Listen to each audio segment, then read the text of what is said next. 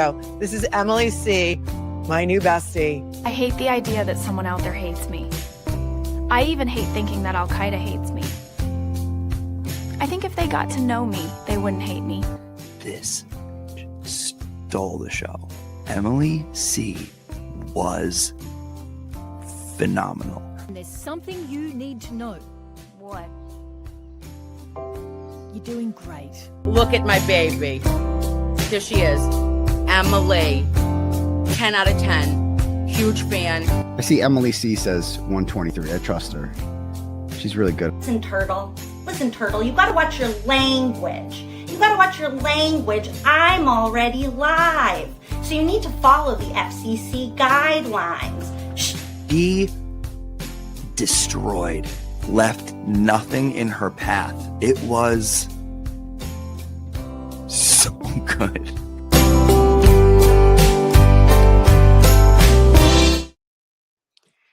Oh, hello, you beautiful Boozey.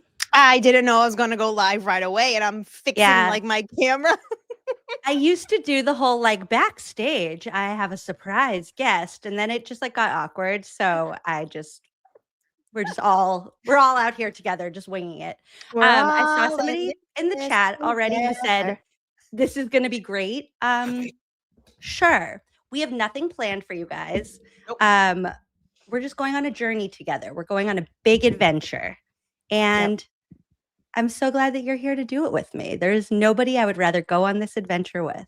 Well, you know what? It's going to be a fun road trip. That's all we're going to say. Exactly. Buckle up.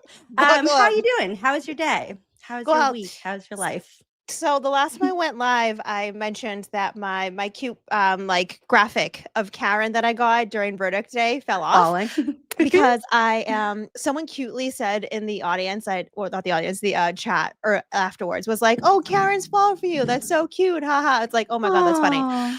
But no, so I was trying to fix these said things and wasn't working. So now I have added another tchotchke. If anyone is What's a Taylor that Swift. one? Oh my God, you don't. Okay, I'm gonna hold on. Oh, do you that's know my this favorite Taylor Swift song? See, and it's literally a prop from the damn music video, and I bought one. That's so cute. See, this is how I know I'm not like a Swiftie, because I like Taylor Swift's music a lot. I'll listen to the songs, but like I don't know the stories. I don't know the like. This word was the same word that she wrote in her very first song in high school, and that means that she's going back to her child. I don't know any of that stuff. But you at least knew the opalite, and that's all that matters. You know, you don't really need to be a big Swiftie. That is just cute because like the whole premise of that music video is like if you spray like the opalite on you, it makes your life so much better. It's supposed to be like good luck kind of spray. And I thought it's just a cute tchotchke. And then I moved Karen. I moved Karen to a more stable surface. That I think Karen needs that in her life. Karen needs a little bit of stability, and maybe you're like voodoo dolling it into her existence. Stop. I didn't say this in my observations about the federal hearing that I went to. Everyone knows about the federal hearing, but so obviously we know the individual that is supposedly the person that had the voodoo dolls of it all. Said person had a broken finger at the hearing. And my first thought goes to, I wonder if the voodoo doll came back and voodooed her right back. One would only hope. And it's just like slowly torturing her, like breaking one finger at a time. Listen, voodoo, that is a closed practice. And unless you have the background or the necessary culture, you don't mess with that kind of stuff because it will come back and bite you or maybe break your finger. I like the idea of like positive voodoo dolling though. So if your Karen portrait is like positive voodoo dolling, then you're like bringing good vibes to her. I like that. Yeah. And I think the only reason why my shelves shifted is because the humidity. It keeps getting humid and not humid. And there's just like, listen, like I said, I'm not a carpenter. So I probably didn't hang the shelves correctly. You know what? You do everything else so well that will allow you to have some crooked shelves. That is very, very kind of you, but not really. Okay, wait. First, I want to tell everybody who's here, if you have not yet subscribed to Boozey Beauty, you need to click in the description of this video, go clickety click over there, click subscribe, hop right back over because you have been such just like what the YouTube streets needed these days. I feel like you came onto the scene and I was like, oh, thank God. Like somebody who's just like focused on the everything that's going on. And there's like a lot of drama all the time. And then you're over here like nerding out about like case law and like you're basically putting yourself through law school. Like Boozey's over here texting us being like, so I researched all the case law for the federal hearing because I'm going to be on my own. There's no cameras. So nobody's going to be able to tell me what happened. So I have to know every single case law that they reference. Like, no, you don't.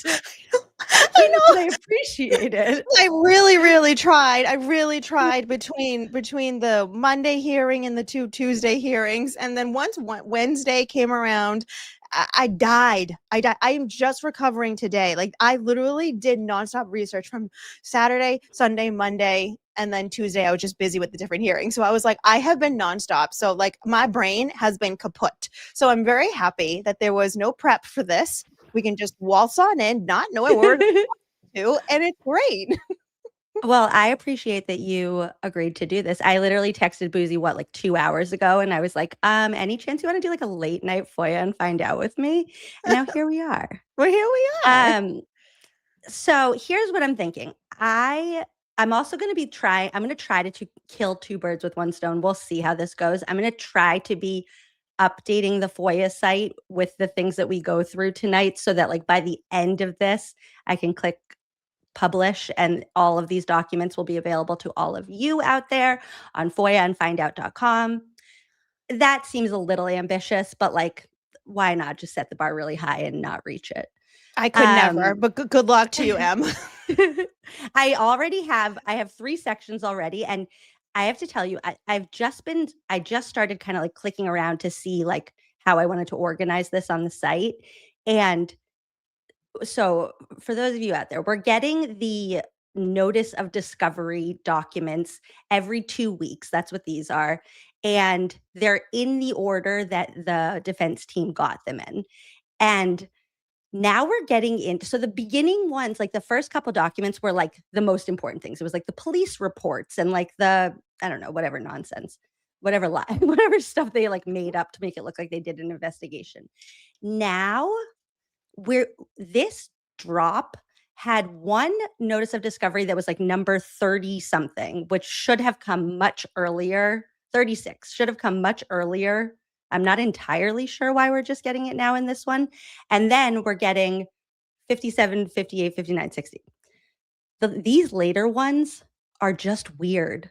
We're getting into just like, so the sections I've already made on the site are Turtle Boy tweets and videos and communication to Hank Brennan from like very unhinged individuals out there doing some very weird stuff. So it doesn't make any sense. It makes no sense whatsoever. Yeah. What didn't they give from that chunk? What's missing? Well, see, I don't think anything was missing in between. I think they just skipped that 36 earlier for some reason. I don't know. I can't even begin to guess. There's some like addendums to things that we've already seen. Karma Dharma says, I blame Colleen Crawford, and you actually can, I think, because there's a lot of Colleen Crawford in this drop. And from what I like poked around, suddenly there are like still frame pictures from the surveillance videos that are like clear as a whistle, clear as can be. Wait, from like Canton PD? Yeah, should we start there? I was going to start with, actually, let's do this first. Let's just open up the... I need a drink already. Please do. Oh, and actually, one more thing I wanted to say before we jump into this. So another thing we can blame Colleen Crawford for, I don't actually know if it's her fault, but like it probably is. Every time that we get video files in any of these drops, they're in a format that you can't ever open on Macs. Like, I don't know why. It's so annoying. It's so freaking frustrating. And there's not even like I was Googling like EXE to MOV. Nope. It doesn't exist. You literally can't open them. Actually, So, Emily, do you want to know what I tried to do before? yes. Did it work? This is how ADHD I am. There is a way, there's like a couple of programs where you can make your Mac run as a Windows. So I downloaded like 5 different things to try to figure out. And I ended up turning my Mac into like a Windows 98. But the problem is when I went stop, I really did. I did. It was so cool because I was like, oh my God, flashbacks to like when I was 8 years old. This is so cool. But did you play Kid Pics? I loved Kid Pics on no, that. because it's very limited because it's like on like it's like basically like a pop-up basically like on your Mac. But the problem is I couldn't figure out how then to get to the DA website, drop, and then log in and do all the things. I was like, this is too much. This is way too techie for me. I am off in no man's land now. So I just gave up. But I literally spent like 5 hours one day turning my Mac into a fucking Windows 98. That's crazy. Also, I love this. Goblin Misfit said, EXE is a program. So the video is wrapped inside a dedicated player coded for Windows. I don't know what that means, but I appreciate that there are people out there that do. So .exe is literally the program, and then what you're calling .mov is the type of file. So it's different. So there's program and then there's file. And you're doing research I literally did like 3 or 4 months ago, and I was like, this is so stupid. Well, actually, this is the point of this story is that I didn't do any of the research, and I finally just I saw that there were these. This is also, this story ends in a shout out for why Trial Channel is amazing. So I opened up the document I'm about to pull up, and the first thing says like video of this, video of that, video of this. And I was like, I'm not even trying. I'm not even looking for them. I'm not even trying to open them. I don't want to go down this road again. I was like, let me hop over to Trial Files because I wonder if she's going to upload them. Not only is she uploading them, she has a premiere going on of Chris Albert's interview. And I was like, oh, great. So I watched Chris Albert's interview on the FOIA site. To save you guys all the headache of going through this EXE nonsense, I'm just going to link the videos straight to Trial Files. The actual like file, if you are like a metadata person or whatever that like knows how to do really fancy stuff, it will still be in the folder. But I'm going to save you guys all the headache, and we're just going to love on Trial Channel and her baby channel, Trial Files. If you haven't followed Trial Files yet, hold please, because I'm going to put the link in the chat. And I want every single one of you to just go do a little clickety click and subscribe. It's different than Trial Channel. It's her baby channel. She had a little baby channel. A baby. Yeah. Okay. So I figure we don't need to watch those together because it's kind of like a waste of having you here. Well, those will be linked, but there are reports that go with click on me. One of those that we can go to. So, okay, here's where we're going to start. Click on her. And everybody, all hail the shark. If you are a member, you now have all hail the shark emojis. Everybody say thank you to Kyle Sharkey for getting these for us and keeping us organized and making FOIA and Find Out happen and being my brain. And I wish you were here right now to be my brain because I can't find anything. Okay. Here's where I want to start, and then we can hop over to that Colleen Crawford stuff. So for anybody who doesn't know, anytime that you get one of these like FOIA drops, they come with like a cover letter basically. And it just explains what this is and then goes through each one of the folders and everything that we're going to find in these folders. So I figure we could start here just to see if anything kind of like tickles your fancy for the road trip we're going on. So this is the random, actually, Kyle, do you know why we're just randomly getting 36 out of order? Is it because they didn't want us to see how sketchy everybody sounds in their interviews. Well, yeah, look at the names: Julie Albert, Chris Albert, Courtney Elberg, who's Courtney is Michael Proctor's older sister, and then Michael Proctor. Of course, they don't want to give us to that, right? They want to hold on to that. That makes sense. And so this was really interesting. So last night, for anybody who's here for Squirrel School, we last night watched the first 3 pretrial hearings before the first trial that like the feds were mentioned and that the feds were involved. And the third one, so March 12th, 2024, is when Alan Jackson and David Yannetti like disclose a whole bunch of the information that the feds found out in their investigation. And all of these interviews, so the Julie Albert, Chris Albert, Courtney, Michael Proctor, happened 1 week after that. Suddenly they're investigating Michael Proctor and they're asking a whole bunch of questions about the Albert family's relationship with the Proctors after David Yannetti stood up in court and said, "We are outraged. The court should be outraged." So that is just something interesting to note. So we could start here and see the police read the police reports that go along with those interviews, and then you guys can watch the actual interviews on Trial Files later. In that same dump, and I emphasize dump because I hate that word, drop, there's also Ian Whiffin's PowerPoint and video demonstration, which could be interesting. There is the UC Davis Veterinarian Genetics Laboratory Forensics Report, 38 pages. The Terry Kuhn resume, CV. That's the first one. Then in 58, there is... what the hell is that? Why is it 251 pages?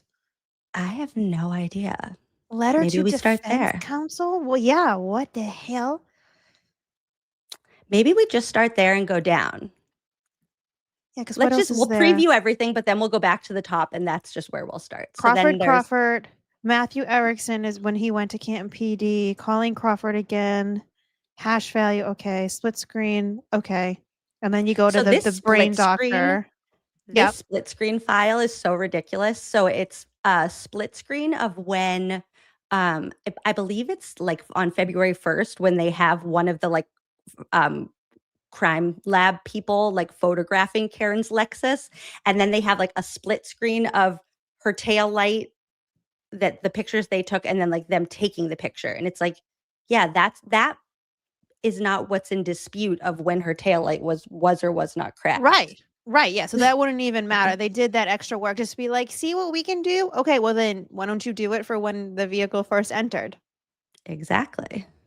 Yeah. Okay, keep going. Yeah, I think well, the Wolf is another one of the brain doctors. I forget who Gilman is. Is Gilman the weather guy? The meteorologist. He's Track a Cat. He's the Track a Cat guy. Shannon Burgess we know, Welcher we know, and Hyde we know. Huh. Corey says the 251 pages are reports of misconduct by various law enforcement involved in this saga. So it's basically, it's probably going to be a bunch of nothing. If we know the Commonwealth trying to say that their cops are bad, it's going to be a bunch of nothing. Mm-hmm. Then the next folder is this 1 page. So the Jonathan Ayala versus Matt Dunn. Jonathan Ayala was the Worcester guy that put a lawsuit against Dunn, and then the other Mass State Trooper who then that state trooper in a different circumstances sued Mass State Police for saying that he was forced to falsify a interview report because he pulled over a judge's daughter. Oh, this is the one that Aiden reported on? So no, so the other cop that's not mentioned, where it says versus Matt Dunn, there's another cop involved with this. So you know how it says Matt Dunn et al. Et al. Means that there's obviously other names after that. Et al. The other et al. Don't play a drinking game to et al. Chat. Wait, is there just one other person and they're saying at all just for that one other person? I'm almost positive it was just the two troopers. Like, I'm almost positive it was just this one guy versus the two troopers in their personal capacity. I'm almost positive. That's what that is, which then doesn't relate, obviously, to then the cover sheet to the aperture. No, and sometimes usually the folders will just have like more files, so it kind of makes sense that they're random stuff. Like here, it's like the Jessica Hyde report doesn't relate to like Colleen Crawford, but it like makes more sense when you look at it because it's just a bunch of hodgepodge. It does look a little weird when it's just two, and it's like these are not related. Right. Yeah. I just figure it's like some disorganized trooper just throwing things into folders. Looks like it. I don't know what this, just some reports, an addendum to super duper smart Dr. James Crosby, who says that we all have, what was that thing called that we all have where we see faces in the clouds? Huh? Chat knows. Home Slice, you know, what's the thing called? What? Where we see faces. He says that the only reason why we all see dog bites on John's arm is because we have like pareidolia or something. Oh, that word you were talking about. Yeah. Well, no, I mean pareidolia. Thanks, Home Slice. I mean, all you gotta do is look at the pictures of Chloe we got and go and look at that football. That toy football that she has, the same exact torn out looking pieces as John O'Keefe's sweatshirt. Anyone that's ever been bit by a dog knows better. I have the scars to prove. Like, I just can't. I can't. Don't get me on that rabbit hole again. But no, you're just imagining things because you see faces in the clouds. It's actually not a dog bite. You're just making it up. Suddenly there's like the full transcript of the interview with Karen Reddy. I don't quite know who Karen Reddy is, but I like the 227. No, that 227 though, it keeps coming back. But I read all 100 however many pages last time we got that full transcript. I can't do it again. No. So unless there's something good in it, then maybe I will. Maybe we'll do another read aloud. These emails dated to 20. These are just unhinged emails that like Twitter people sent to Hank Brennan. And then there are also voicemails to go along with those. I haven't listened to them yet. And that's why anyone thinking there may be some duckery going around with Judge Gilday and the passing of things to attorneys that then get led to Gilday, that's the reason why a lot of us are calling that out, because this is what they've done since the get-go. So it's not a reach to say someone is doing things, or multiple people, or a lot of people behind the scenes that then send their grievances to attorneys. So I'm positive that half of the reason why Judge Gilday is saying like that he can't stand social media is because his inbox is probably flooded ever since he took on this case. And like, if you're not supposed to be like doing outside research or anything, then like you're just getting a bunch of these unhinged emails every day. And eventually you're like, well, it seems like a lot of people are really upset about this. And not only that, no one should be like, you shouldn't be emailing. No one should know the judge's email, but you also shouldn't be emailing the court clerk either. And if you are, that is just so completely like, you want to talk about unhinged, that is unhinged. That is. Actually, can we start in the unhinged place and then go to the regular place, just because then we can kick this? Because I want you to see what I mean when I say like these people are just sending the most unhinged things. So let's start with sorry, my child is fighting bedtime in the background. I don't know if you can hear him, but I can. It is distracting. I cannot, but you know, like I said, we didn't tell chat yet. If I randomly go blank, it's because there's fireworks going on, and my dogs do not like fireworks. So there are it's like, oh my goodness. Okay. Chat's asking, the taillight photos are already on Emily's website. There's like multiple different drops of Karen's vehicle, the different photos. Oh my Okay, God. Yeah, so let's knock out some of the quick ones first that don't require like any analysis and just require a whole bunch of laughter because okay, so this is from Redacted to Henry Brennan. Subject Henry Brennan, Karen Reed.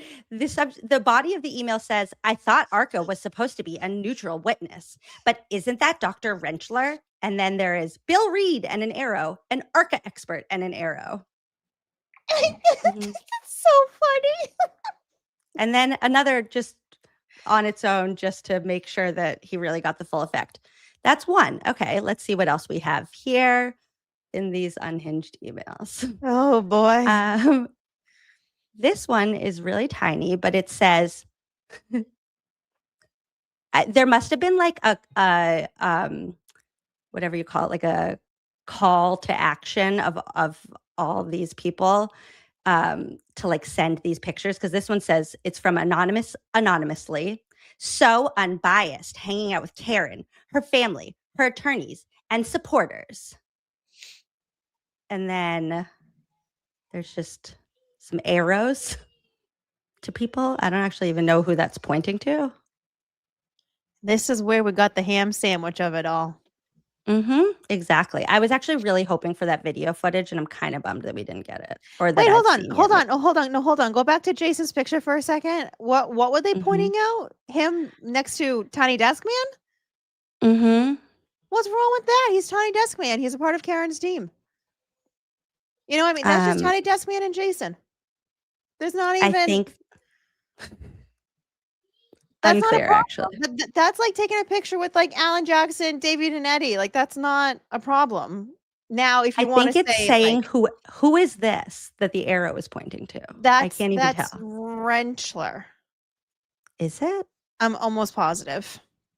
Okay, so I think that it's pointing out that all of these people are there, like Karen's supporters, Karen's family, Karen's friends, and then Dr. Rentschler's there. Well, that's exactly what he was talking about. He was like, they were going to give me a ride back to the not to the hotel, to the airport. So all my things were in the church. So I had a ham sandwich in the church. Here's one that says, hello, Mr. Brennan. I followed Karen Reed's one at trial, and I will follow the retrial. However, one thing has bothered me. The defense witnesses said Mr. O'Keefe, no E, no apostrophe, was not hit by a car. And Karen Reed is saying that in her interview, they say no bodily injuries to the lower body. Well, there was some vomit on his shirt. Why wouldn't anyone bring up that he was throwing up and bent over when she hit him? It's all I could think of. Just wanted to share with you. Good luck on the upcoming trial. Because that wouldn't make sense with their theory. Duh. If you see, you have a little common sense, and then you can't just connect the next dot, you fucking idiots. It's common sense. If he's doing a goddamn pirouette, you know what's not going to happen? He's not going to throw up all over his shirt, and it's certainly not going to get all over his boxers. Damn, these people are so dumb. Sorry. No, this is why you're here. We need this. Boozey's supposed to lose her shit. Maybe there's somebody out there that you're finally going to get through to. It's going to be like, oh my God, I didn't realize that like if he was throwing up and then also did a pirouette, they would have like sprayed. Can you imagine? No. I'm picturing like, I know Emily's my age, the Skip It's. Oh yeah.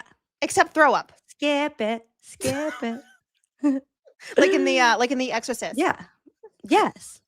And then also Jen is looking out the window at this exact time and for some reason misses the skip it vomit pirouette.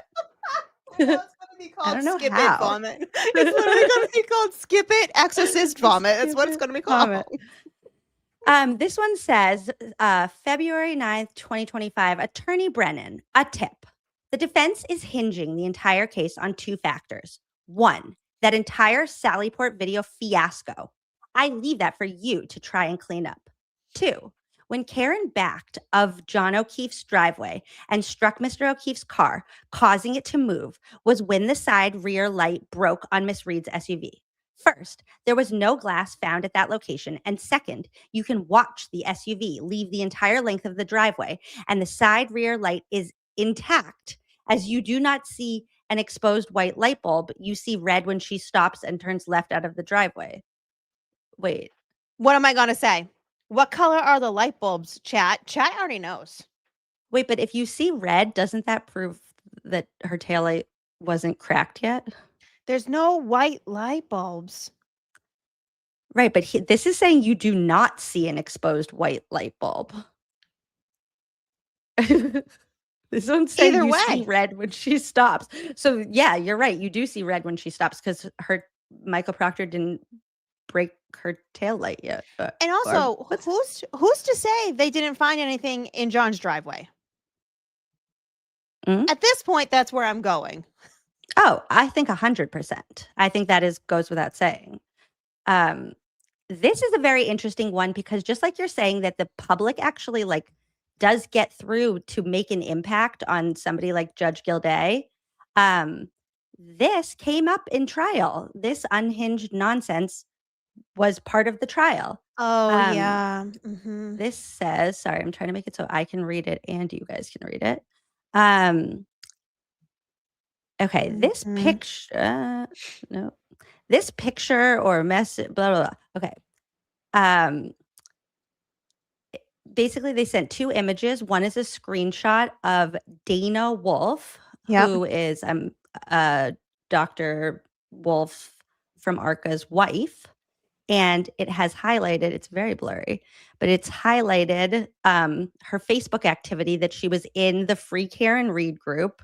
Yep. And a participant in Free Karen Read. And that came up in the trial. So, and it's the only thing they ever had on her. It's not like she was a part of a group and then in text messages and then in Discord servers and then wearing fucking camouflage to go creep on people or hiring private investigators or somehow getting a job as a private investigator. You know what I mean? Like it's not just one thing because that's a reach. She knew that there were people in this group fangirling over her husband, and she wanted to know what people were saying about the man that she loves. I don't blame him. Hello, have you seen her husband? Yeah, he's adorable. Okay, what was the other one that I said we could just briefly go through that would be quick? Oh, I want to show you the Turtle Boy folder quickly because this is just an interesting one where it's like, what are we doing here? This is like a car accident case. Corey says, but Wolf couldn't authenticate the Facebook post, so Hank couldn't get it in. That was the best. When he was like, have you seen this before? And he was like, no. My wife. It's like, sorry, I haven't. I didn't make that. Sorry. Yeah. Where did this folder go? Nothing is where I wanted it to be. Mizzy was just mentioning, Mizzy mentioned, I think the snowblower cleared the taillight in John's driveway. I actually watched every single one of those damn freaking 31-minute clips of them clearing John's driveway because they did it twice. So you can't tell in the videos, but I wouldn't put it past them, just given what else I spoke about that was in the back of Karen's hatch and what may have happened to cause white paint on the back of her vehicle. So, yeah. I like how your thing is like the white paint now. I can't Can you explain to everybody actually what the white paint is for anybody who might not know? Yeah, I don't know. I don't know if I don't remember where it is in FOIA and Find Out, by the way. For the photos. It might be the Maureen Hartnett photos. Okay. Where I saw it is because it's in the Canton Police Department, Sallyport is where I found the photos. So while Emily's trying to find that, if she can, I'm like, Emily, could you find this? I will. Be my tiny desk man, please, Emily. I'm gonna. Or my Evan Wolk, who is now an attorney. So cool. I love that. I love that for him. I do too. I was like, because then I finally got to see him Well, I guess kind of in action, right? Because I was there at the Monday hearing about Karen's cell phones. But okay, so this darn white paint that we only heard about during trial 1, and it was only like a very brief moment, very, very, very brief. But I noticed when we got this in the drop, I don't know if it was February or March. I don't remember. Emily will know because she's going to be finding it eventually, hopefully. But so it's photographed finally in high definition, because we need to remember we didn't get to see any of this stuff until these document drops ended up coming to us. So this was the first time that we got to see these photos as they were given, as they were I was so sent close. out. I found her report. She's close. Sorry. She's getting closer. So when I finally got to pull them up and I really started looking, and I was just firstly looking at the taillight, which is how this always begins. You always start down one rabbit hole, which then jumps to another, and another. And I'm looking at the damn taillight, and then I look at this one shot. It's like straight on looking at the rear of Karen's SUV. And I'm looking at the dent, and I'm like, I'm literally going this into my computer screen. I'm like, what the hell is that? What the helly? So I zoom in even more, and I'm like, damn it, that's the white paint. That's the white paint. So if you guys remember from the theory, from whatever trial 1 or 2, or if you watch any of the spokespeople or talk to any of the spokespeople, they always say that John O'Keefe was quote unquote clipped in the arm and his arm was extended out, right? So they say this dent is from John O'Keefe's hand and the glass. And I'm like, okay, that doesn't make sense, because now you have white paint on this dent. And the white paint, some may say, is salt. It's not salt, because guess who actually confirmed it? Who tested it? Maureen Hartnett with the crime lab. She confirmed it's white paint. So it's not salt, it's white paint. No one can say otherwise. Not a damn soul. But here's the thing. That's not the only white paint on the back of that vehicle. And no one on either trial has said anything about it, which is fine. The Commonwealth, that is sketchy. To not investigate the entire thing regarding the paint, cool. When it comes to the defense side, I can understand wanting to pick and choose, because that makes sense. You're also dealing with corrupt mother duckers on the other side. So I get it. I understand you have to pick and choose. The Commonwealth should not be picking and choosing, though. There's more paint. So if you look at the back and there's a little dent, then you have Karen's windshield wiper, but the windshield wiper ends right around like where John O'Keefe's hand would have dented the hatch. Above it, where the windshield is, you have the wiper. There's 2 white rainbow. I call them rainbow because they literally look like a rainbow type of shape. And there's 2 of them, and they just go bloop. And it's the weirdest thing, because I'm like, did something, it kind of looks like something initially hit where the dent is below the windshield, where John O'Keefe's hand and glass hit, but then like skipped over the windshield wiper and then damaged the rear windshield. It's the most bizarre. Right? Yeah. There's closer up images of it though. Yeah, look at that shit. And now that I see you now you can see the white on the dent and then above it on the windshield. It's so damn frustrating. It's hi Proctor. Yes. Yeah, look at that. Look at that. Also, every time they photographed her car, it looked like dirtier and dingier and like more beat up than the time before. And there's even more like angles of it too, Em, if you want to try scrolling. Because I can show you the difference of what the salt on the vehicle looks like versus the paint. The issue with this angle is right where the Canton Police Department's light is where the dent is. So you can't really see it from that angle. That one you can't really see. Like they did it on purpose. There are better ones though, because I remember I used it in a TikTok video because I was like, I need to know what this is. So I'm going to ask TikTok first before I bring it anywhere else. Are those all the ones in this one? Yeah. And I think there's more at the guys. Keep going, because there's definitely more of her tail light. Keep going up a little bit more. See how that's all salt? You can tell when it's salt because it's not like thick. It's obviously lighter because the vehicle was traveling.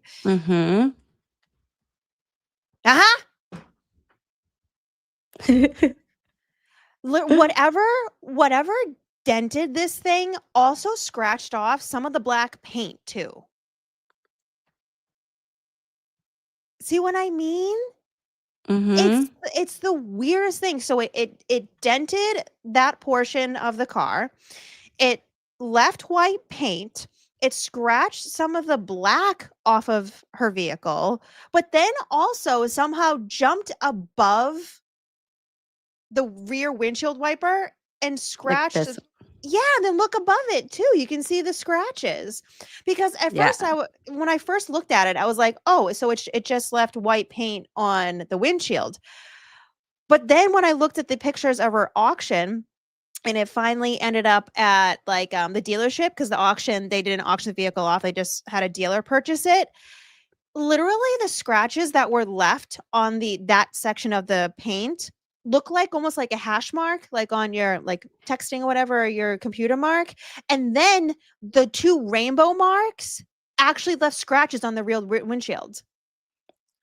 Yeah. So those are scratches. Also, when her car went to auction, that scratch was way more prominent.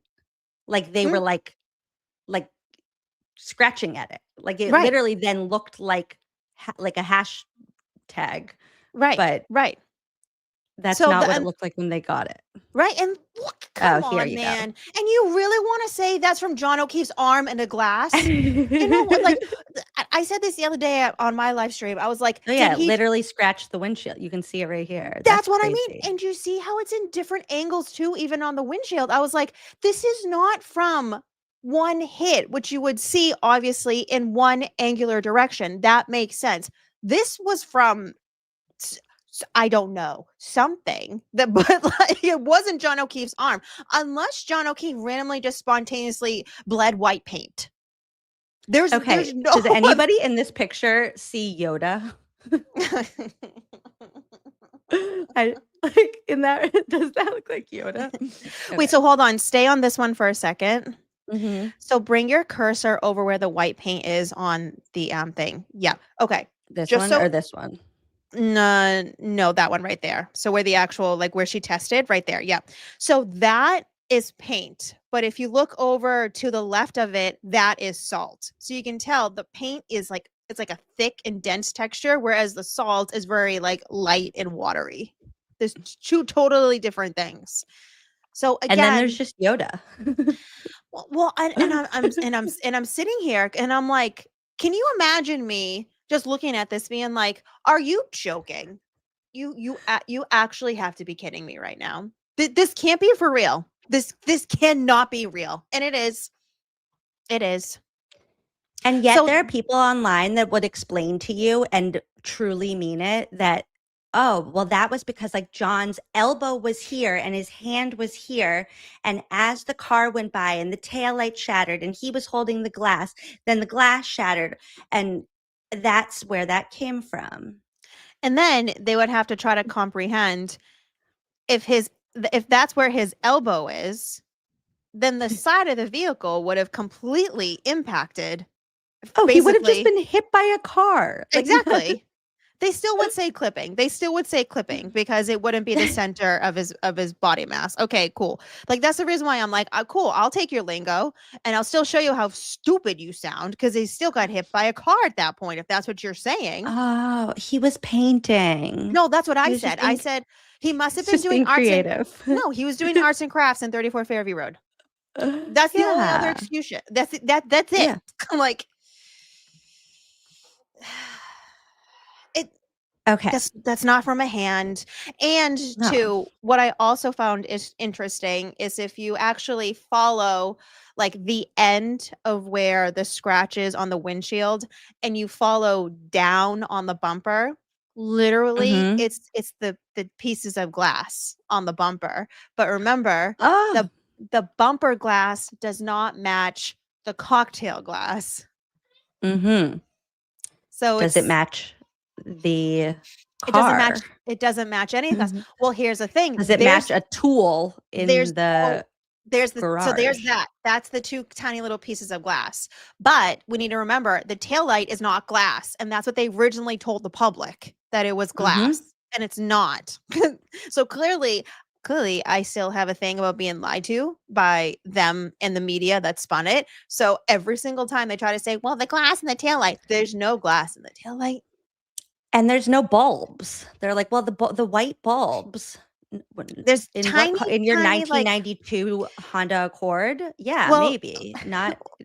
No. This is like little, like tiny LEDs. And if you actually ever spend the time from like looking at the taillight when they're taking it apart or putting it back together, you can zoom in and see the light bulbs. They're these tiny LEDs. It's not like a row of LEDs. It's like sporadically put singular LEDs. They're very, very tiny. Almost like they're very smart engineers, like the men who testified from ARCA, who design these cars so that if they are ever in a collision, if they ever slowly back into another car in a parking lot, they're not going to fully shatter a glass taillight. Like, imagine if our taillights were glass, how ridiculous that would be. Do you know how easy it is to break glass? Hello. Yeah, no, they're literally meant to make sure they don't shatter just in case you do run into a human so that it does less damage. No, literally. And like less damage to the car so that you're not having to like fix your taillight every 6 weeks because it's glass and it broke. Right. That's the white paint. That has no explanation. We have no idea because the Commonwealth never investigated it. They just said John O'Keefe was hit by Karen Reed's Lexus, even though there's white paint there when there should be red blood. Well, okay. How did we get there on our road trip? I feel like somebody needs to be making a map of where we go. And I don't know. We did a detour, which is normally what I do. I'm like, oh, do you want to go see this? I think this is in this town. Sure, why not? I love this. I love it. I truly wish I knew how we started. I'm gonna watch this back and figure out how we got there. Back to this dump, this one today. There's another unhinged email. This is getting into the Turtle Boy section of somehow an online blogger has something to do with John O'Keefe getting hit by a car while painting a snowman and doing a skip it vomit. Because, of course. This email says, "Good afternoon, Mr. Brennan. I am writing to make you aware of a few things I have noticed during the past 2 hearings involving Karen Reed. While watching the hearings on Law and Order," they're watching the hearings on Law and Order, "I noticed both times that Aiden Carney is sitting in the press box along with his laptop, and he either seems to be sending messages with his computer or simply making a mockery of the proceedings. At the beginning of both hearings, he places himself in front of the courtroom feed camera. If you will take note of the 13125 recorded video I have attached to the Google Drive I am providing, he appears to keep the courtroom camera live feed on his laptop while he and his laptop come into view. He is putting up pictures and messages and moving his chair with the intent of making his computer more visible to the courtroom camera. It is very clear on the live feed that he is wanting the camera to see, and quite frankly, it's offensive. On Law and Crime," is it Law and Crime or Law and Order? "Alone, as I write this email, there have been 38,000 views of the proceedings this morning. During the last hearing, he put a picture of Prosecutor Ken Mello, who was wearing an oxygen tube and quite ill. Many in our area are redacted. And I found this extremely insensitive of him and quite demeaning of an officer of the court. During today's hearing, Mr. Carney had 2 different messages for the courtroom live feed. All of those have been attached in the Google Drive folder as well. Of particular note was his last message, R.I.P. Clay Carney. For anybody who doesn't know, that is his fake baby. After a little research, I have found that Mr. Carney has ongoing court proceedings with a woman with whom he was to have a child. However, the pregnancy was terminated. It was fake. never existed. This seems to be the intended name of the child had the pregnancy continued. I do not know if his intent was to harass this woman further or simply as a joke, but it doesn't matter. Once again, I cannot see how any of this behavior would be acceptable to Judge Cannoni. I can't imagine that I'm the only one upset. It goes on and on and on. From Jack McNaspy. Well, if you notice, the entire email is redacted. So it's not a Gmail account. They probably sent it from their work email or something of the sorts. Also, someone said about the white paint that they thought it was from Trooper Paul testing. The Maureen Hartnett photos are before Paul tested. And also, too, it doesn't make sense. It doesn't make sense. They're on the same day, but yes, her photos are earlier before. In the day. Yeah.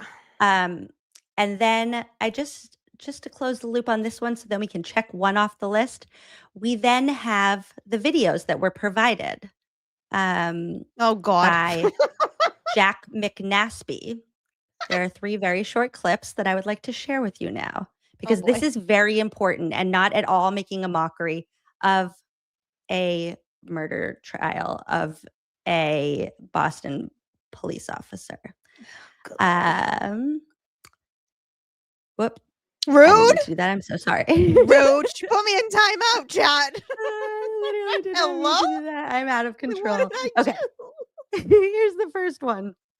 We don't send people to jail over nonsense, over hurt feelings, and like, oh, he disrespected the court. Oh, God fucking forbid somebody disrespect this court. This court deserves to be disrespected, by the way.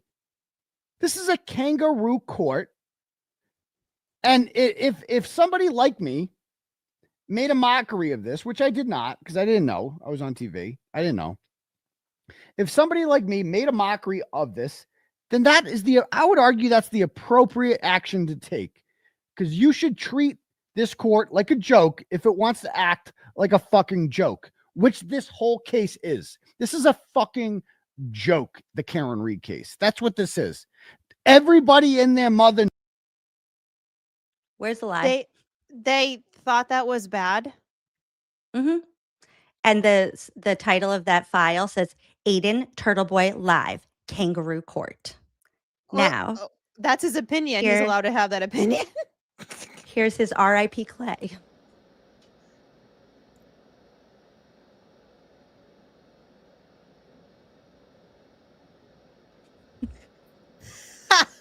Oh, God. God. You know what? Oh, That's Lord. the camera's fault for being at that weird angle. Hi, expert and friends. And then last one, this is the Ken Mello one. This is a longer clip, so I don't know where something happens, if it happens.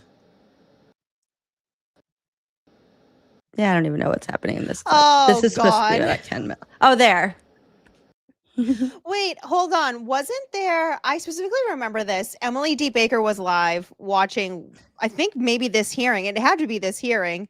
And in her old picture when she had purple hair was also on his screen. But I think just because he was like, I don't know, watching something or something. And I specifically remember being EDB and like, oh God, I need to change my picture. Oh, yeah. But yeah, so that's an entire part of the discovery into what happened to Officer John O'Keefe. Not entirely sure why or how. Along with that, there's some voicemails. We don't need to listen to them right now. They'll be in the folder. Then let's get into like the real stuff now. Now we're ready to go. Do you want to start with that big, long law enforcement one or the reports about the interviews about Michael Proctor?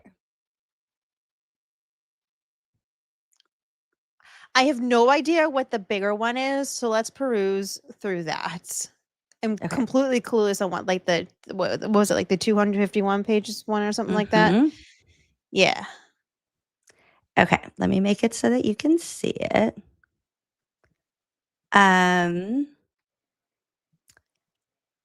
So the title of this is 2025 Law Enforcement Sustained Findings Doc. Would you like to read to us? Me? Here, this. Yeah. No, we'll just do the names. Supposed misconduct of Kevin O'Hara, Carol, who is that? Lorini? They just had to throw in a girl. They're like, girls be bad too. Blake Bearden sounds familiar. I can't remember at the top of my head. Connor. Oh, your baby Keefe. That's your baby Keefe. Can we look at his misconduct first? Not my widow baby Keefe. We'll get Hi, there. Melanie. Let's just do it in. Just do it. And Brian my Tully. widow baby Keefe. She's obsessed. Yuri Buchanan, Buquack Quack, and also Kevy Albert. Kevy. Okay. We don't really need to know any of that. Blah blah blah blah blah. Let's just get to the reports. Okay. I would zoom out that a little too close. Okay.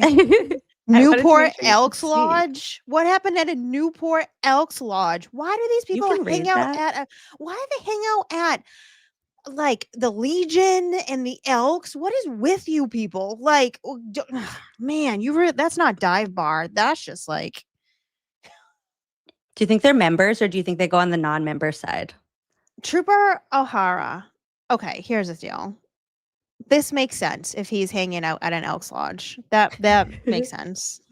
Trooper O'Hara was legally arrested on July 20th, 2014 and displayed unprofessional actions for getting extremely intoxicated and losing all sense of proper behavior. Trooper O'Hara is very remorseful for the event he created and displayed integrity, candor, and remorsefulness by timely admitting to his mistakes. Oh my God.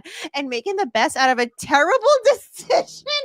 During the arrest and subsequent procedures, Trooper O'Hara never attempted to use his position as a police officer to solicit any favors or help from the Newport Police Department from the Newport Elks Lodge to avoid his arrest. It was further noted, according to Lieutenant Rhea and Major Thomas Grenham, that Trooper O'Hara never contacted his duty assignment supervisor forthwith regarding his arrest by Newport Police Department. He literally went down to Newport and didn't go to any of the nice bars on the water. No. He's like, I'm going to get so drunk at an Elks Lodge and then get so drunk that I get arrested.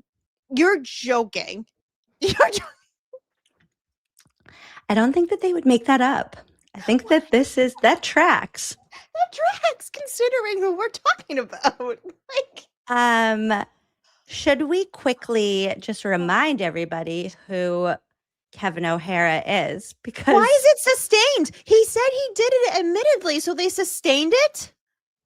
Are you joking? Fuck these people, man. Just a quick reminder, here's Lieutenant Kevin O'Hara from the MSP CERT team. He actually didn't look like somebody who would get that hammered drunk, so good job. Go you. He admitted it, and then it was sustained. Oh, well, he admitted it after he got arrested. If you admit something after you got arrested and you knew that your boss and your whoever supervisors were going to find out, it's not really the same thing as like being remorseful and admitting something.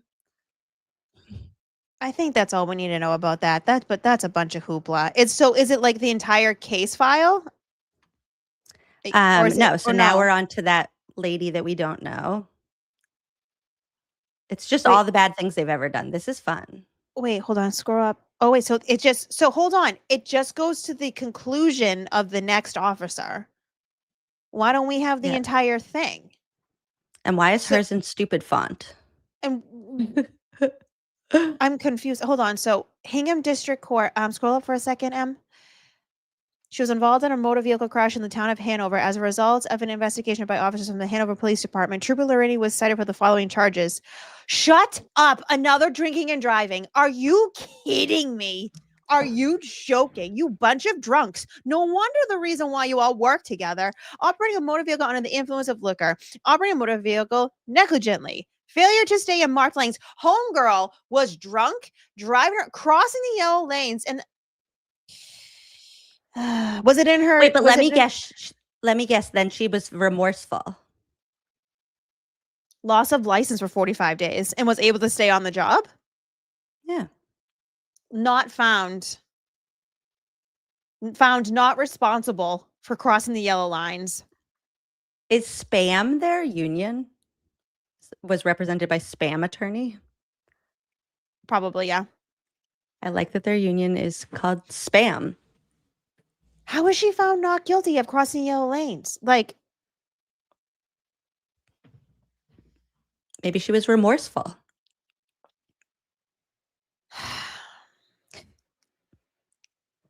and this is why. But we this is don't know why- her, so that's less exciting. Well, this is why Proctor was so upset because he's like, "What do you mean? Everyone else drinks and drives their cruisers. Mhm. Why am I getting in trouble for it?" I've been this trying to someone- tell him, "You are the slaughter pig, sir. You have your moment to shine and squeal on everyone so that you can fix your life. Your life is already ruined. You are never going to have that life ever again. It is your time to shine, sir." And You tell- honestly, it might not fix your life, but it might make you feel better to bring some other people down in the trenches with you. Oh, that would fix his Like- life. If I mean, God forbid, even he were to sign a proffer or tell everything, he could be and then sent off his merry-go-way. His life is already done. His wife is done. His kids are done. Like, you might as well just do what you got to do and then bounce. Go get a new life somewhere else. Oh Lord! I saw my little baby Keefe. Well, I Did don't he like do? this font. That cursive reminds me of when I went live for the first time. I didn't know if I should tell you. I didn't know if you knew how bad it was. Oh no, because I clicked on it. If you guys don't know behind the scenes on live on like StreamYard, you can choose different fonts. And I was like, ooh, pretty cursive. And then the comments came in and I go, this cursive font is terrible. It looked exactly like this. It was It's- but- so bad. But then picture people typing in all caps. So like it was just all capitalized. Yeah, it was bad. Okay, Learned let's my see what little lesson. baby Keefe did. I Okay. bet you he was drinking and driving. Yeah, why don't you read, Keefe? Okay, there was a crash investigation in the city of Framingham on October 16th, 2018, at 6:45 a.m. Scruton, was involved in a two-car motor vehicle accident on the ramp from Route 30 to Route 90, at which time Scruton struck the rear of a vehicle in front of him, causing extensive damage. What does this have to do with Keefe? I just hear Scruton. Okay, so then a lieutenant talks to Crouton, and the lieutenant reported that, quote, complainant and his constitutional rights were violated by Trooper Keefe when the trooper, according to the complainant, issued him a citation without his knowledge. Complainant said he was not cited at the scene of the accident. Complainant stated that Trooper Keefe said to him his computer was broken and he couldn't issue a ticket. Crouton states little baby Keefe didn't do anything wrong. Told him he wasn't sure if he was going to issue a ticket, but if he did, he would mail it to him. Complainant said he never received a ticket in the mail and surmised that the trooper must have decided against issuing him one. Then the guy found out he had a ticket. That crashed his tracks car. for Keefe. That tracks. Yeah. That's Also, kind of like a. I feel like that's kind of like a la la moment. You know that's just like, oh, and that's very much what he I gives forgot my off. computer. I forgot to bring my ticket machine. Also, why is this report about little baby Keefe forgetting his ticket machine so much longer than the driving drunk and crashing? Oh, I did a thumbs up. Yay. That's. Oh, look at you, twin. Why do we always do that? I don't know. It's better than fireworks. That was so funny. Okay, disciplinary action against Brian Tully. Are these ones we already know from the IA reports? Yeah, this is November 1st. So Yeah, this that's would you failed to supervise. Mm-hmm. We know those ones already. These are all just Proctor. Failed to supervise Proctor as if he needed like a handler at all times. Wait, this is the Rafferty one. Yeah. What's this? You tell us about this. We gotta scroll up to the top again. Hold on. It's just a very large Canton Police badge is the Hey, top. at least you know when you scroll fast, it's something different. Incident on July 19th, 2022. So this is Kevin Albert. Oh, this is Kevin Albert and Michael Proctor. When Kevin Albert got the whole summer paid off. On a cold case of beer. And he was still able to do what's it called? What's it called when you can do overtime and you just do like police details? He was still able to do details.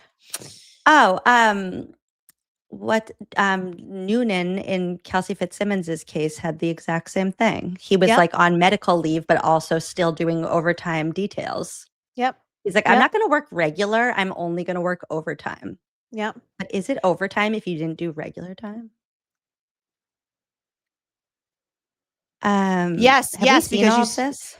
It just to answer that question, yes, it is because they get paid their salary. So they're still getting a paycheck.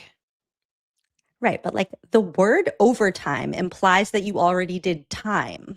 I know. but technically he did. Technically. Yeah. This is dude, where's my badge?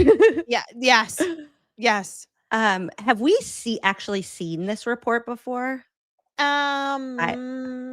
I know it was I believe all of it was in the audit from the Canton Police Department at one point. You guys, it's about to be the anniversary of their event. Oh my God, what are we doing? 2022, Albert and Proctor exchanged text messages about traveling to Sandwich to conduct an interview for the cold case. They agreed to travel to Sandwich on July 19th. So you guys, there's 2 more days until we can celebrate the day of the cold case. Proctor mentioned knowing a good place in Hanover for dinner. Was that Treehouse? Oh no, here they stop at Treehouse. And then do you know the reason why they left Treehouse? No. Because it closes at 8 p.m. So they were like, oh, our drinking escapade is going to end. So we're going to go drive up Route 3 and go to Hingham. Instead of going up and over to Canton, they went straight up to Hanover. It makes no sense. So for those of you who don't understand Massachusetts geography, they should have went this way, but instead they went this way, and like a complete hour difference. Like I can't.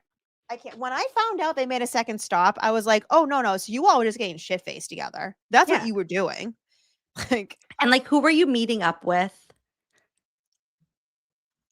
Like, what were you guys doing? Down there, I know of the case. It is a legitimate cold case. It is. They did do an interview or 2, and then they just went to Treehouse. That's all they did. They didn't do anything else.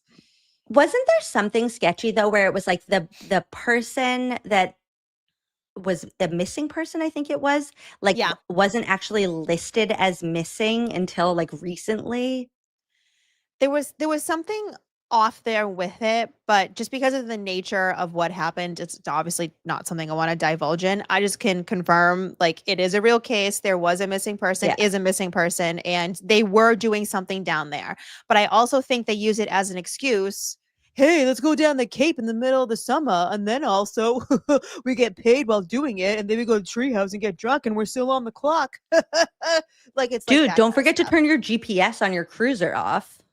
Dude, where's my car? Where's my gun? Okay, I'm done. I like where they explain this. It's like possession of a firearm while under the influence of alcohol or drugs. And then they're like, during the internal affairs interview, Albert did not specifically recall ordering a beer at Flanders Field, but acknowledged the possibility. They're always like, yeah, it was possible. He stated he would take full responsibility for having ordered 1 or 2 beers. Dude, your text just said it's bad. I was hungover for sure today. You're not hungover from 1 or 2 beers.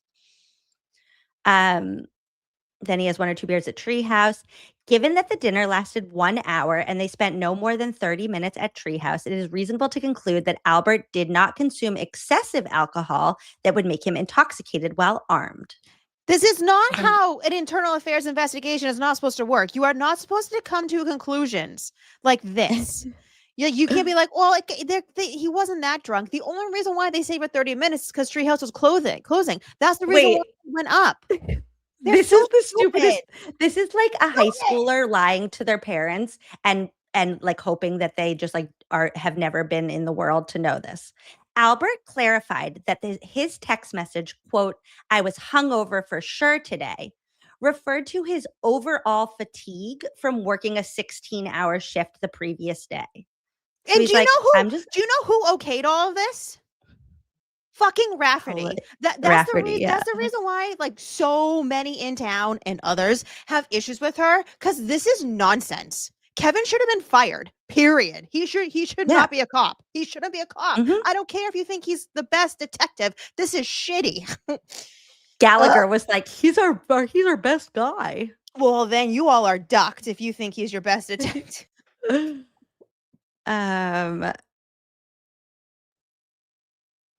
Wait, what's that? Where did Gallagher come in here? Gallagher was there? What? Gallagher's interview confirmed that taking a dinner break. They just wanted to know like what the rules are. Taking a dinner break during an investigation is reasonable. And that an hour for dinner at a restaurant aligns with departmental norms. Okay. We will see this time and time again. Anything Rafferty is signed off on anything, and I'm giving you guys a little what's it? Not a tip, a little sprinkle of glitter to what's to come when you start reading the Paul DGM Petro paperwork. This is what she does. This is not a legitimate thing, so just be prepared, because you're about to get real mad if we get there. Should we skip to that? Is there no? What else is in here? Hold on, what's that? Okay, so that's him being placed on leave. Exhibit 2 is probably his. Okay, so we hired someone. Cool. I hired my friend. My union attorney. Okay, union attorney. That asking him for stuff.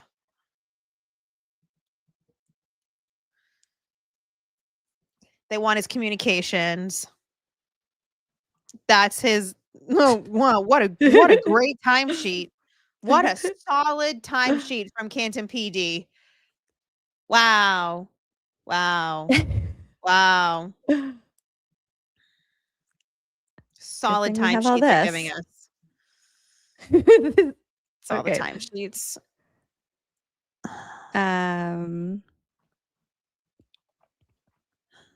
This is just their contract.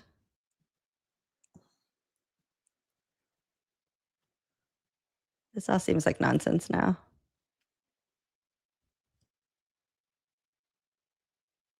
All the rules that they're literally supposed to abide these rules, but we all know when you work for Burkett and Rafferty, you get a little bendy bend. I think they put a rough draft in here, because then this one says, I think this should be removed and put under Appendix B.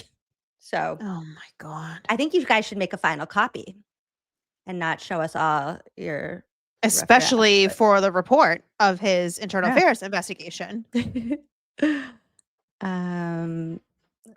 What's this? This is all just. It's more of his IA. It's like their whole handbook. Handbook. Should we go to DGM Petro? What else is there? And like, if you were to actually read through this and be like, oh, this does not get followed, and I bet you'd be able to find out so many examples within Canton PD that they just kind of they bend the policies a little bit, depending on who it is. Is there a policy that they follow? Like, there's nothing. I haven't seen one thing where they're like, oh, that's where the line is. They know how to clock in to get paid. Good. Great. That's about it. Like in Yuri's report card for Proctor, when he said like Proctor was always like very well dressed.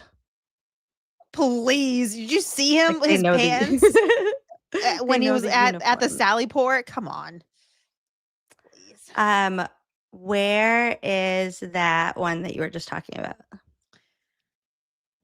That's a good question, Emily. It's a very good question. I'm looking at this like you can see what I'm looking at. So, what is going on with her lawsuit? By the way, we haven't heard any updates on that. Remember, Helena Rafferty ran into someone. Oh yeah. With her cruiser and Sharon. Mm-hmm. Mm-hmm. Yeah. Maybe she hates Sharon like Proctor does. Maybe she's anti-Semitic also. No, this was totally her not paying attention, and then she ran into someone that had a bright yellow reflective safety vest and a walker. Of course. Don't know how you miss someone that is like that. Wait, that's so cute. They were out for a walk with their walker and their bright yellow safety vest. Yeah, and then she freaking ran into him. Yes. What's wrong with you? Oh, is now being sued. No, it's Good. literally labeled right there. Oh, here, this is the very last one. Mm-hmm. Just that 1-page one. Mm-hmm. And it's a page of bullshit. That's all you need is 1 page. Okay, here we go. Stop screen, start screen. I can already tell I'm not going to like it because I don't like the font.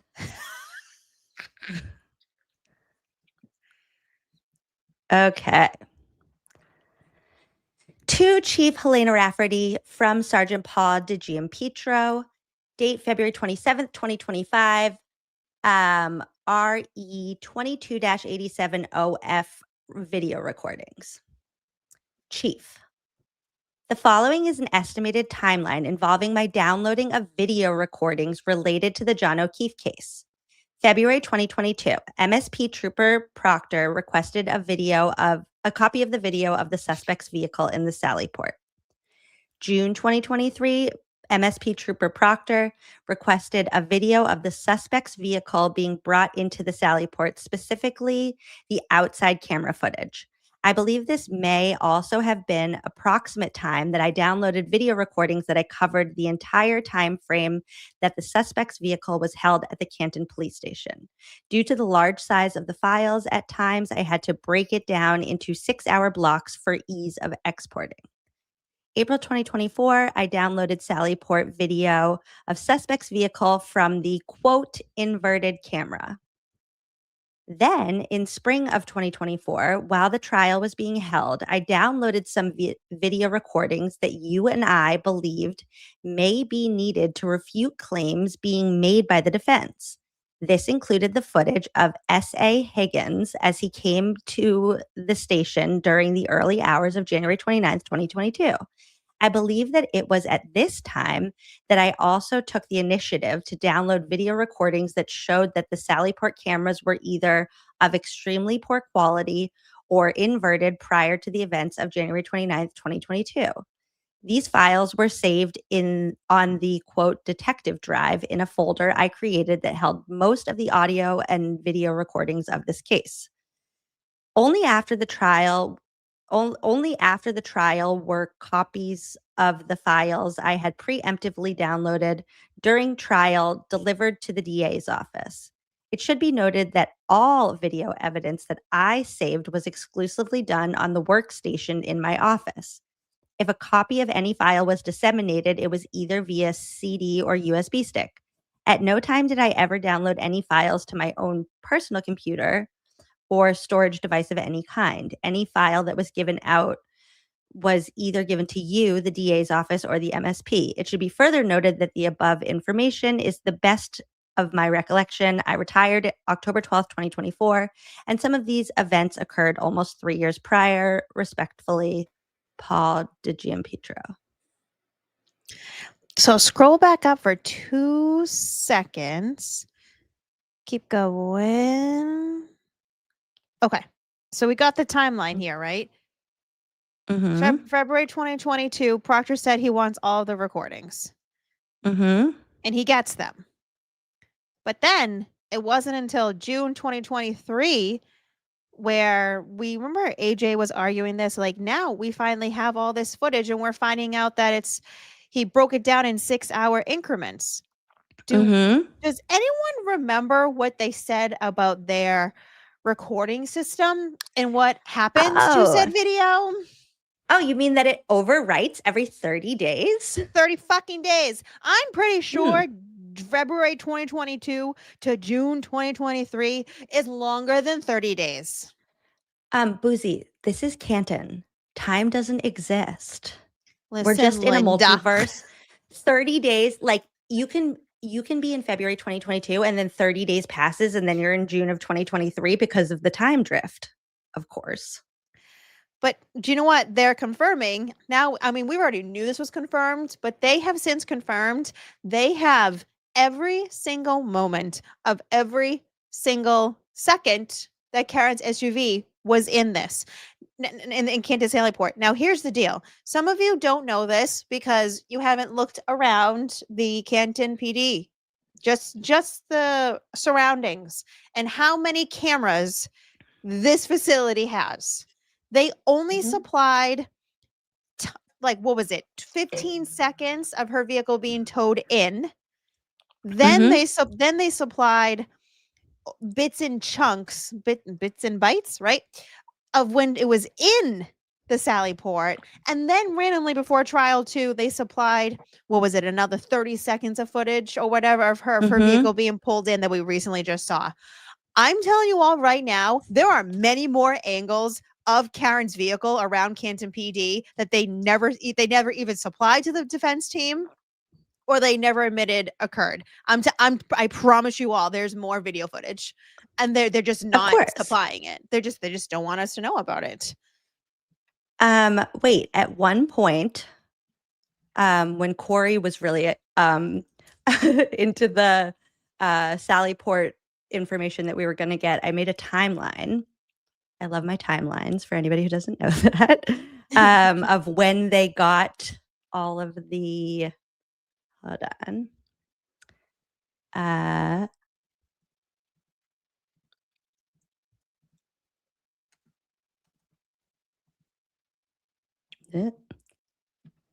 Brady violations and the Sally Port videos. So it was video 1 production, April 4th of 2024 was when Lally provided the first Sally Port video to the defense team. Yep. Think about when what date? April 18th was when the trial started, or when jury selection started? Yep. April 16th. I even have it in my timeline. Yeah. Crazy. I can't. And also, too, the videos do not record backwards. They do not jump.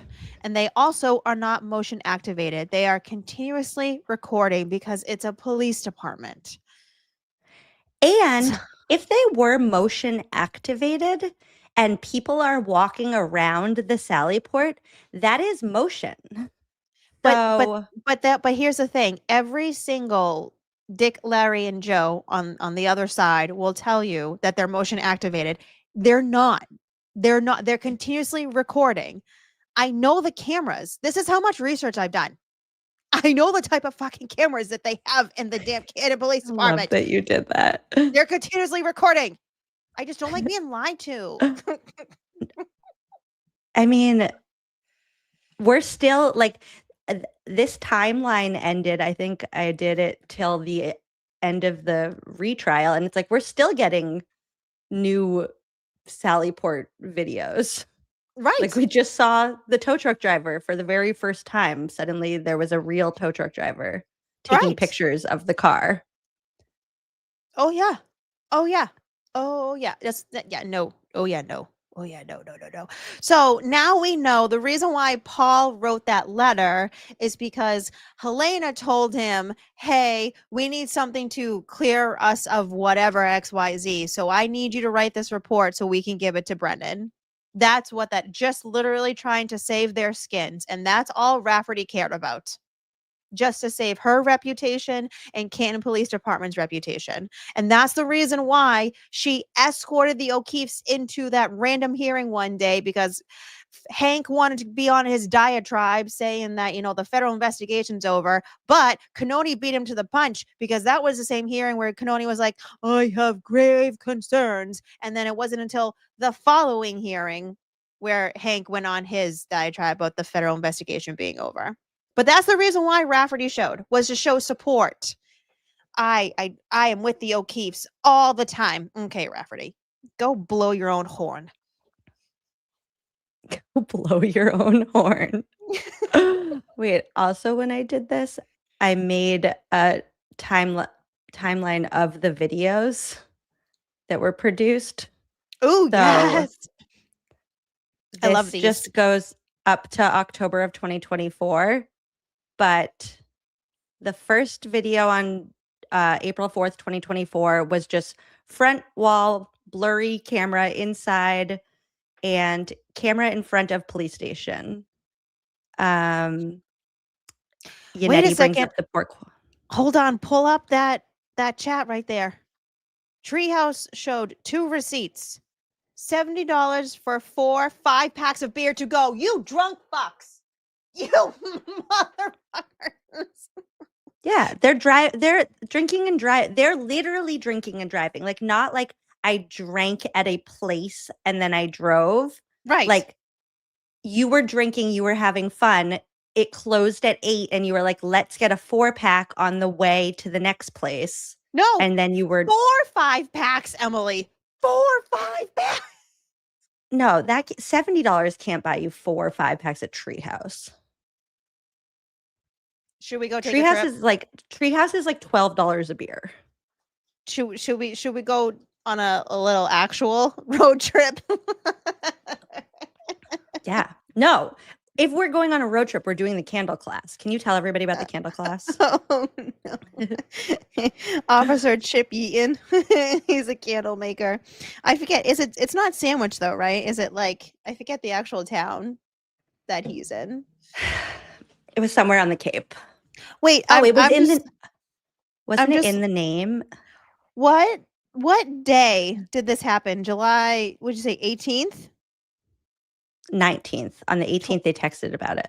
Okay, so 2023, wait. July 19th was a Wednesday. They were having a wasted Wednesday. That's what they were doing. And you know what? That could have been so much fun for you guys if you weren't cops. Like, this could be so much fun. You could just not be a cop. And you could just go get drunk with your friend, and you could go to Treehouse. You not have your weapon on you? Yeah. Why you do this? Okay, wait. Okay, I'm pulling this back up so that we can get the data from the source. Mac Dickles says Yeaton is in Falmouth with his candle making. Love that. Let's go. I do like Falmouth. Although, did you guys hear? This is just some local tea. The Raw Bar where Jillian Daniels had her episode and she like shoved or punched the manager. Remember, she got some charges because of that. They recently got in trouble because they were serving people underage. The charge for 70/80 was for 4 to 5 4-pack. What is 4 to 5 4-pack? No, so it's either 4 or 5. What does the receipt say, ma'am? 4 to 5 4-pack. Hold on. I'm going to look it up. You keep chatting. I'll look it up. Yeah, look up the Treehouse menu. They are expensive. You're right. They are expensive, but I wonder if there's a difference. It's not getting you 20 beers at Treehouse. There's no way that $70 is getting you 20 beers at Treehouse. Maybe they got a discount. They're not really I don't know. I look at them and I don't think they're like the likable bunch. I'm not being mean, but I wouldn't give them free shit because, like. Okay. I inquired if she could provide an itemized receipt for specific transactions while attempted to access transactions but could not retrieve records beyond 1 year. Huh. Okay. So it looks like 4-packs are $21 currently. Okay. So they got 4 or 5. So they got 20 beers and they drank them in their car, and that's why they were hungover. It also kind of depends too, because I'm assuming in 2013 it was a little bit cheaper, but then there's also like $19 ones and also $14 4-packs too, depending on what you're buying. So yeah, they Not definitely 2013, could. 2023. Well, good for them. I could just see Yeah. them already having a couple of beers in them, just cruising down Route 3 and just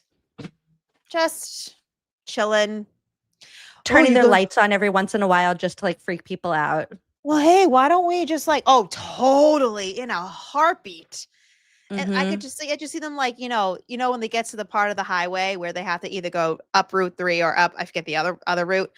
They totally were just like, fuck it, let's just continue the fun and go to Hanover.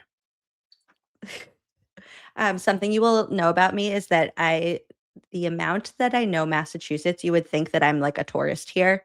I know like 4 little pockets of Massachusetts. There are so many towns that I'm just learning new towns for the very first time still to this day.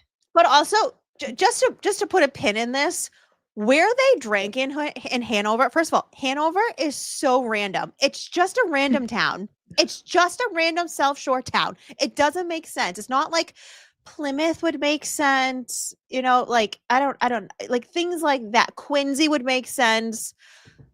Hanover, and then the location that they went to, it's so bizarre. It doesn't make sense. I don't know what they did or why they went to this second facility, this bar, but they did. It's probably because they were drunk. Boozey, it's because they were drunk. They weren't thinking rationally. That's why. I think that that's the answer to a lot of things that happened in this case in general. It's like anytime that something doesn't really make sense, it's like, oh, well, they were drunk. Yeah. Yeah. Where were we? Are we done with PG and Petra? Proctor's dad lived in Hanover. Huh? Well, if there was someone they knew in Hanover, then maybe that makes more sense. I thought Proctor's dad lived with Courtney. Didn't they just say that in Chris Albert's interview? But if he worked in Hanover. Oh. He could have been meeting someone. I mean, Keefe, Hanover. Who else might be in Hanover? Little baby Keefe. Hey, I don't know, man. I actually don't love him. I don't love him. I feel like he could be saved. He could still be good. You don't have to be bad like them. You could learn from what's going on right now and then not go down the same path. No, Lynn, you don't understand what I'm saying. I'm from the South Shore. I fully understand there's many, many restaurants and bars there. It's the fact that they chose Hanover. That is the most random thing ever. Like I said, Plymouth makes sense. Quincy makes sense. Hanover doesn't make sense. I mean, I can confirm that because I didn't know that there was a Hanover, Massachusetts. I thought there was just Hanover, New Hampshire. She's like, where's, we were talking about this before. She's like, where's Hanover? I'm like, oh, it's like Weymouth, Braintree. Like, she's like, no. I know Braintree. I know Braintree. You know Braintree? Well, I know that Weymouth exists. Right? I don't think I've ever been to Weymouth. I don't know. There's a beach in Weymouth. I'm from the other side. I don't know. Do you go to like Natick? Why the hell would I go to Natick? That's what I'm saying. So like on my side, it's like Natick, Framingham, Wellesley, Needham. Are those towns that you ever go to? That's a hike. I'm not going. No, that's so your Natick is my Weymouth. No, it's not that far. It's not that far. I could easily go to like Canton, Stoughton, that's not bad. Natick's a hike. Like that's like, yeah, but way up there. Well, somebody in the chat get what I mean. It's like that's just like my side of the, I don't even know what the dividing. Boston's the divider, I guess. I don't even know. Maybe. Anyways, we just went on a side. Do you feel like we should take a fervent break and then like regroup and come back and either do a Colleen Crawford roast or this Bowie the Lab gets me. This dog right here understands me. Emily is partial to Metro West. And I see I read the Metro West newspaper as a child. I'm just such a self-sure girl. From Quincy to Plymouth, I'm solid on. The minute I have to cross, I don't want to do the Braintree split. Either any of the ways, I just don't want to. See, you come over to my side and you don't have to. Then But you can I just don't get mind. I stuck don't in traffic mind. on Route 9. Listen, if I gotta go to Canton, I will for things. But like, I just like myself shore. I like the water. I like the water.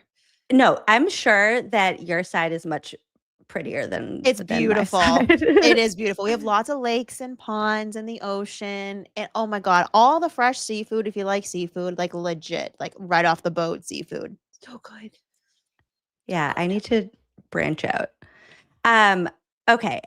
If I can figure out how to make a poll while we're doing a fervent break, I'm going to put up a poll about if you guys want to do a Colleen Crawford roast, basically, or what was the other one that I said we could deep dive? I'll find it. I'll put a poll. I won't waste your time right now trying to get my brain to catch up to my mouth. Does that sound like a good plan? There's not an MSP barracks in Norwell. That's in Milton, Quincy. Well, it's Milton-ish. It's Milton. It's Blue Hills. You know Blue Hills. Isn't that the one that they said like, oh, well, like we couldn't have brought Karen's car there because it's too small to fit her SUV. Like, That's what is it? A also- barracks for bikes? Well, so once you understand what they do there for the most part, so like Brian Tully ended up getting switched there essentially, and they put him on how do I say this? Highway patrol or like Blue Hills roads patrol. So he went from being a detective lieutenant of like murder investigations to basically being demoted to you are going too fast patrol. Oh, and he's probably oh, thank God he retired because One he was of probably those. so grumpy about it. And now like and now picture me driving down Route 3. Is that Tully? And I would rubberneck every single time I saw a Mass State Trooper. I'm like, is that Tully? 100%. I'd be so scared too. Well, you have to. You always 10 and 2, folks. 10 and 2. And no drinking and driving in your cars or cruisers. Oh God. Okay, we're gonna take a fervent break, and then we'll be back with either the Albert family interview reports or Colleen Crawford stuff. Are we doing Proctor Defender? Of course we are. Okay, I already have it good. queued up. I don't have anything else queued up.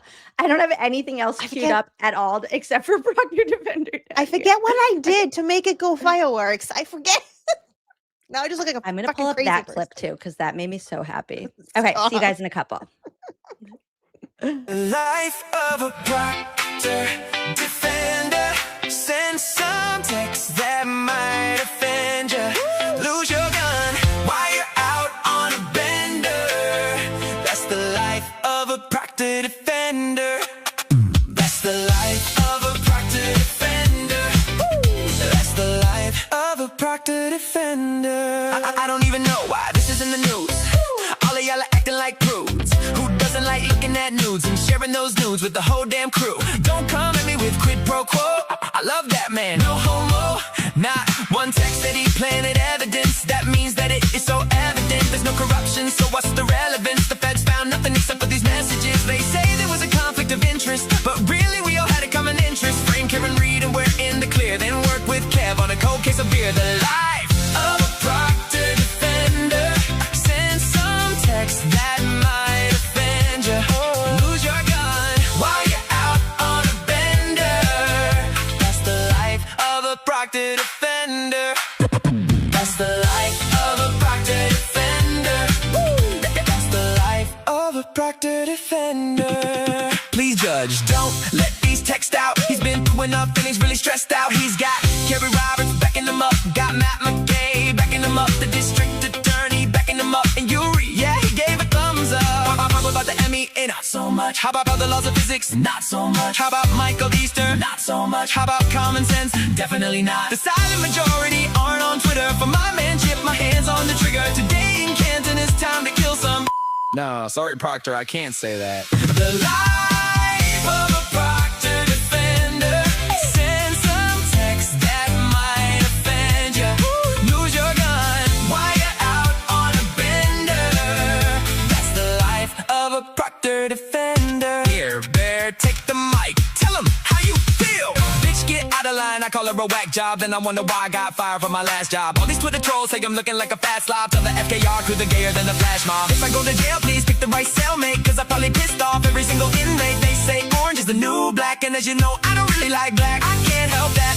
They annoy me. The only hood I like is white and pointy. Oh! Okay, Jesus, Bear, please step away from the mic. White and pointy. Stop, stop, you're making it worse. It's hard to defend you sometimes. The life of a Proctor defender.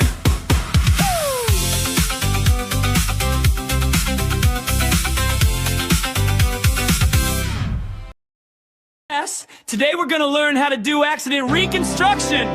Does that sound fun? Well, listen up, cause here's how it's done.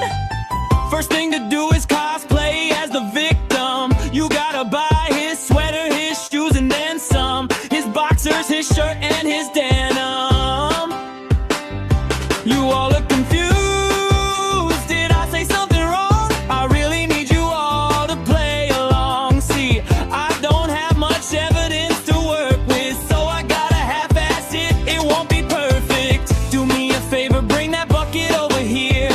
Well, I was lost, but now I have an ID. You gotta paint your arm blue. What does that prove? I don't got a clue, and neither do you. Could have been a doctor, but I paint my arm blue. Yo, yeah, could have been a doctor, but I paint my arm blue.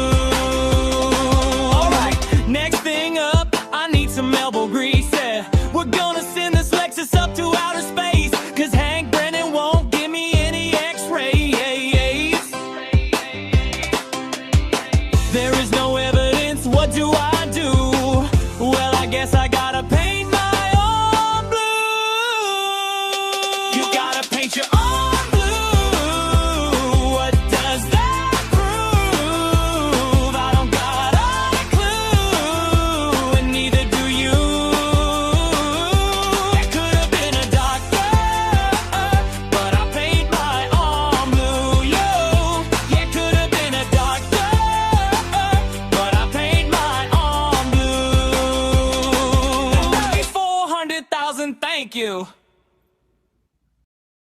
In my tongue for so long. Fuck you, Hank. Think you're better than me. Fuck you, Hank. You are not lolly. Fuck you, Hank. Think you're better than me. Fuck you, Hank. But why don't we see?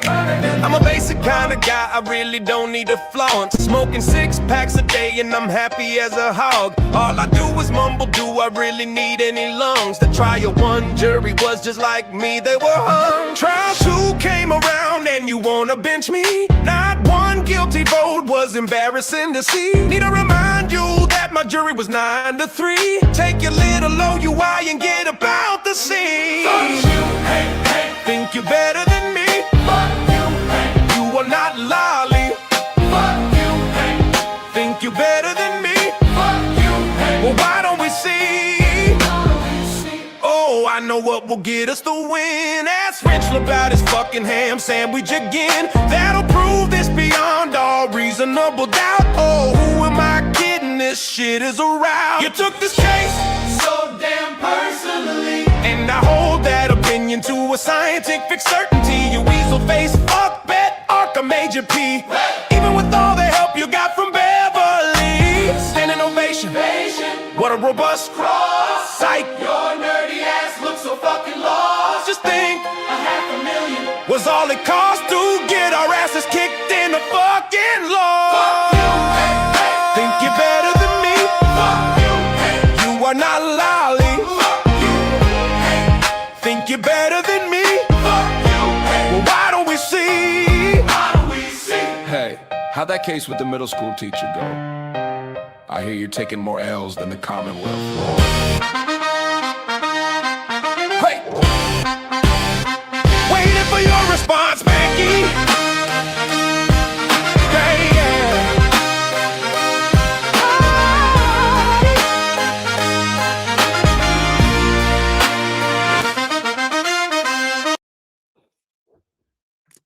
I could just play fervent songs all night and be perfectly happy with that. And I think we should do that sometime and do a karaoke night. The people have spoken. Boozey will come back when she's ready. Oh, guys, while I have you here, I want to show you my favorite clip of Boozey ever. If you're not following her yet, Oh Lord. you need to go click. This will inspire you. This is what you're missing out on. Oh. This is when I should do a fervent song. Oh, this isn't That's the the one I wanted. life God of a damn it. proctor defender. It's not even the one I wanted. I told you Yeah. it's my favorite. I thought it was going to be the thumbs up one. Let me figure this Well, out. I'll find the thumbs up one later. This is when I should do a fervent song. That's the life of a proctor defender. Look, and look how cute my Karen was behind me. Ugh. But you know what? You're giving her more stability, and she is more important than us. The people have spoken, and we are going to look at the Proctor family, the Albert family interviews about their relationship with Proctor. They're actually short. We're not going to actually watch the videos. I'm going to link those for you guys because they're long. They actually did real interviews with an independent kind of didn't seem like a friendly, but didn't seem unfriendly. You guys can watch those videos and see for yourself what I'm talking about later. Also, good news, my child is now asleep. He did throw up everywhere apparently before he fell asleep, so that's fun for everybody. That's an update of my life from the break. How about you? How was your break? Oh, clearly I spent the majority of it dancing. That was great. Okay, so what this is an interview report. This is an interview with Julie Albert by somebody named Eric Benson. Do you know an Eric Benson? No, I think when they were doing the interviews, they wanted people that have never met Proctor before. So I'm pretty sure Benson and Berrios were two of the investigators that were put on to investigate Proctor's relationship with specifically Julie, Chris, and Colin Albert. Yes. However, you would think so. The one interview that I saw was the Chris Albert interview, and at one point during the interview, Benson, who's conducting it, said, like, I actually don't know any details about this case. So it seems like maybe he should have gotten up to speed on that, because Chris started saying my wife went home with a migraine and I walked home later and we weren't really involved and da da da da. And he was like, yeah, I don't really know about the case at all. So it seems like you would be able to tailor your questions better if you did. But the only one I watched was Proctor, and that's because it was only 7 minutes long, so it was easy for me to do right before he went live. But that, it pretty much ended his interview with him being like, they asked oh, do you have any text or whatever, and he goes, well, my phone's on auto delete every 30 days, and I'm like, oh shit, that means people have the messages. They have the messages. So in Chris's interview, they ask him, would you consent to us taking your phone to search in your phone for the numbers that we have from Michael Proctor and see if you have any text messages? And at first he's like, yeah, no problem. And then he's like, wait, are you going to see other messages on my phone where I talk about Proctor? Because if so, then I don't want you to take it. And he was like, because maybe I called him a dick or something. I wouldn't say that, but maybe what if I did? And it's like, well, you just said that out loud. So that's not the thing you're scared of. So what are the conversations that you're scared that this man might find? Maybe it's because Proctor was protecting you. Yeah. You think? Allegedly, apparently, in our opinions. Smith Benigno is going to be doing an analysis of Chris's interview. So that should be fun. Okay, so it just says, She's 48 years old. 5'2". She's 5'2". Okay. And something that I thought was interesting is that I brought this up earlier, but if you weren't here, this happens 1 week after the defense team for the very first time talks in open court about the actual evidence that the federal investigation had found in their 3,074 pages. Thank you, Adam Deitch. And in open court, they disclosed that Proctor was not forthcoming about his relationship with the Albert family, and that Julie had sent a text message 10 days before John O'Keefe died, Proctor asked Julie to babysit his kids, and that they had been a second family for a lifetime. So this is now a week later where they're like, oh, maybe we should investigate that. On Monday, March 18th at approximately 12:57,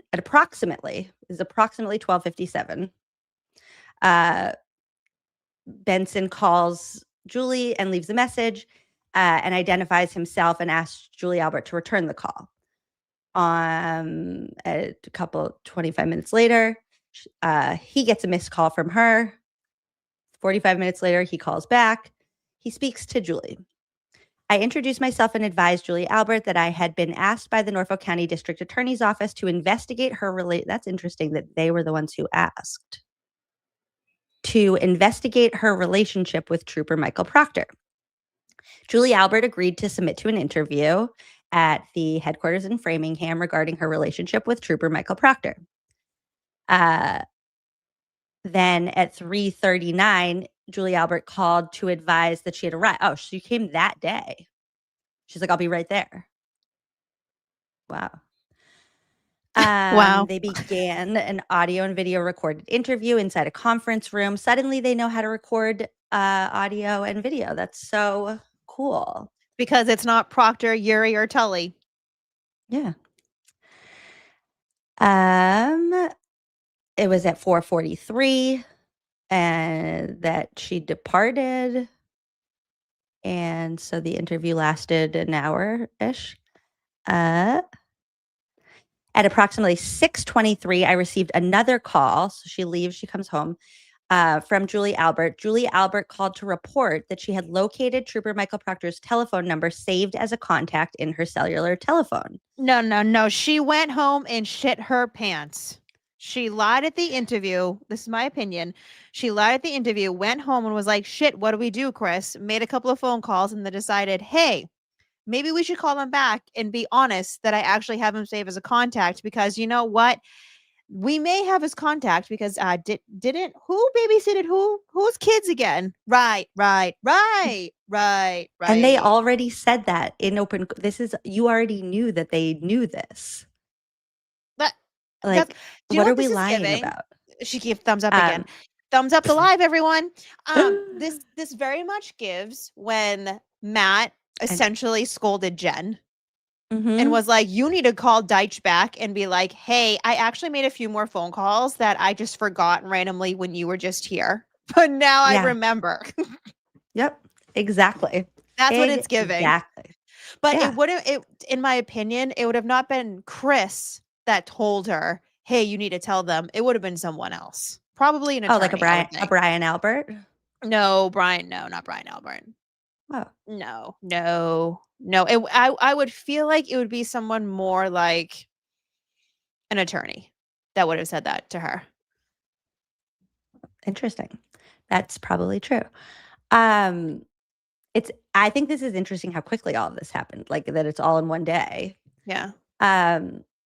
So she calls back. She's like, oh, I actually forgot that this will be interesting to see in her interview how that played out with like them asking her about her phone and what she said in that moment. And then this comes later. Well, she probably denied it altogether. I don't have his number. Yeah. I don't have any messages. Julie Albert reported that she located a text message exchange with Trooper Proctor in her cellular telephone. I asked Julie Albert if the text message exchange occurred before or after the death of John O'Keefe. Julie Albert indicated that the text message exchange consisted of 2 text messages and occurred after the death of John O'Keefe. I then asked Julie Albert if she would be willing to submit to a second interview in Braintree on the evening of, so the next day. Mhm. She agreed. They went to Braintree on the 19th. On the 19th, Captain Barrios and I encountered Julie Albert in the parking lot upon walking Chris Albert down to the parking lot following the conclusion of his interview. They're like, we'll go get your wife with you. That's fine. I escorted Julie Albert to a conference room located inside the Disabled Persons Protection Commission on the 4th floor of the place. Okay. Why'd you bring her there? I'm going to see where this is. Captain Barrios and I then began an audio and video recorded interview at approximately 5:56. The interview was audio and video recorded, blah, blah, blah. It only lasted now for 22 minutes, and those are recorded. Wait, Okay. this is the most random building. It's right by the South Shore Plaza, kind of where like Dave and Buster's is, except on the main road. This is very I hope random. you're just telling the chat that because I don't know where you're talking about. You know South Shore Plaza, the Braintree Mall. Sure. What do you mean, sure? I What do you mean, like I do. sure? I don't like know. I know like I've been. Emily there. is very sheltered. I know. I didn't even know I was. Well, like, love why you. would I go there? I don't know. Because it used to I'll be go to, like, the Cheesecake- mall, Emily. It was I'll like go to the mall. No, okay, no, because for me it's the Natick Mall. For me, we go to the Natick Mall. Oh, come on. Even Romy's like, Emily. No, we go to the Natick Mall. No, but that's And, like, like- what that was like the indoor mall. Like Braintree Mall, right? No, The Braintree the Split. Natick Mall is the indoor mall. No, Natick Mall's a hike. Braintree Mall's But it's a hike for you. It's not a hike for me. I literally drove past the Natick Mall today. So, Oh. okay. So Fine. then that night, he calls back and leaves a voicemail and asked if Julie Albert had considered my request to consent to a limited search. So in that interview, he asked, and she must have said like all.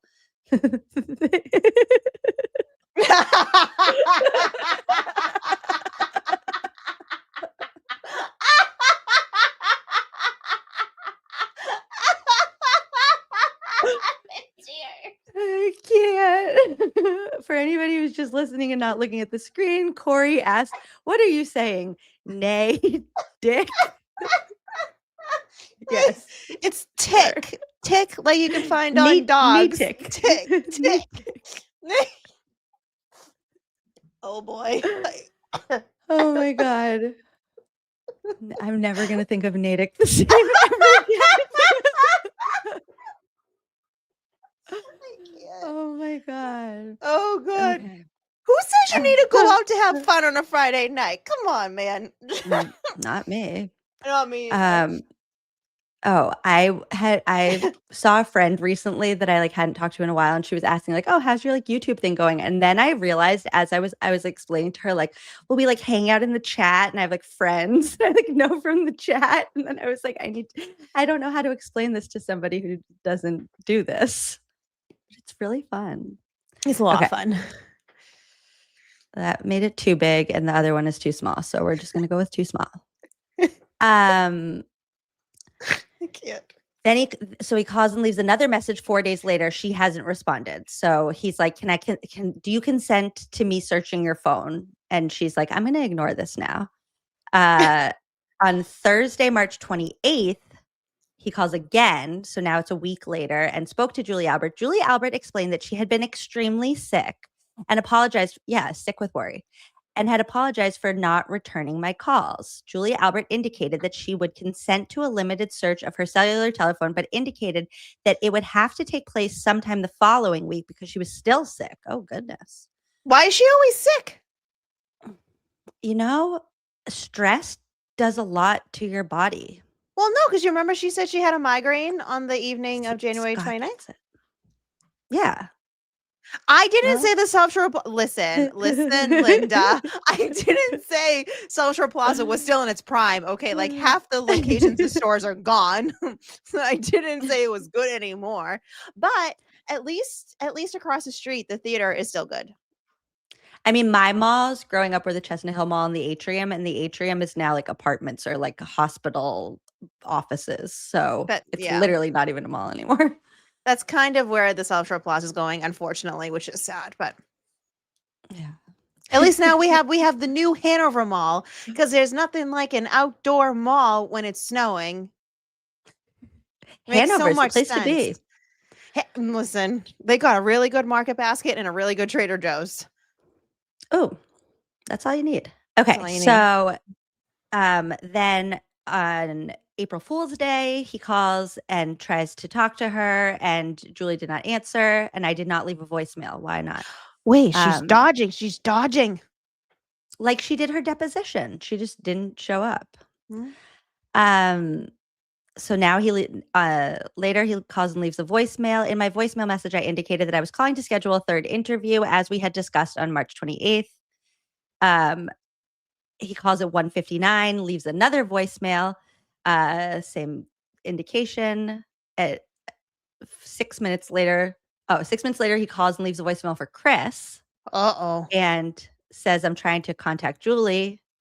3 minutes later, I received a text message from Julie. Julie Albert indicated in her text message that she did not have any time to submit to an interview until Wednesday, April 3rd.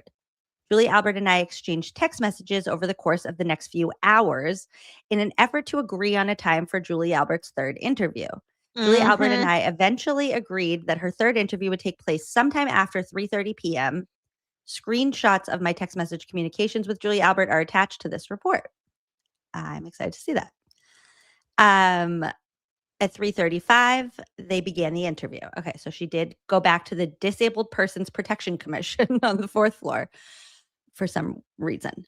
They recorded it, and she did finally voluntarily consent to a limited search of her cellular telephone for text message communications with Michael Proctor. After she most likely deleted it already. Right. Just and like probably had to like wait. There was she probably thought, if I wait a little bit, it will like not show up on something. Who knows, right? So then he searches for the numbers, and my limited search of Julie Albert's cellular telephone only revealed 2 text messages with Trooper Michael Proctor that were documented during Julie Albert's interview on March 19th. And then the interview concluded. Where are all the text messages about babysitting Mark Proctor's kids? Where are those text messages? You're going to tell me that was just Lizzie and Julie? No. Name of interviewer, Julie Albert, crossed off. Eric Benson. We're off to a great start.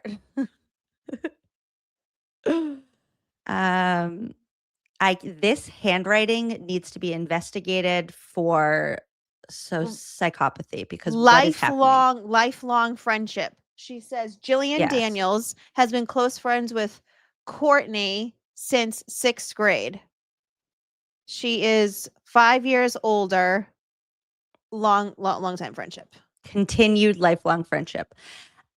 People, we need to just pause for a minute and have a conversation about handwriting. Your handwriting is important. It's a reflection of you. It is putting yourself out into the world. And also, you should be able to go back and at least one other person should be able to read what you wrote. That's the whole point of like communication. Back in like ancient Egypt, we did this on like the walls. Like written communication is meant to be a communication tool. This is not a communication tool. I don't know what this nonsense is.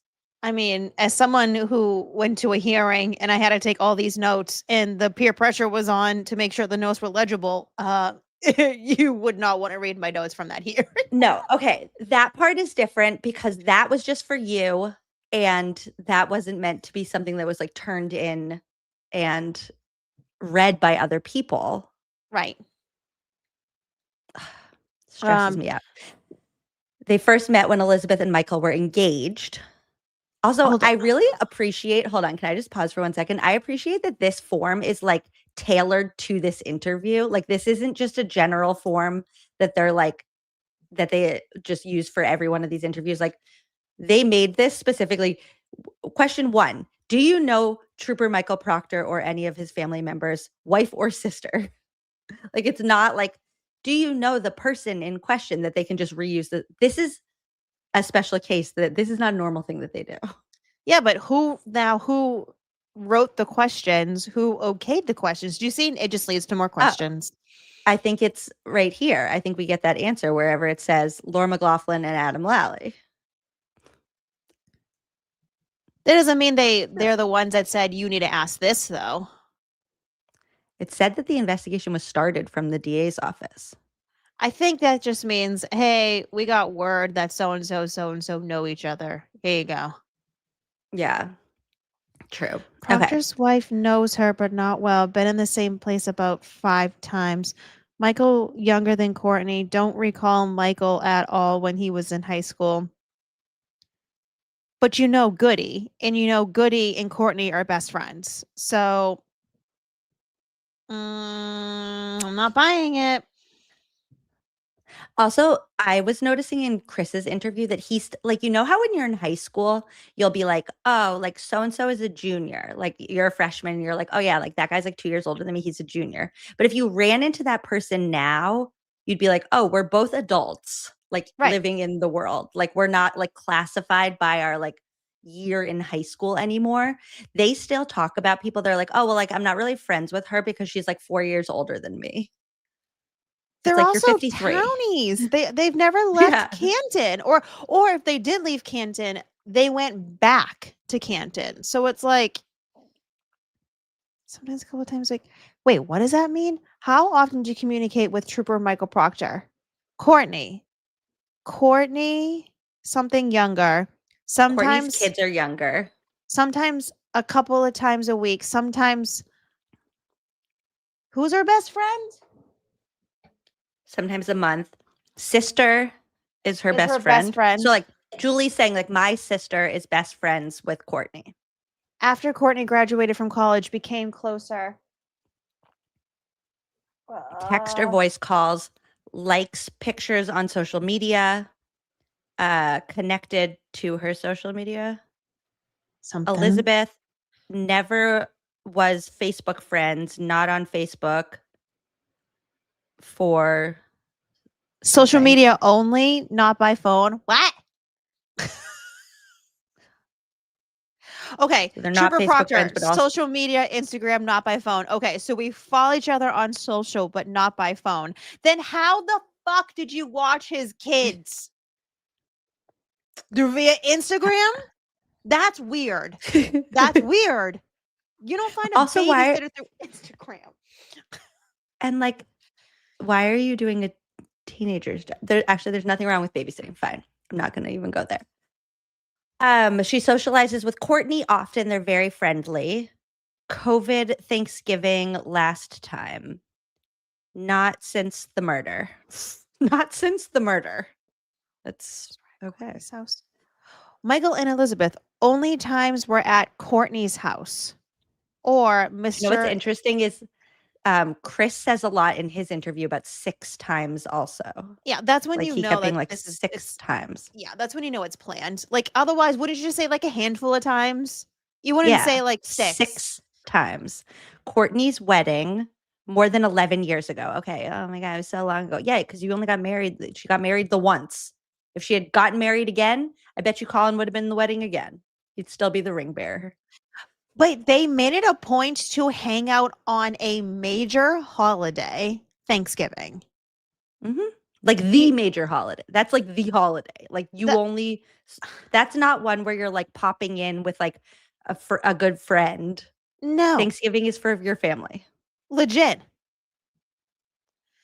Gender reveal parties. Okay, you are an important part of her life if you're doing Thanksgiving and gender reveal parties. This just goes to fucking show how close they were. Are you kidding me? You're going to all the important things. It's almost like they're a second family. Pool at Mr. and Mr. Proctor's house. Exactly. That's what I mean. You would go there. I can't. They're such liars. Also, there was one point. I wonder if I can even. It doesn't even. The highlighter tool doesn't even recognize this as writing. Chris also says at one point, well, like, I knew Courtney's parents. And it's like, sir, Courtney's parents are Michael's parents. So you know Michael's parents. Exactly. And also Courtney's engagement party. That's the point. You're going to all the major parts of Courtney's life. You are an important part of her life. Have you ever been to Trooper Michael Proctor's home once pre-COVID? Had son with her, was 12 or younger. Courtney might have been there. Have you or any of your immediate family ever babysat Trooper Michael Proctor's children? Uncertain. May have been the one occasion that she went to the house. You were at the house. You don't remember if you were babysitting or just hanging out? Uncertain in this type of question means yes. It means I have hesitation, so I don't want to actually answer yes. Proctor's oldest son was sitting in a high chair and is now 6. So it was like 4 years ago, you're saying. Okay. Uncertain. Were you or any of your immediate family ever asked to babysit Trooper Michael Proctor's children? Don't recall around time of John O'Keefe's death. Why does John O'Keefe's death matter? We just want to know if you babysat the kids or not. Also, the feds read the text message where Michael Proctor asked you. So why don't you just tell the truth? The feds already know. I don't understand this lying.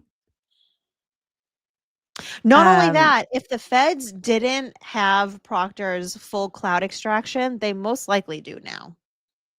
Wait, this is a good one. This is a good question. Did you ever indicate that you were proud of Trooper Michael Proctor and wanted to buy him a gift? Did you ever buy him or his wife a gift? The notes say, day Karen Reed was arrested, Trooper Proctor arrested the person who took her friend's life. Said to Courtney, she was relieved. Never bought anything, never bought Elizabeth anything. So no follow through? Rude. What kind of friend are you? I only went to your Thanksgiving and you're not going to give me a gift? Do you ever speak to Trooper Michael Proctor directly regarding the investigation? No. In my opinion, because you deleted all the messages. And also he interviewed you, so you did speak to him directly about the investigation. Did Courtney Proctor Elberg ever provide you with information on the investigation into the death of John O'Keefe that you believe was not public? Did you elicit information from Courtney Proctor Elberg regarding the investigation into the death of John O'Keefe? No/don't recall. Respect that it is her brother. Wouldn't put it on. No. What does don't recall mean, chat? If you watch Sam Benigno, when it comes to Chris Albert or Julie Albert, I don't recall. This is what she always did. I don't recall. I don't recall. Yeah. Don't recall. No, I don't recall. 12-10. They would get like 0 credit on test in school. Please describe. No, there's no description here. Okay. Do you have any text messages on your cellular phone between you and Trooper Michael Proctor? Michael delivered the envelope to her about the grand jury. That's the only text message she's trying to say she has with Michael Proctor regarding the grand jury transcripts, is what I'm assuming. So then what was the conversation before that? Clearly you had conversations about the grand jury transcript. Hey, I have the transcript, blah, blah, blah. Mm-hmm. Oh, well, this person's handwriting is different. It's less sociopathic and still bad. Yay. So these are notes from the same interview. They're both just taking notes. Yeah. Okay. So they're the same answers. Not maybe there's more details. necessarily. Sometimes Yeah, maybe there's someone's more descriptive. Okay. Depends how often she communicates with Courtney. Depends on her life. And her kids are younger. She's very close. Courtney's close to her sister. These are the same.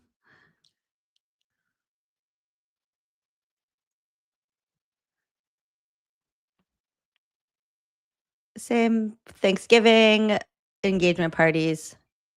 Blah, blah, Fuzzy. Blah. Wait, hold on. Fuzzy. Did not recall anyone asking her to babysit around the time of O'Keefe's homicide. What do you mean fuzzy? You're confused if you watched kids or not? I'm sorry. That's kind of a big deal to be watching children. I don't think that from that text, I think it was like the question was posed and not necessarily. Actually, I don't even know. No, I think she's just like, yeah. It's very fuzzy. Like I don't. You don't remember if you watched a child or not?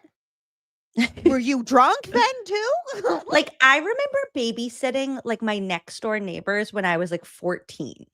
Like I remember the games we played. I remember like with the layout of their house. I remember like what I like fed them. I remember the like feeling when the parents would get home and I was like so scared. Like I'm like in their house and it's dark and it's weird and like I don't know. I remember babysitting a kid as like a preteen. I was a preteen. Yeah.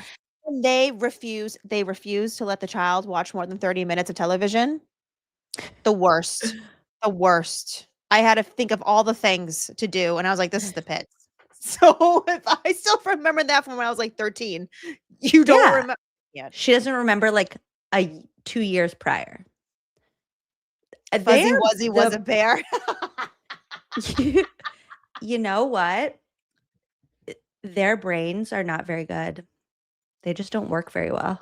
I don't think it's that. I don't think it's a broken brain. Mm-hmm. None of this has been good advertising for Canton Public Schools. Canton Public Schools should sue them for defamation. Now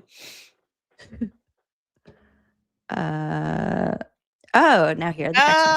Here we go.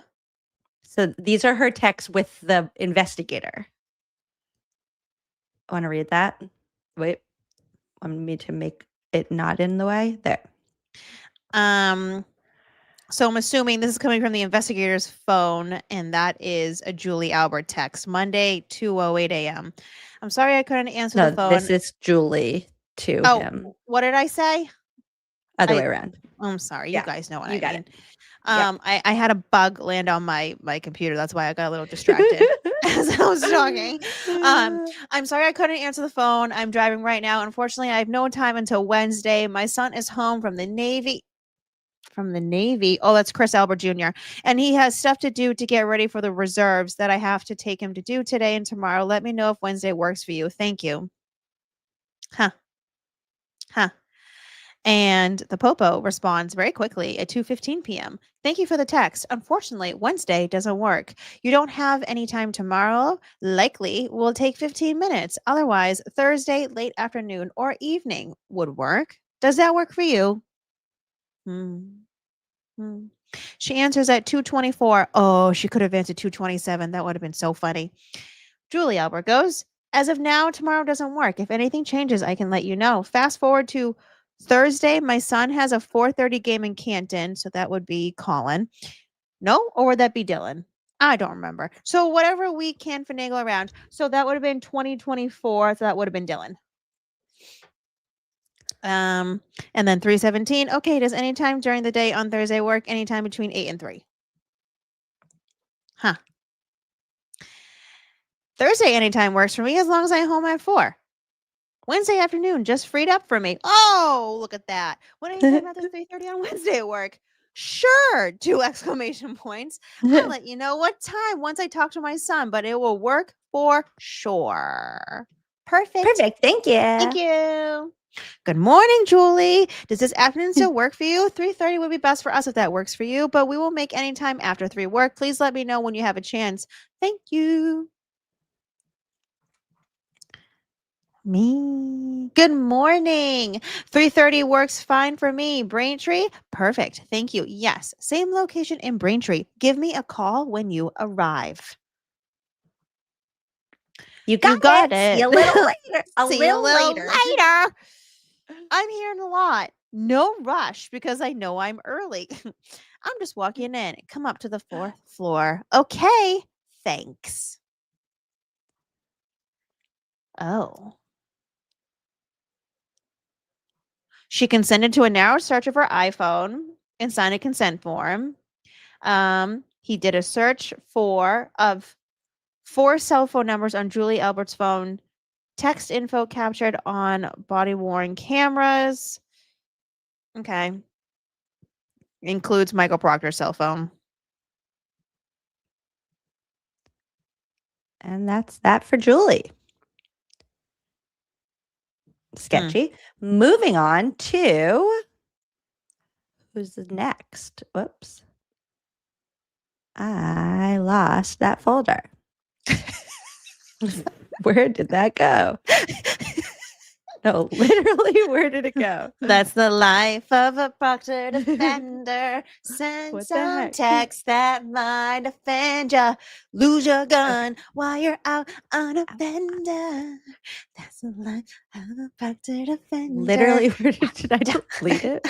I don't know, but I'll keep singing the chorus over and over again because it's my favorite. Got like a bobblehead going. That's the life of a Proctor defender. Where did I just find these? What the hell? Oh my God.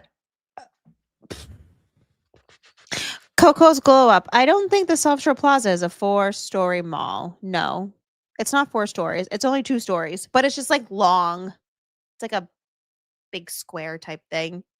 But like all of the like main locations, like the huge locations are gone. You know what is still in the South Shore Plaza? Cheesecake Factory.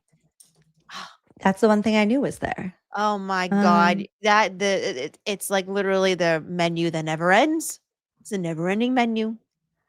I love Cheesecake Factory.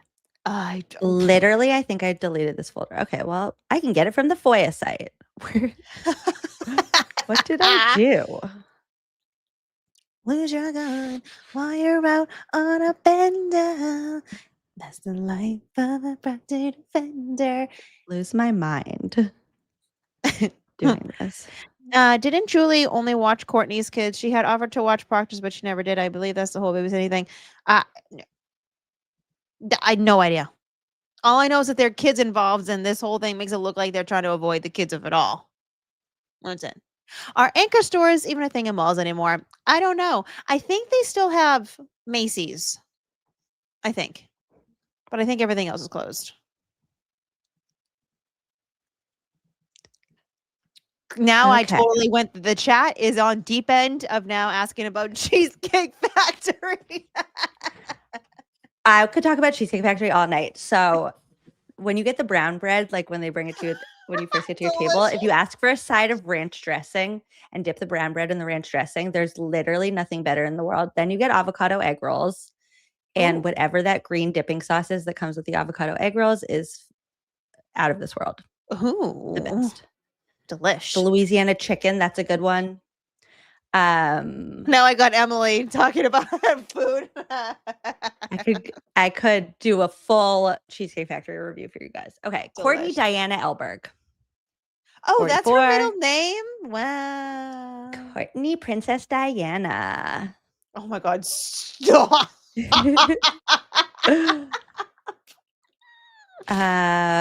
Called, left a voicemail, and a couple minutes later, Courtney calls back and introduces himself.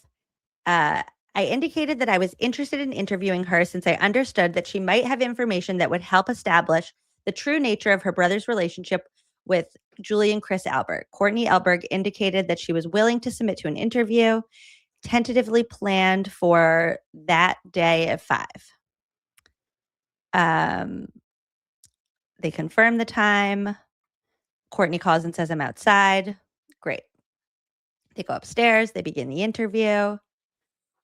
And, okay, 2:32, I received a photograph by text message from Courtney Elberg the next day. Okay, wait, hold on. So they do the interview. They conclude the interview. The next day, Courtney sends a photograph by text message. Courtney Elberg then sent me 2 text messages immediately after the photograph. Courtney Elberg indicated that these text messages, that she searched her iMessages and were only able to locate one group iMessage thread that included herself, Trooper Michael Proctor, and Julie Albert. Interesting that Julie couldn't find that. The photograph that Courtney sent me depicted this iMessage thread in what appeared to be her iCloud account. The iMessage thread depicted in the photograph only contains one message that was sent by Julie on February 24th, 2022. This iMessage that was sent by Julie Albert to both Courtney Elberg and Trooper Michael Proctor read, "This is the weekend I have been waiting for. Michael, please send ski video if CP doesn't share with me. Face of tears of joy emoji." Wait, hold on. So they searched Julie's phone and did not find this, but now Courtney is like completely like, here you go. Mm-hmm. And they didn't think anything was wrong with that. There's text on someone's phone and not on the others. Mm-hmm. I mean, some people delete text messages, so the entire thread right before you're about to have an interview with the Massachusetts State Police regarding your relationship with a cop. No. I mean, I'm saying that there is a possibility that she could have deleted this thread like in February. I don't know why I always try to give them the benefit of the doubt. I need to stop doing that. I know. Do you know what specific people of the Alberts we were talking about right now? Like what particular like portion of the Albert family? I truly don't know why I always do that. It's because you're good. I never you're delete good person. I never delete text messages. Like, I like being able to look back. I don't know. Okay. So the chat is talking about Chris and Courtney and also Cheesecake Factory still. Perfect. You guys are our people. And we're back to the psychosis handwriting. You go. Julie is older sister of friend Jillian. Met Jillian in 6th grade. Been friends ever since. Friends with Jillian. Lives locally. 5 or 6 years older. Paths didn't reconnect until she moved back from Connecticut after college, mid-20s. Got to know Julie more. You know what they're not talking about is the fact that Courtney, Julie, and Jillian had a chunk of time when they did not speak to one another. That's interesting that they don't want to admit to when that. Was that? What was that? So they ended up reconnecting. Oh, well, that's because I got lore. They reconnected right before Courtney got married. So I don't know the exact time frame, if it was like a few months before, like whatever. But I know there was a chunk of time where they did not speak. And I also was told that part of the problem was Jillian. And this is what I was told. Jillian has always been like a loose cannon. Always. From like young school all the way up, well, clearly through now. I mean, I feel like that type of rage that we saw in the CF McCarthy's video that Aiden took, it doesn't just come out one day. That's built over time. That is practiced. And then what was the time frame after that? Like when she went to whatever in Falmouth, was that the Raw Bar? Like how that was quickly after the outside of the D&E pizza. It wasn't that, it was the same summer. Like it was right. Like she wasn't like embarrassed and was like, oh, I need to like rein it in a little bit. She was like, this is me. I'm glad the world knows who I am now. I mean, I was also told a story about a couple that was like a middleman of this entire thing. Like didn't think Karen did it, but she was drinking and driving, but like very middleman. And I guess Jillian Daniels had confronted them at one point about it and wasn't happy with these people because they weren't being like, obviously Karen is a killer, right? So this is what I was told. This is the story. I'm just relaying it. She threw a freaking pizza on their front lawn. Wait, on their front lawn? Yeah. Just a pizza? Yeah, fucking pizza. Why? What a waste. I don't know. What? I don't know. But I was like, why? She was like, I don't know, but Like it was in the just- box or just like just like a I whole didn't pizza? ask that many What kind of details. pizza? Does it? All I know is that this person told me this story, and I was Is like, that "What like do a you threat? mean?" That's like how you threaten people, like when you work at D&E, you're like, the pizza man was here. I mean, but it is like it's a tales all this time where if you're not 100% on their side, like they get mad and they do things to you. Like, forget about the flat tires and things like that. Like, you're gonna waste food. That's rude. Well, that's like their calling card. Lemonade gets it. It was probably I free, mean, so she probably didn't care.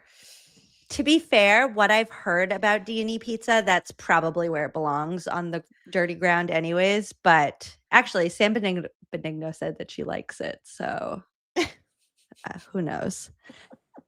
Helped babysit Julie's kids. We're all babysitting. Well, that's what I mean. Is it called babysitting when you like watch your friends' kids? I feel like babysitting is a very specific, like, we have a babysitter, like she's 22. And then there's like when like my parents watch Carter, I'm not like my mom's babysitting. I Like, think Carter's it at my parents'. depends. You could do either way. I would still consider babysitting, like especially if you're in a court setting. You're just like you just say it, you know. Fine. Started watching the kids a couple days a week. 2013 to 2022. That's like you were the nanny. Okay. Started watching kids. Courtney was watching kids. Courtney was watching Julie's. So Courtney was watching Colin. Is that what we're saying? Why? Hold on. When Courtney got married and had kids, Julie helped with the kids. Didn't want to put kids to take. Okay. So Julie was watching Courtney's kids. That's the context. Okay. That makes sense. Okay, so then where are those text messages? I fucking hate these people. And Julie watched her kids. So Julie, it was nanny. Okay, we're back to so that was her job. Julie watched Courtney's kids 2 to 3 days a week for almost a decade. But they didn't hang out, but talked regularly. You were at her house 2 to 3 days a week watching her kids. Nah. Boo. She was at your house. Julie gave parental advice. Good. Great. I can't. Because Colin turned out great. And this is why all the pictures of Courtney and Colin make so much more sense now. That's yeah. Like Courtney raised him. No, Julie. Wait, hold on. Julie raised Courtney's kids. They were around all the time. Yeah. All the time together. Jillian was her maid of honor. Julie and Chris' whole family was invited. Colin was the ring bearer at her wedding. Brother present at her kids' birthday parties. Trooper Proctor is younger. Big age gap. You're adults. This is not. I don't understand this whole like, oh, well, like we weren't in the same grade in high school. So like you're just adults now.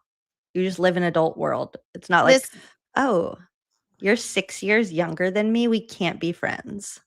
I mean, this is literally when you know people are townies because they think this way.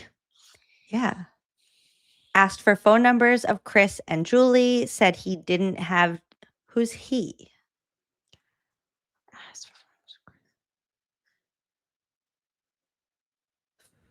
He didn't have Julie's number. February 2022. Is he asking on the behalf of Michael? Are you asking Courtney if Michael had Julie's number? So Michael asked Courtney for Julie's number in February of 2022 instead of like going to like the whatever files they're supposed to use as investigate. He literally can't even investigate how to get the phone number of a witness that he needs to interview. He's like, you mean proper protocol, Emily? Yeah. Why? What? We don't follow that. No, what's that? Whatever the protocol is, we do the opposite. Some Suggested. Michael asked Julie, don't think he ever asked or it ever happened. We got her number somehow. Brother House not aware. Not aware if they went to Mike's. Communicated with Julie once or twice a week after both kids on school fall of 2021. And remember, Courtney is still an elementary school teacher at this point. These are the notes of somebody named Benson who is interviewing the whole Albert family to find out the relationship with Michael Proctor and his family. And he is a Massachusetts state trooper who started this investigation because of what the federal investigation found, and then the Norfolk County District Attorney's Office asked for these interviews. Cassie says she wants us to go on a real trip somewhere. To the Candle Place. We should go to the Candle Place. And then we should stop by a treehouse. And we could Uber so we could be safe. Yes. Julie said her brother is doing a good job. Really proud of him. Courtney texted Trooper Proctor to say Julie wanted to give him a gift. Never a gift given to Trooper Proctor or his wife. Joke. Oh, it was a joke. Oh. So they're defending the joke. Oh, that's so funny. So why did you make that joke? Like, what was the origin of what was the joke? So you're not proud of him? So what's the joke?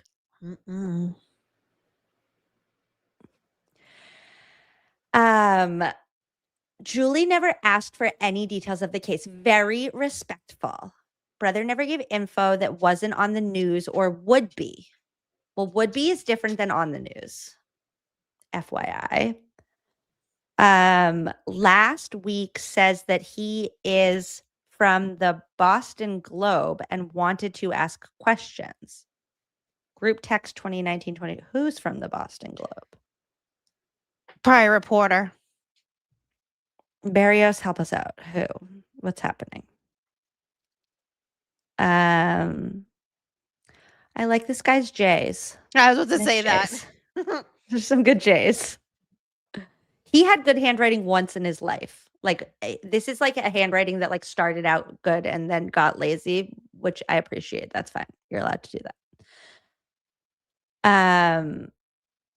They went to birthday parties, maid of honor, ring bearer, blah, blah, blah, blah, blah. Courtney described Trooper Proctor as knowing Julie and Jillian, that they were her friends. He had to ask for the cell phone number. Too many lies. Just tell us the truth. Can you read any of that? What the heck is she said it was what? She said it was maybe it's not probable. I don't know. That Trooper Proctor could have been in a group text with her now because at 3 years old he was sent to the principal's office. What the fuck is that?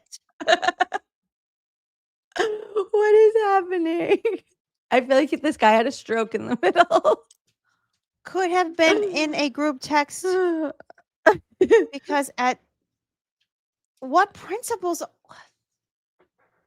She said that she did not know John O'Keefe. They're all much older than her. Oh my God. She really only knows Julie and Chris Albert, talks on the phone, text messages, in person, pizza. D&E. Yeah, but what is that word? Pizza parlor. Sure. Pizza parlor. None of the witnesses from the O'Keefe investigation. It's invest. Now babysit Trooper Proctor's kids. Okay. Julie told Courtney that she was proud of the work Trooper Proctor was doing with the investigation and wanted to do something like a gift to him. Courtney relayed the message to Trooper Proctor in text, and he replied in a quote joke, "Don't get me one, get Elizabeth a gift. She's stuck home with the boys." But no gift was given. We don't know that. No follow through.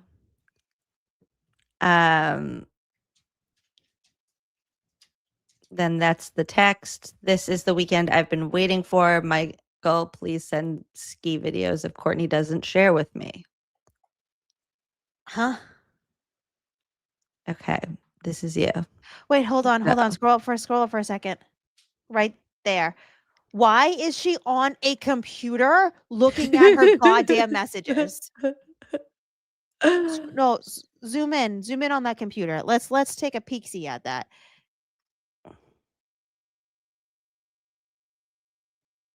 Brother, Julie. She has Michael saved as brother.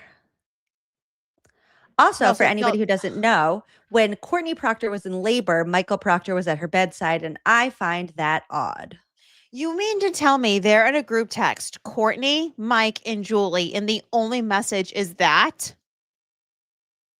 And what's that? February? Hold on, zoom in. That's February 24th, 2022.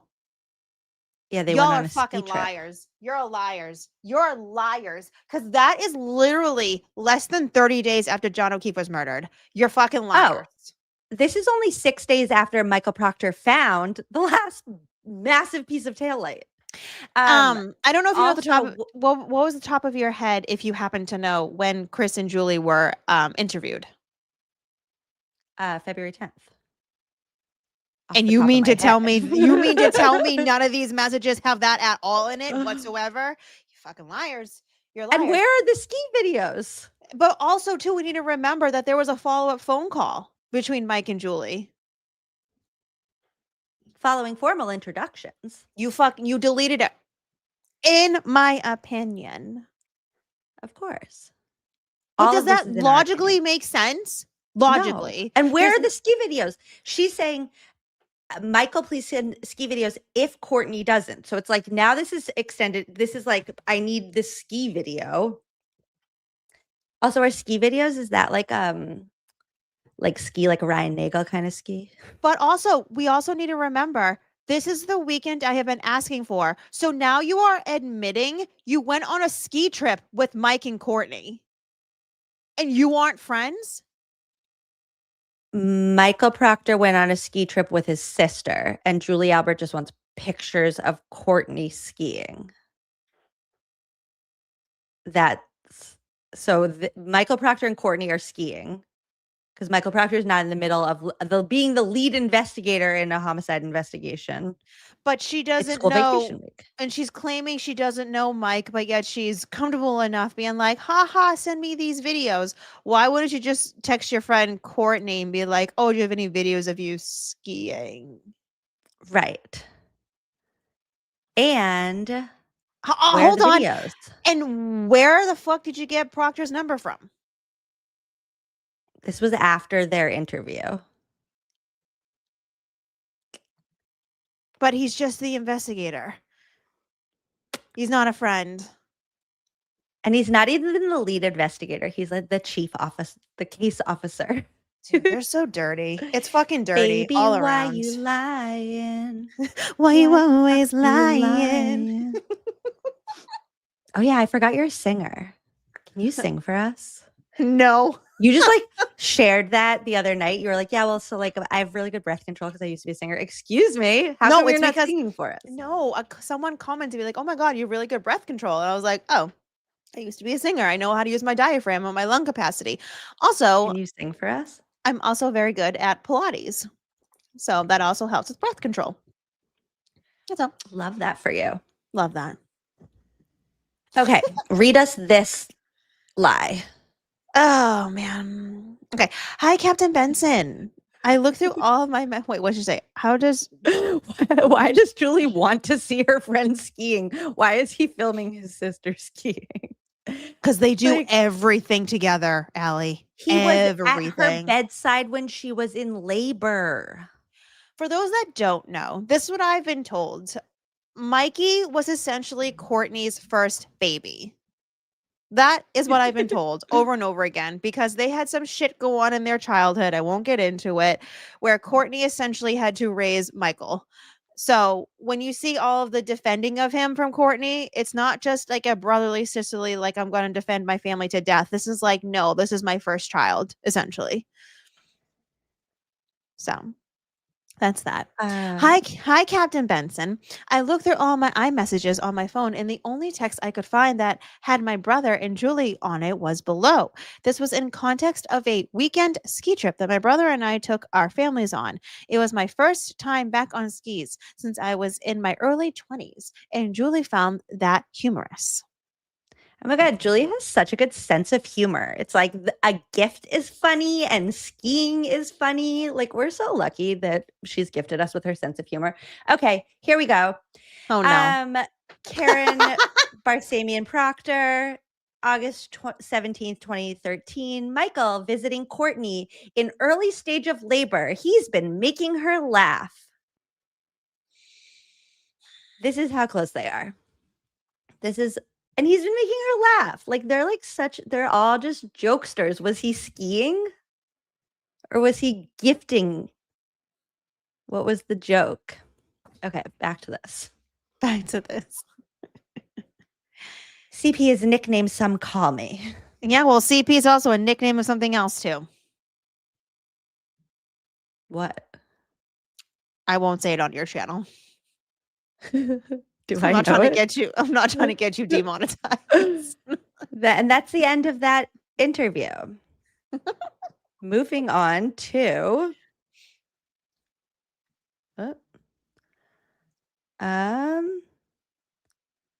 Chris. Chat, if you hear very loud breathing, it's my dog who's in a blow up cone and he's laying right next to me. Snoring wicked loud. I'm sorry, guys. I hope you don't hear that. I can't hear it at all, but that's adorable. Good. That sounds cozy.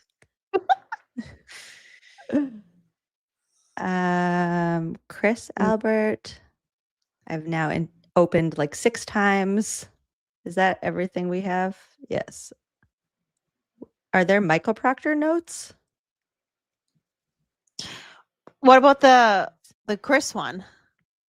Yeah, there's a Chris one here. Yeah, if you want to get into the text. Okay.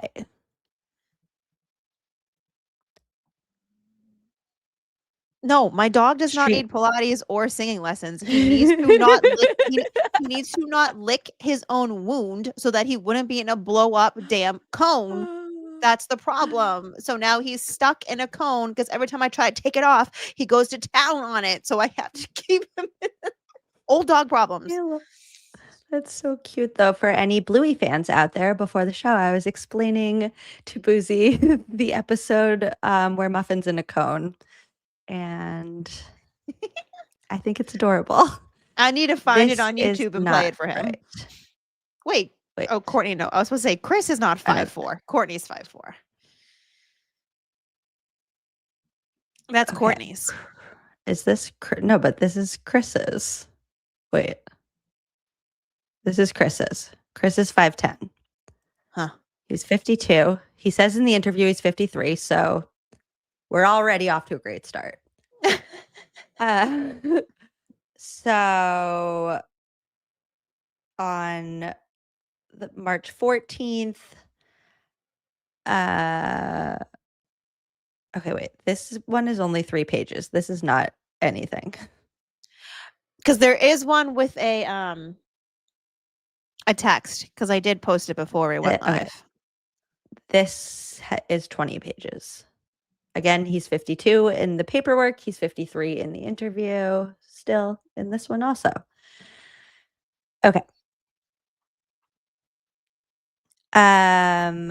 March 18th at 12:51, he calls Chris and leaves a message. 30 minutes later, he receives a call from Chris. Chris Albert asked if my desire to interview him and his wife was in furtherance of an internal affairs investigation. I explained that the Norfolk County District Attorney's Office asked me to investigate his relationship with Trooper Proctor. I further explained that although my inquiry was not... Whoa, hold on a second. I woke up the dog. He really was like, he didn't just probe a question. He asked a specific question. Is this about an internal affairs investigation? Yeah. How would you know there's an internal affairs investigation? Sir, unless you were talking about it with someone else beforehand. Was that person Michael Proctor? Romy said, no, for real. Scared me. I scared the shit out of the dog too. He ran out of the room. Like, imagine, this is where it's just like, where do you get the audacity? Like, you were just called out in open court publicly on TV and in the courtroom for like being like, the feds had dug into your life and found out this information, and they're like, a Hollywood attorney is sharing this in open court, and you're still just being like, hey, so like, are you doing an internal affairs investigation? Like, what's up? Like, what, am I in trouble? We also need to remember, because the reason why I say that, go back to James Sullivan, the Canton resident who recently came out that in the interview report from Proctor stated that this witness who was at C.F. McCarthy's with Karen and John O'Keefe, Proctor claimed in the interview, James Sullivan stated that Karen Reed was toasted. But then when he finally had his pre-trial interview or preparation, whatever, he told this witness, James Sullivan, told Adam Lally, Laura McLaughlin, and Brian Tully he never said that. Well, the portion that you're missing is James Sullivan was interviewed like mid to end of May 2022. Somehow randomly in June, like mid-June, when James Sullivan went into D&E Pizza where Chris Albert was working, Chris Albert knew about this interview. Chris Albert stating, hey, I didn't know you were at the bar that night. To which James Sullivan goes, oh, were you there? And Chris was like, no, your interview. And James was like, that's public? And Chris was like, yeah, it's online. You all really think within 2 to 3 weeks that interview with Proctor was online? You need to remember, Turtle Boy didn't come onto this case until a year later. None of that crap would have been online. So Proctor, Yuri, or Tully told someone who then told Chris. And if we're actually like really breaking it down, who do you think is really the most likely person to be in communication with Julie Albert and Chris Albert out of everyone? Proctor.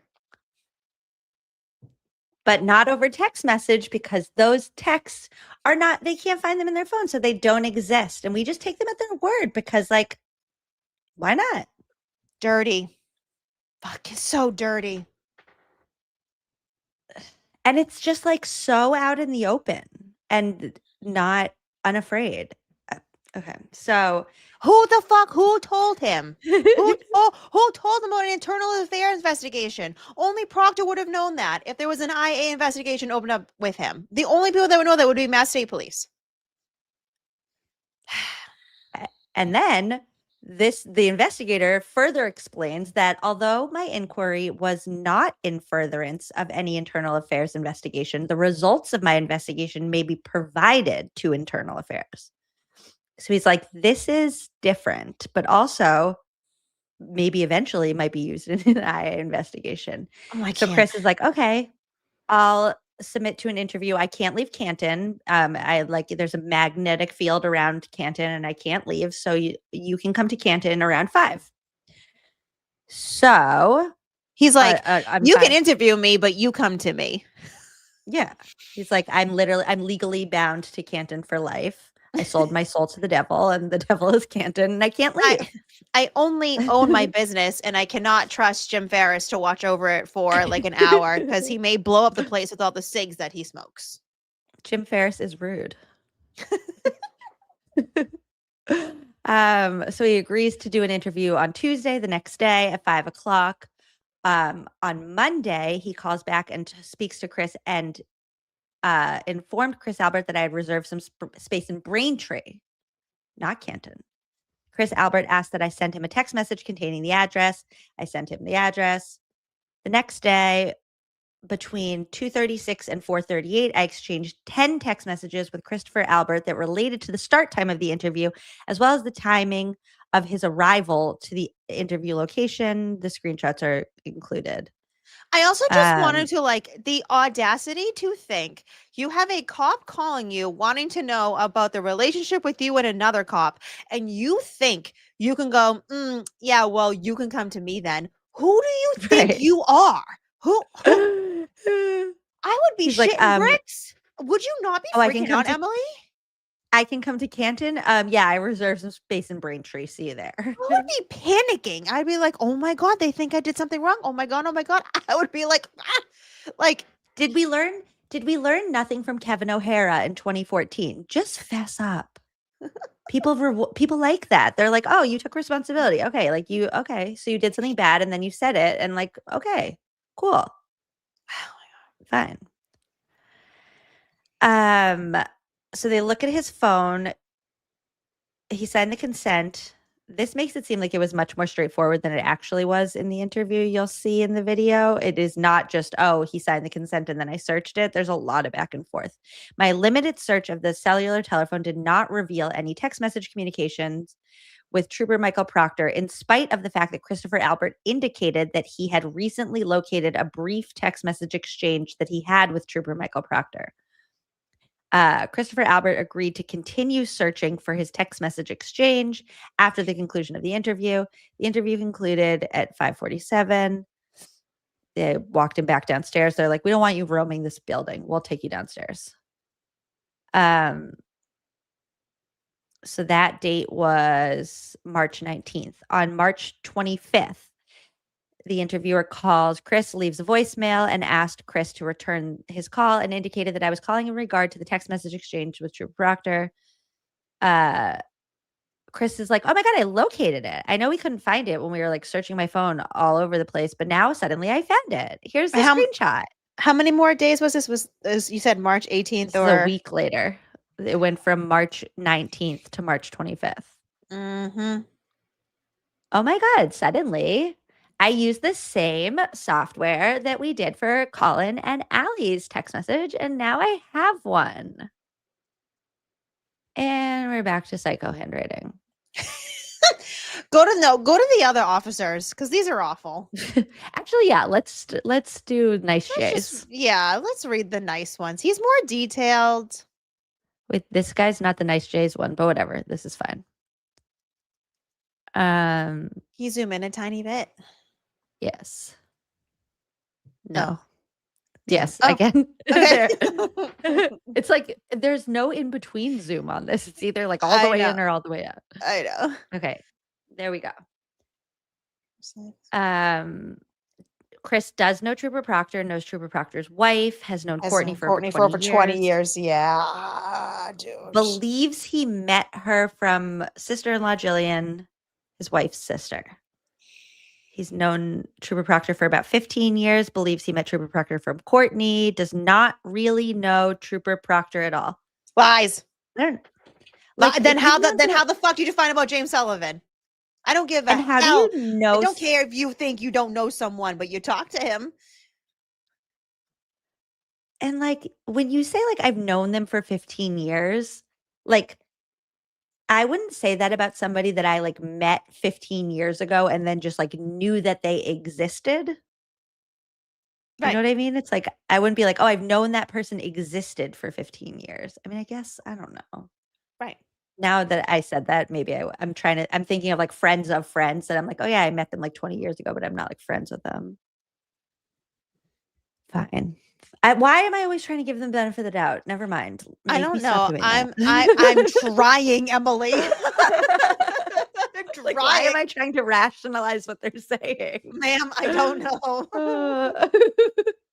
You're just too Before nice. all recent events, not very often. So now they talk often. Before the recent events, he did not talk to Trooper Proctor very often, which means now you do. Okay. Besides exchanging happy birthday texts. Could not remember last time he texted or called Courtney. Maybe 10 text messages in the last 20 years. But hold on. Julie said that they didn't text. It was over social media. He limited social media with contact with Courtney due to recent case. Dude, that's the opposite of what Julie Albert said. That's the opposite. legit the complete opposite. Julie said only social media. Chris said limited social media. And I just know the five skins lead's gonna be like, well, one person can do one thing and one person can do the other. That's not the point here. The point is saying they tried to limit all their contact, and now it's the opposite. They do this on the stand. They do this on the stand too, by the way. If you watch Chris and Julie back to back, you realize that a lot of the things they do are opposite. They're same in the end, like to the point to get to, but they're like opposite the way that they get there. That's like an interesting. I hadn't thought. I feel like I've watched every like variation of the trial, and I've never put them back to back. I like the idea of that. Oh, focus on the spouses. It's great. Yeah. Oh, that could be a whole squirrel school. Okay, there you go. He got Elizabeth's phone number from his wife.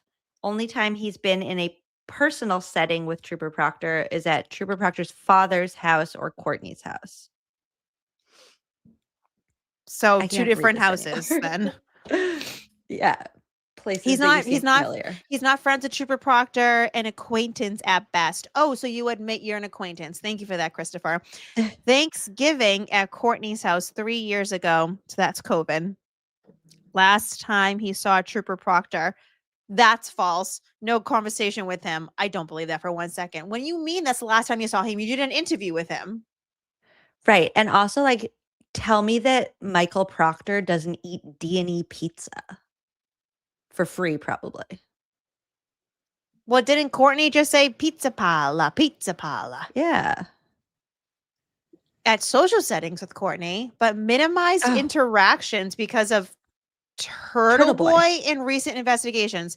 So I don't know if you guys saw, I'm sure you did, the videos or like audio of Chris Albert at the defense fundraiser. One of the things that was on Juneteenth, we won't forget that little tidbit. But one of the things that he was eagerly wanting to speak about is, hey, if there's any mods, please block that person. Truly, I'm a mod. Anyways, he was willfully and wanting to speak about Turtle Boy and about how that brought everyone together. So the fact that he a year and a half ago is trying to say the opposite again, does that track? And he randomly changed in the year and a half? Or do you think he's been the same person over and over again?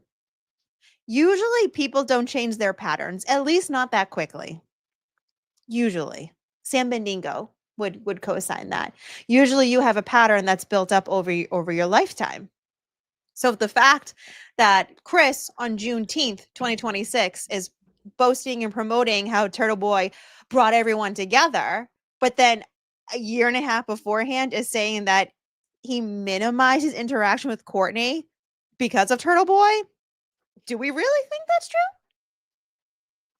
Yeah. No. I don't I think what he's really meant there was we don't go in public. Like, we don't go places where somebody could send Aiden a picture of us together. Yeah, you know what I mean? Like, that's not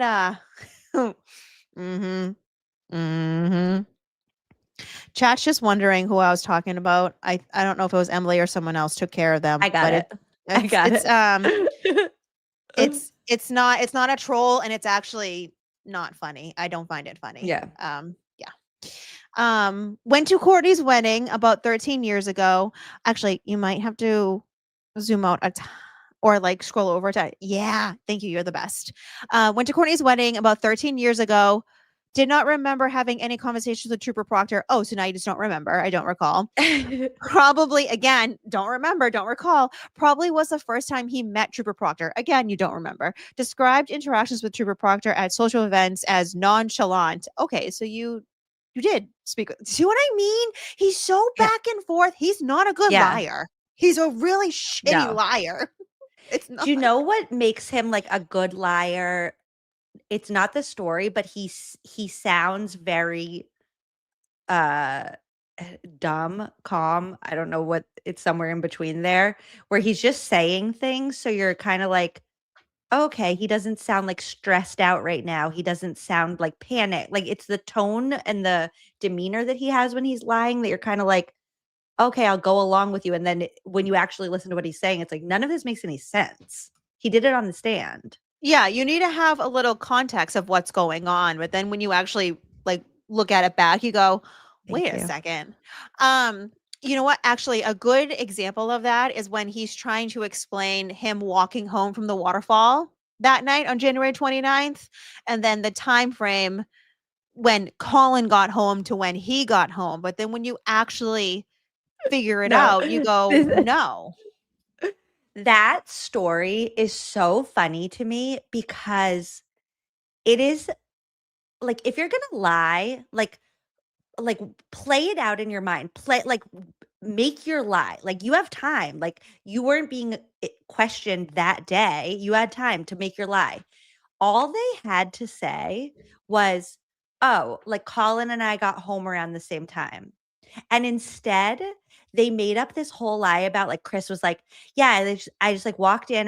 He was working all day. Then he went and he was drinking. And then he's like, I just like ran upstairs and I got right into bed. I didn't shower. I didn't brush my teeth. I fell right to sleep. And then I woke up and then my son kissed me. And it's like, if you had just said, oh yeah, me and Colin got home around the same time, nobody would have questioned your story. Right. Right? They had to make it a whole thing, and that's the problem. They made it a whole thing. And he would rather sound, all of their stories like make themselves sound disgusting. Like, oh, like Brian Albert, you were just like drove home from New York, you were drinking all day, you're hammered. Now it's 2:22 in the morning, you haven't showered yet, and now you're doing it with your wife. But your wife says she fell right asleep. But like, why do you have to make it a disgusting story? Like, why can't you just be like, oh yeah, I was like in bed, like falling asleep. Mm-hmm. You need to make that a squirrel school. The spouses. I like that idea a lot. It's good because experts gonna be like, what? I love when his brain just explodes. I will say I did fall asleep on the couch last night, but I was like very intrigued with how intrigued he was because he's never been more enthralled listening to Morrissey's hostage video. And so we got to the March hearing at like 2:00 in the morning, and he was like, "Guys, I don't know about you, but we're staying up all night. I got to do this." Yeah. Mission accomplished. Because it's awful. The trial one was so bad when you go back and watch them. It's really bad. It makes me really sad because they're so young and hopeful, and they're like treating this like it's normal, and they're like talking to Bev like she's a normal judge, and they're like, Your Honor, like, look, the federal investigators who know way more than any of us gave us 3,074 pages, and it's all exculpatory. So like, whoopsies, they got the wrong girl. Here you go. And she's like, I don't see any. I think there's overwhelming evidence against Miss Reed. Okay. Especially when like Liza Little went up there and she was fighting over John O'Keefe's clothing because it had been over a year and a half that they had not gotten his clothing, which I forget the actual time frame, but legally the DA's office is supposed to hand it over within a certain time frame, and I'm pretty sure it's like 90 days or something like that. Or it's very close to the arrest date. It should be like a week. Like Like, what are you doing for 90 legal? days? You know what I mean? Like per like Yeah. mass law, whatever. And it's like she's like, Your Honor, and Lally's like, well, the crime lab. Like he kept blaming the crime lab, and it's like, And no. then anytime they get stuck, Lally will be like, "Turtle boy." It's because he didn't answer an email. Legit. No, Okay. legit. He didn't answer an email. And that's the reason why they weren't testing his clothing. That's how ridiculous this is. You know what makes me laugh about the emails that we've seen from Lally? He uses a lot of exclamation points in his emails. Oh, And he he's trying doesn't to strike me soften. as an exclamation point guy. He does to me, not because he's excited, because he doesn't want to come off like he's rude or a jerk. So he puts in a lot of exclamation points. It's so You know? funny. Okay, so they asked Chris, have you ever babysat Michael Proctor's kids? He's like, no. I doubt. What do you mean you doubt? It's a yes or no, sir. I doubt any of his family went to Trooper Proctor's house. So that's a yes.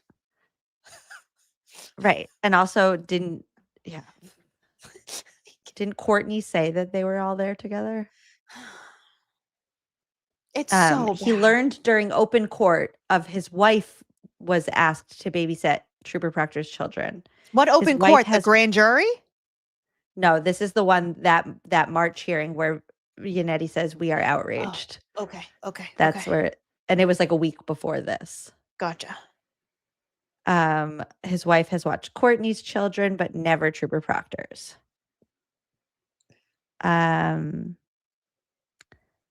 Okay, you read this. It's giving me a headache to look at. Did you ever speak with Trooper Michael Proctor regarding the investigation into the death of John O'Keefe? Please describe. This is important, talking about James Sullivan.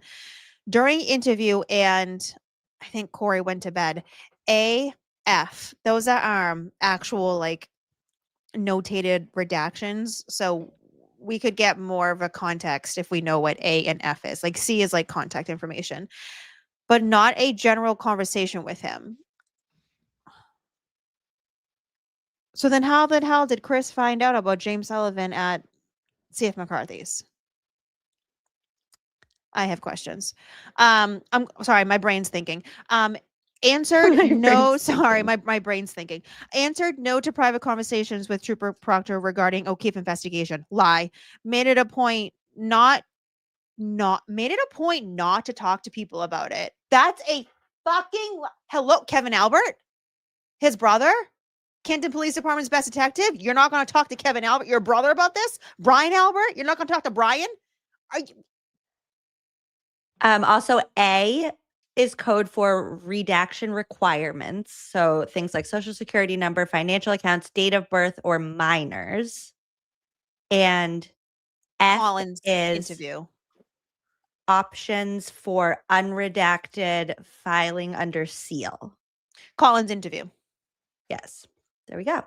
So he's trying to say only talk to Proctor about or during his own interview, and then he was present for Collins' interview. And scheduling Collins' interview. Huh. Picking Colin up from his interview. That he actually talks about that in his thing. He's like, I picked him up. Also, like, I think Colin was old enough to drive, but okay. He was also 18. Yeah. So if he would have been arrested for anything, I'm not talking about murdering John O'Keefe. I'm talking about anything. Anything. Crossing over yellow lines, right? Kevin O'Hara. He would have been charged as an adult because he's 18. But he's just a baby. You can say that for Con O'Keefe. You cannot say that for Colin. No, that's what they say. They're always like, he's just a baby. God, He keeps so getting younger. weird. Colin just keeps getting younger and younger. Yeah. Wait, what's that movie or that, like, isn't that like a children's book or something Benjamin like Button. that? He's Benjamin Button. Yeah. But he was never old. He just stayed young. He just stayed young. It's like Peter Pan. He's in Never Never Land. Oh man, to fly would be nice. I just want a magic riding like carpet or something. You know, I don't want to fly myself. I want a carpet that can fly. You want Aladdin? I do not want a man. No, I just want the carpet. Aladdin. The Aladdin magic carpet. I just want the carpet and the genie. I'll take the genie. All right, regarding Courtney Proctor text messages, whatever. Did not believe. Do you see what I mean? Did not believe. So what is it did not then? believe Courtney provided him or his wife with information about the O'Keefe investigation. What do you mean did not believe? Is it a yes or a no? He's the worst liar. Could not Like, recall. this isn't like, do you believe in Santa Claus? Like, either something happened or it didn't. Like, oh, like, do you believe in the tooth fairy? Like, It's a yeah, I yes still or believe in the no. tooth fairy. It's a yes or No. no. If it's a Did yes, Courtney it's a yes. give you It's no. information? Did not So believe the means answer is there's yes. it could mean there's something icky there. It may not be exactly what is being asked of him, but there's something there that would make him feel like it would make him look in a certain way, which is why he's trying to distance himself, saying, do not believe. Do we actually, again, here was asked in the chat, do you actually believe Chris Albert, who has been dealing with things of a third-party culprit with his son, Colin Albert, which then brought the proctor into it, did not talk about these things with Courtney? Come on now. Come on. Could not recall, there's the other one, did not believe and could not recall if there was anything of relevance during conversations with Courtney. So there's things of relevance with Courtney in conversations. And then we go, did not believe his wife attempted to elicit any info from Courtney regarding John O'Keefe investigation. No, they were just speaking like 76 times in like a 3-month span because like besties. But also they say they're not besties. So he's honestly his interviews are terrible. He's just so bad at lying. He's not a good liar. He's not. When Yannetti said to Julie Albert, he's like about to ask another question. He's like, did you say very rarely? His brain literally short circuited in real time. And it was the best thing to see. Yeah. Yeah. Oh, no text messages or group texts with Trooper Proctor. I guess he wasn't on the ski trip one. So he flat out denied having any. This is exactly what I thought he did. This is exactly what I thought he did. He denied it and then he found something afterwards. Just like fucking Colin and Allie. Like father, like son. Legit. Like Jen. Like Jen remembering her brain found some more information about people that she called. So this is their whole MO. No one else law enforcement has called or attempted to interview him regarding his relationship with Trooper Proctor. Well, duh, because they would already know. Today is the first time someone interviewed him regarding his relationship with Proctor. Yes, in a professional matter, I believe that. Wait, so this part in the interview is weird. So this is when the investigator who's asking the question starts to seem like more of a friendly, and it like gets a little bit weird. So he keeps asking like, has anybody else asked you about this? And he's saying that as in like the feds came up with this report, but like they never even asked you. So he's basically trying to discredit like what the federal investigation came up with. And it's like, sir, you're a Massachusetts state police officer. You should know what I know, which is that the feds can get anything they want at any time, no questions asked. If they want my like highway transponder to know where I've got, they don't need a warrant. They can just go get it. If they want everything on my phone right now, they don't need a warrant. They don't need to ask me. They can just go get it. They don't need to ask Chris, have you ever texted with Michael Proctor? Because they can just see it and know it. Yeah. Yeah. So the fact that this investigator was suddenly like kind of trying to like give him an out and be like, well, they never like asked you. So like, that's probably not even like a good investigation is wild. Okay. So this is when he finally consents. It takes a long time. Hold on. No, hold on. Cause I don't think Emily saw my thing. Zoom out. Yeah. Okay. If you didn't see my Twitter account, I posed a question before I then reposted in answered my own question because people were going way left field when I asked this. Chat, what do you see that is wrong in this message? I am not. That there's no year. Wow, Emily, she's great. I got you. You That's want to know why one. I just thought of that Why? quickly? Because this is the day before their treehouse adventure. And if it had the year, we would know if it was the same year as the treehouse adventure or not. Exactly. But when did he supply this screenshot? That day, right? In 2024. And Exactly. this is a text from 2023. Yeah. Exactly. So that's one issue. Now, what's the other issue? You have an iPhone, right? Mm-hmm. Okay, you should be able to figure this out. Does it not say new iMessage weird like that at the top? Mm-hmm. He said this is is already a sent message, but it's not.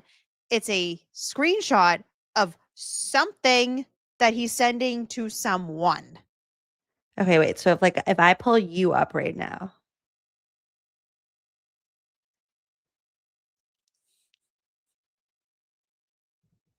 Like new Yeah. iMessage, when you send it, it changes to either the phone number or the contact name. It doesn't say new iMessage. That's why the cancel's at the top.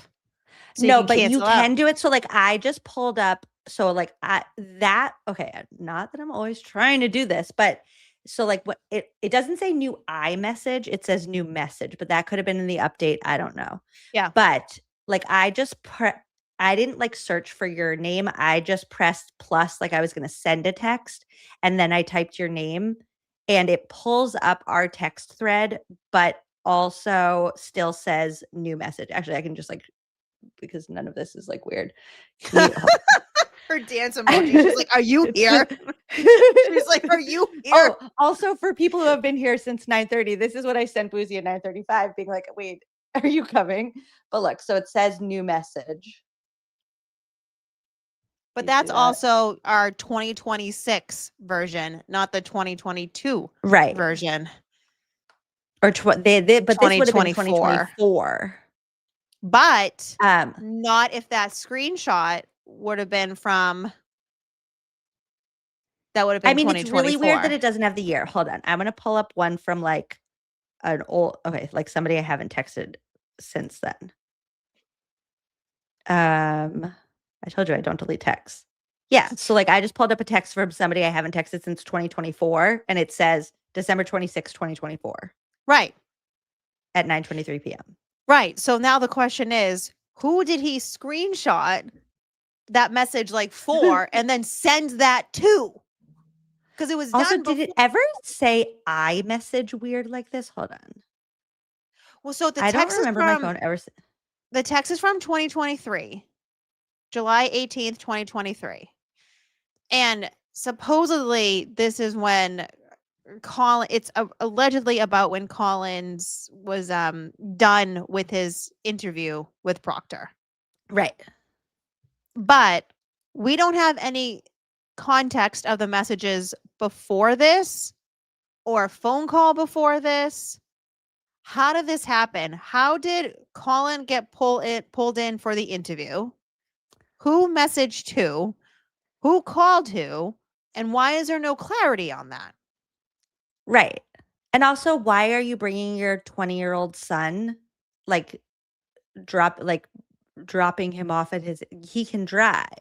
It's in Canton too. It's on Shawmut Road, a mile from you. He could walk there. And also too, if we need to remember, they're not supposed to be having any messages, right? Because Chris walked in saying that there's no messages between Chris and Proctor. Right. But now there's randomly a screenshot of a new iMessage that we don't know who he was supposedly texting, but then it canceled out. So this is not. I don't remember my phone ever having this weird iMessage thing. Do you guys? You don't have an iPhone, so what do you know? Well, I at least picked up on those two things. Listen, I have looked at the Colin and Allie text message so much that I'm I can kind of understand iPhone messaging now. But I don't remember it. It would I don't remember my phone ever calling it iMessage like that. Am I wrong about that? Well, iMessage, and also this place where it just says iMessage, that's not a thing. That That's not no. And but It's there we that also it says iMessage. no, but hold on. This is whatever anyone says is not going to be accurate unless you are using a 2023 platform, whatever you call it, on iPhone. It's not gonna work now, guys. So it doesn't really matter what is up there now, unless they kept it the same completely. I don't Yours know. says new iMessage. Mine just says new message. Okay. I stand corrected. On my iPad, it looks like that, but not on my phone. Well, you know what? Did he pull this up on an iPad? Because Julie was looking at the text on her freaking computer.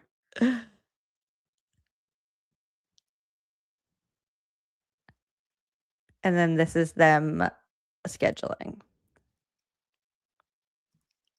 This is why it doesn't make sense. So he took that screenshot sometime in 2023 and then was going to send it to someone and screenshotted the screenshot that he was sending to a contact. That's what he was doing. Or he faked it and forgot to put the year. Those are the only two options. Either he took a screenshot in 2023 and he's had that screenshot ever since, or he faked it and forgot to put the year. Yeah, well. Either way. It has new iMessage. That's so funny. Mine doesn't say that.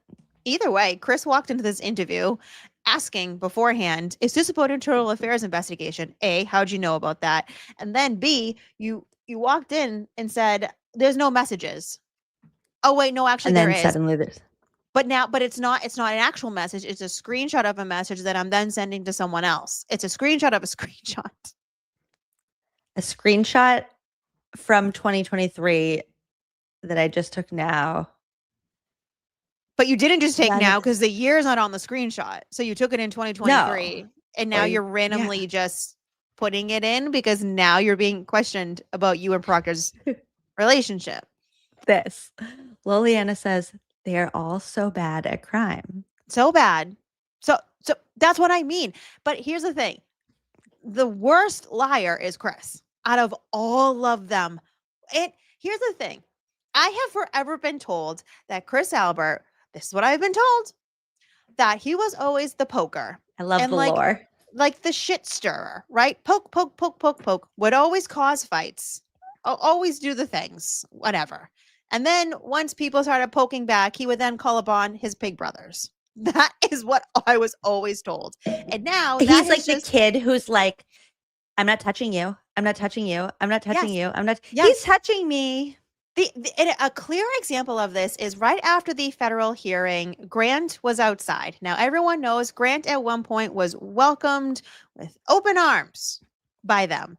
And apparently, Grant would go into D&E Pizza and he would get food, he would tip, he would also get free pizza. And now here Grant is after, the tides have turned a little bit and he's outside like a media personnel should be. They all come out as a group, all of the House defendants, including Chris Albert, which is interesting because he's not a part of the federal lawsuit, but I digress. They then go across the street. Grant is filming them, not saying anything. And then out of the blue, Grant doesn't say anything. Remember this. Out of the blue, Chris Albert goes, well, he's not going to get any more free pizza. He's not doing anything. He's just filming you, which is exactly what he would do when he was on your side outside the courthouse anyways. He always would film them. So it wasn't any different. Like I said, it wasn't like he was poking them and asking questions. Chris just blurted it out loud. Again, you poke and you poke and you poke because you want to get a response. So then you can go and cry wolf like you pretend the victim that you are. Chris Albert's not a victim. He was a select board member and he ran for a reason. And then when people were talking about Peter Berger of it all, he then got an attorney to send them cease and desist letters and threaten lawsuits for Canton residents in town. That's who Chris Albert is. Sorry, that's my rant. That tracks. No, I just have my popcorn now. I'm just along for the ride. No, that tracks. Yeah.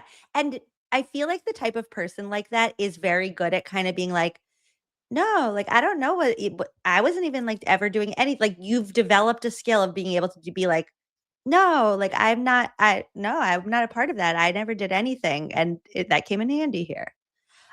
Question for you. Is the proctor, because there's no paperwork for some reason from the proctor interview to like close this out, is the 7-minute video worth watching?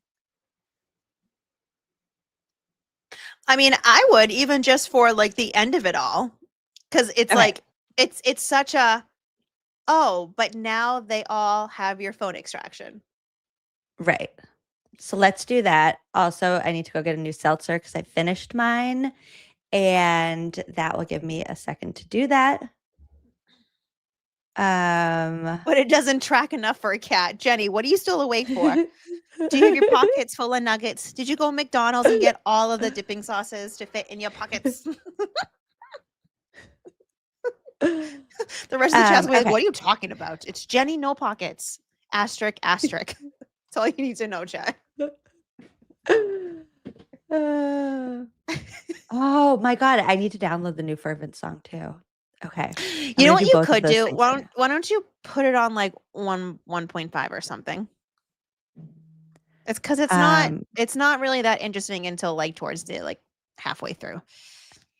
How about I do 1.25 so that I have time to do the like 11 things that I just said I was going to do? Emily's like, I need time. And I'm like, no. This is actually, for me, this is my break. This is like when I was teaching during COVID and I was teaching kids on Zoom. And then I'd be like, okay, you guys are going to go in your breakout rooms and I'm going to pop in and like listen to what you guys are talking about. And then I'd send all the kids to breakout rooms and I would just sit for like 5 minutes by myself in an empty room and be like, whew. And then when I'd go into the rooms, I'd be like, hi, sorry, I was just in the other room. You need that though. As a teacher, you need a break. Yeah. Of course. So Emily just said she needs a break from me. So we will go take a break. No, I need a break from me. I never need a break from you. I'm happy to just go get my seltzer and you just carry on. But I thought I would give you a break. Why?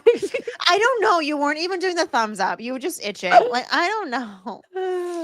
No, the StreamYard agreed with me. StreamYard was like, no, we understood what she was saying. Okay, we're gonna watch Proctor.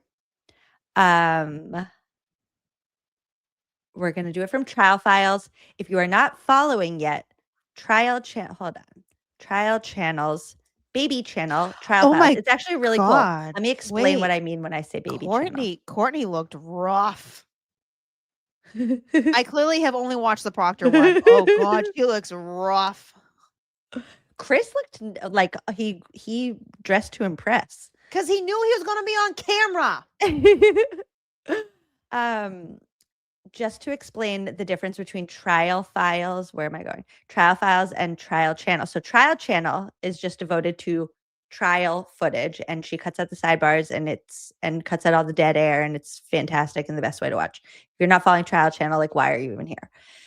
But Trial Files is her baby channel, and it's the like all the extra stuff. So it's like the internal affairs investigation videos and these, and I'm sure some other stuff that I can't remember right now because my brain needs a seltzer. Before Emily hits play and goes off screen, everyone have your observation on how Proctor looks. The eyes, his facial expressions, just take a gander and then we can chat in the chat about it. You could, except I closed the tab. Oh my God, Emily. You need some Opalite. Give me your bottle. Give me your little orange bottle. Yeah. Oh my Lord, never ever lived this before. I forgot how much I like that song. Now the sky is Opalite. Okay. Why is it so dark? Okay, we're paying attention to what he looks like. Yes. And that's that. What I really wanted to do before was make sure that I pressed share audio, and now it's been 3 times that I put this up without doing that. Good Lord. Okay, here we go. I will be back and refreshed in 2 minutes.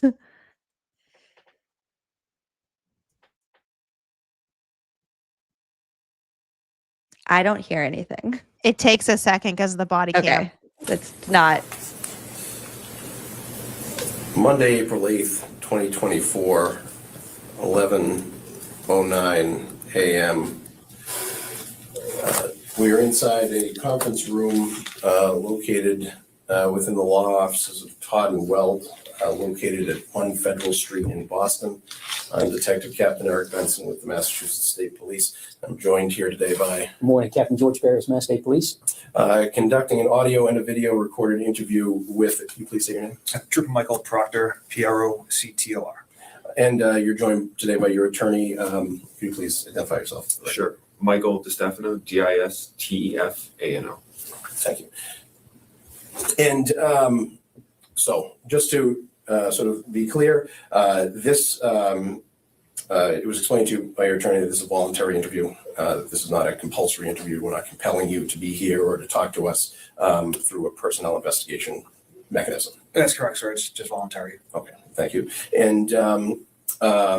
And you're agreeing to speak with us voluntarily without union representation? Yes, sir. It was explained to you that you had the ability to have union representation here? Yes, sir. Okay, and you've declined that? I have, sir.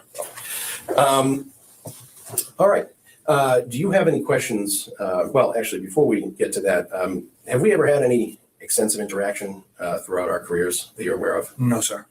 That's my memory as well. In fact, I don't really ever have a memory of encountering you at all prior to today.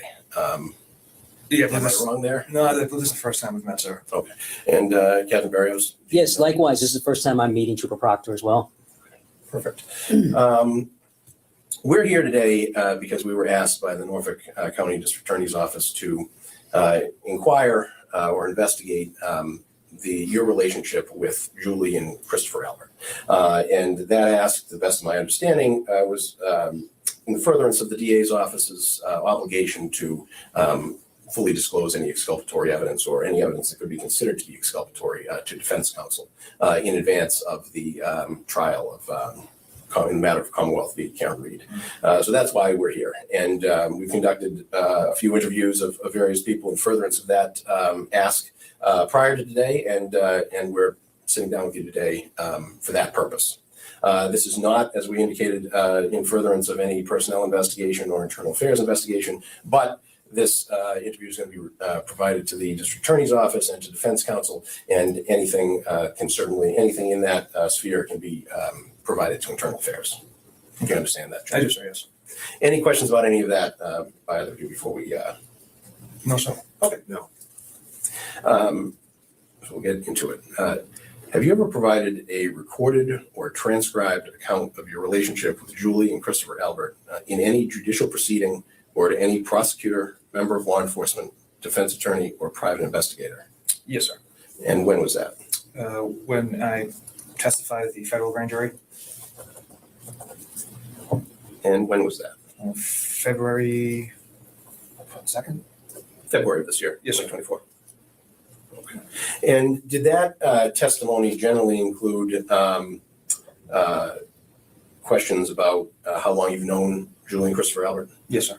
Did it include questions about how often you communicate with Julie and Christopher Albert? Yes, sir. And by what means? Yes, sir. Did that testimony include questions about occasions that you've socialized with and or been in social settings with Julie and Christopher Albert? It did, sir, yes. Did that testimony ever address whether or not Julie or Christopher Albert have ever been to your home? It did, sir, yes. And did it address whether or not Julie Albert ever babysat your children? Yes, sir.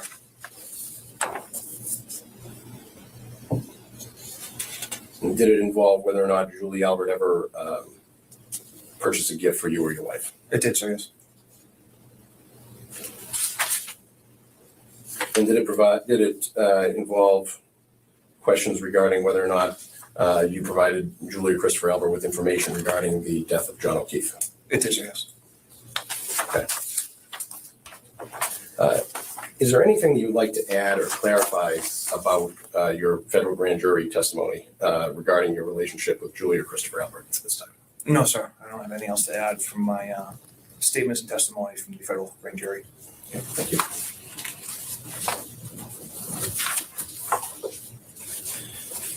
Did Attorney DeStefano recently ask you to search your work and personal cell phones for text message communications with Julie and Christopher Albert? Yes, sir. And did this include a search for text message threads that Julie and/or Christopher Albert were part of, even if they didn't contribute to the conversation? Yes, sir. And what was the result of that search? My phone, my working and personal phone, I set to auto delete after 30 days, so I wasn't able to locate any messages.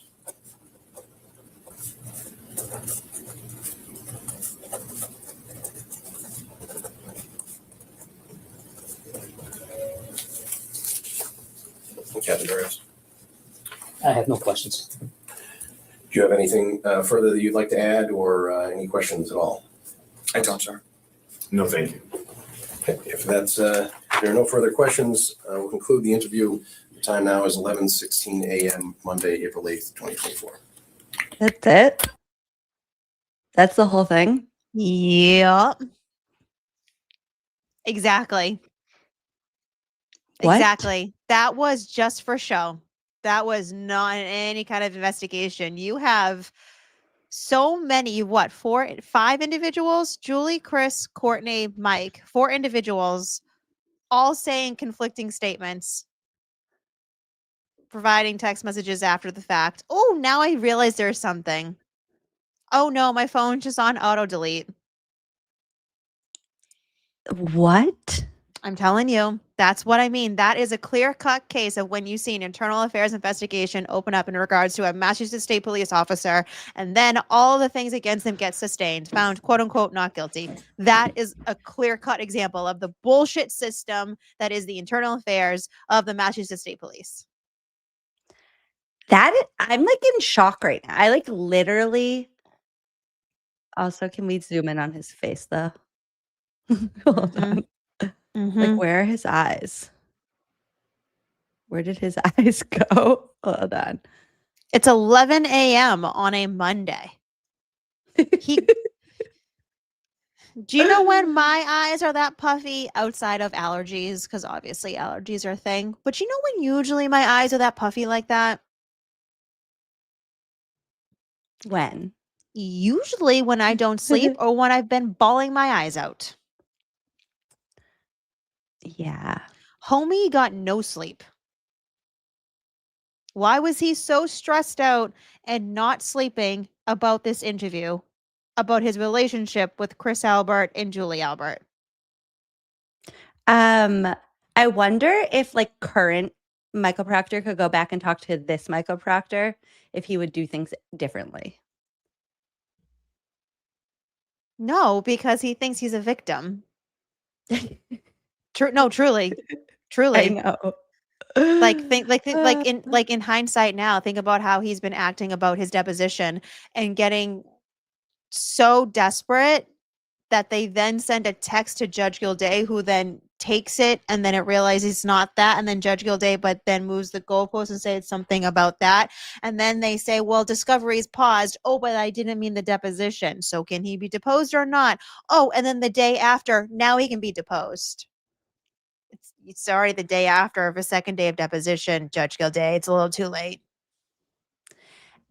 I feel like if they did his deposition in like a mattress store and they were like, sir, just tell us the truth and then you can sleep, it might work. Like they'll be like, you look like you haven't slept in a year and a half. Just tell us everything. And like, look at this cozy bed we made for you. It's just waiting here for you. We put a teddy bear in there. We got the good sheets. I think it would work. So you mean the actual like mental health facility? Because that's what it sounds like. Here's your teddy. Like, here's your comfy white sheets in the white padded room. He's probably not locked in a room like that. No, but you know what I mean? Like, yeah. Like that is just a man where it's just like, just spill it at this point. Like I mean, I guess there's still stuff to lose, but like you've lost a lot. Not really. Not really, Emily. Not like really I mean, think he about could go it. to jail. He could lose his freedom. Well, if he wants to avoid jail, he should probably start squawking. Because they Then you have see their, that they things have like his, this happen, and it's like, is anything ever going to happen? Sir, if you tell the truth, we'll give you a brand new Bob-O-Pedic. This is better than Bob stores. We'll take him to like, what's a fancy mattress store? Like, we'll take you to the best of the best. I have heard some bad things about Sleep Number because they're so expensive, but then they can like create mold. So just be aware of that, friends. If you have a Sleep Number, they're expensive and then they get moldy. Jordan's Furniture, all the way. I get everything at Jordan's Furniture. Oh, and can we go to Mom? Yeah. Oh my God, we'll go to Mom. And then after that's in a town on your side. Wait, and then Avon? not real. No. Oh, well, it's a town I don't know. But and then afterwards we can get Dippin' Dots. Perfect. Yeah. Or we could go to the Jordan's Furniture in Natick. Oh, such a hike. Where you can get your picture taken in a photo booth and then they make it look like it's a drawing. It's really fun. I mean, You can do it I almost went to the one in Natick to see a movie. I forget which one. It might have been the Eras tour, honestly. But I remember they have like the big 3D like movie theater or something there.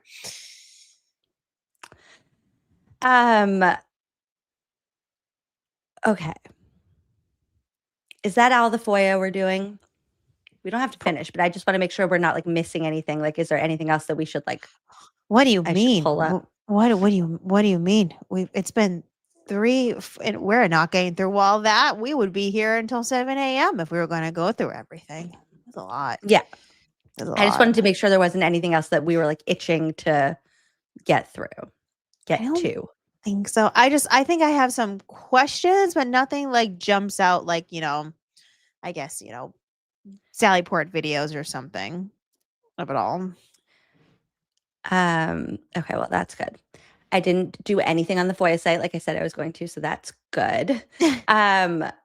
Frankie 1474 said, is there a treatment that fixes white supremacists? Why is it always like the worst of us that are like, we're the best? Like, dude, you're not even supreme of like the Massachusetts State Police. You're supreme at nothing. He's the lower of the totem pole. Yeah. He's quite literally the lower of the totem pole. Like Proctor, Buchanan, Tully. Proctor is, and we also need to start considering the reason why. Why did Proctor get the bulk of it? Why, from what I was told, Buchanan was up for an what's it called? A promotion. He was able to test out for lieutenant recently. And then Tully's the one that got demoted and then retired. In a midst of all of the federal things coming out about Sandra Birchmore. Maybe the new Noble is a karaoke fan and just really likes Yuri for that. Listen, I thought it was weird how he's been showing up to things. I thought it was weird that he showed up to the federal hearing. He's very smug. He's very, I don't know, but he loves that people talk about him. That's the type of person Yuri is. Doesn't matter if it's bad or good. He just likes to be talked about. I'll take attention, good or bad, no matter what. Like, You should have seen him in federal court, being literally right behind him, like 2 benches behind him. Like watching him, just the way that he's very like I don't want to say stoic, but I guess that's the best word I can say that comes to the top of my mind. But like he's very good at playing like unbothered. Okay. That's how he is. Like even when Charles Waters, who was arguing for Karen Reed's side, even when Charles Waters was throwing out Buchanan's name, whatever he's saying, Buquack. He like did not look around. And you know what's funny? He rarely looked around. He was very much just like straight on, not going to acknowledge anyone or anything. He barely turned his head. Hi, Claire. That just seems like arrogance. Like you know that you're untouchable. You know that you're not in trouble. Like they can say your name all they want in federal court and you're like, "Oh, well, I'm not in trouble, so it doesn't matter." Because there are interviews like this that happen and people are protected and I don't understand it. Well, I mean, or maybe he just didn't understand. English is his third language. No, he definitely did. Oh, he definitely did. Oh, for sure. Oh, they all did. All of their body language was very interesting. But like we also need to remember he wasn't filing a motion to dismiss. So for his attorney to be there makes sense. But to have Yuri there himself doesn't make sense. Which is why I want to know, was he being paid to be there? By the Mass State Police or by Oh yeah, no. Did he get some OT in order to go to this? That sounds about right. The state Sheila just said Yuri's attorney was an arrogant asshole. The statement that his attorney made outside of the courthouse made absolutely no sense because he was like, why would John O'Keefe's friends kill him and then put him on the front lawn of their house? Like, I don't know. Why would Karen kill her boyfriend and leave him on the front lawn of a police officer's house? That seems crazier. Why was John O'Keefe leaking white paint?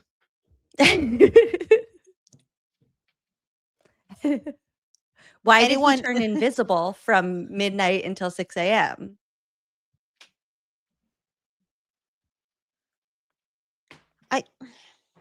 And also they weren't his friends. So there's that. You know what? I'm going back to the paint. Did he just shoot it out of his finger? And then there was no hole? I'm for real. I'm so for No. real. Okay, this is one thing that maybe you know the answer to this. I don't know that anybody knows the answer to this, but my question is, you know how, okay, so the taillight kept revealing itself over the next 3 whatever weeks. Do you think, so we know that like the first pictures, okay, I guess my question is that night when they broke off however many pieces of the taillight for the CERT team to find. Or they found it and they then placed it at 34 Fairview.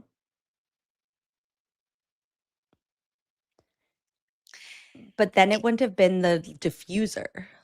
Not if it was broken already with the same thing that caused the dent and scratches in white paint. Okay, wait. So what do you mean?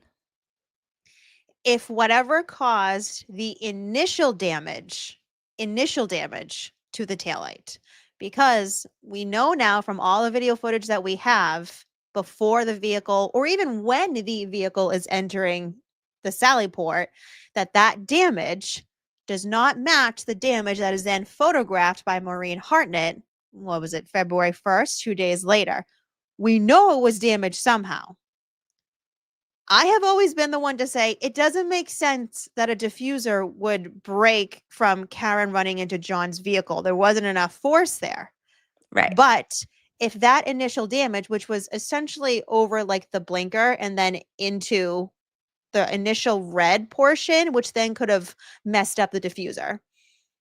If that was broken at the same time as the dent, scratches, and white paint, and that those pieces of taillight were given or somehow handed off to a Massachusetts State Police officer, that they then brought those to 34 Fairview Road. So like Karen pulls out of the garage, she hits something and John's car. What video footage are we missing from One Meadows Drive? One Meadows Ave. 12:41 when she gets home. What was broken at One Meadows Ave? At what? The garage door. Was it? Do I know that? When Mike Camerano came back in that morning to grab Kaylee, he couldn't put down. He tried entering the code, and they thought it was the snow blocking the sensor. So he tried clearing off the snow, but it still wouldn't type in. He tried to type it in. So then he said he went back into the inside of the garage and pulled it down, and then exited from the side door because the garage door is broken. And also, when they were trying later on, when people were coming in and out of the like the next day on the 30th, like Jen and Carrie were there, there's family members that are trying to enter through the garage door and it's not working. So then they have to go, and they went through the front. So there was something wrong with that garage door that made it break. So she pulls into the garage. Remember, and then she connected to John O'Keefe's Wi-Fi at 12:36 a.m. And I do not believe for 1 second Nick Guarino just spat that off and was lying. I think that's such a specific number for him to say. Like, I truly believe that's a thing. But then the 12:41 Ring video of it all. So people always think that Ring video would have caught her like pulling into the driveway. But if you look at all of the Ring camera footage, it's rare that you catch someone pulling into the driveway. And in fact, from earlier that day, there's actually a video of Karen only pulling into the driveway. So this is way earlier on the 28th during the day, or maybe the 27th, whenever it was. So that would have been a similar video footage we would have gotten at 12:41, which is why DeChico in his notes says taillight, like something about taillight, parentheses, I think she returned home. So if something happened between her pulling in, possibly her, like the video, everyone. Wait, also, you wouldn't see, the way that the Ring video is set up, you wouldn't see tail light when she's getting home. You would see headlights when she's getting home, right? No, so she had already pulled into the garage. So you saw the red taillights. Most likely what you saw was the lights coming out of the garage. Oh. Not her headlights. So picture this, right? So it's an overhead view essentially. You would have already her SUV would have essentially been into the garage. And I hate that I've looked at this so much. When Karen is exiting out of the garage when she goes to look for John at like 5:06, 5:07 a.m., she pulled in at an angle. Now, normally Karen, from the other videos that we saw of her exiting and entering the garage, she normally pulls in straight on. So this time, now when she's exiting, this is the reason why she hits John's vehicle. She didn't pull in to how she normally does. She pulled in at an angle for some reason. And then when she's exiting, she then cuts it too close. Normally she has more room, but she cuts it too close, and that's how she hits him. Hits the Chevy, not him. Yes. You're going to get that clipped and be like, Boozey's on the other side now. Her Karen picture fell and now she flipped. They do that all the time. All the time. So, okay. This is okay. I mean, that does make sense. Also, why they would be going so hard on like their taillights couldn't have touched. If they like know that that didn't happen, then they feel like that is a valid defense. Leah Baker Art said, what garage door? There is two. Which one didn't work? Karen was on the far left garage stall. The one that she was exiting and entering. Also, so she always, I'm something about me. I cannot watch any of these videos. Like the way that like Sam was watching the waterfall video over and over. Like I can't even, to me, it looks like one of those like magic eye pictures where it's like some people see the picture and some people don't. I just look at it and see like static. Like I don't understand what I something is wrong with my processing. No, so here's the thing. If you were to watch it and you would be familiarized with maybe something someone was doing, you would think differently. And the reason why I say that is because we are similar in age. We're in similar age to Caitlin Albert. If you were to see Caitlin Albert specifically when Karen enters that bar and when the lights come on and how Caitlin acts, you would go, oh, I recognize that behavior. Oh, I have to go back and watch that. But my question was going to be, so Karen always parks in the garage and then John always parks like in the little like parking lot like area in the driveway? Yeah, from what you can tell from the Ring videos, and also from what other people have said, and Karen has said this too, that John would always park where he normally does, and then he would always leave the garage for that vehicle for hers, and then the bay next door is that whatever fancy car that he had, whatever expensive car that he had that Kaylee did not like.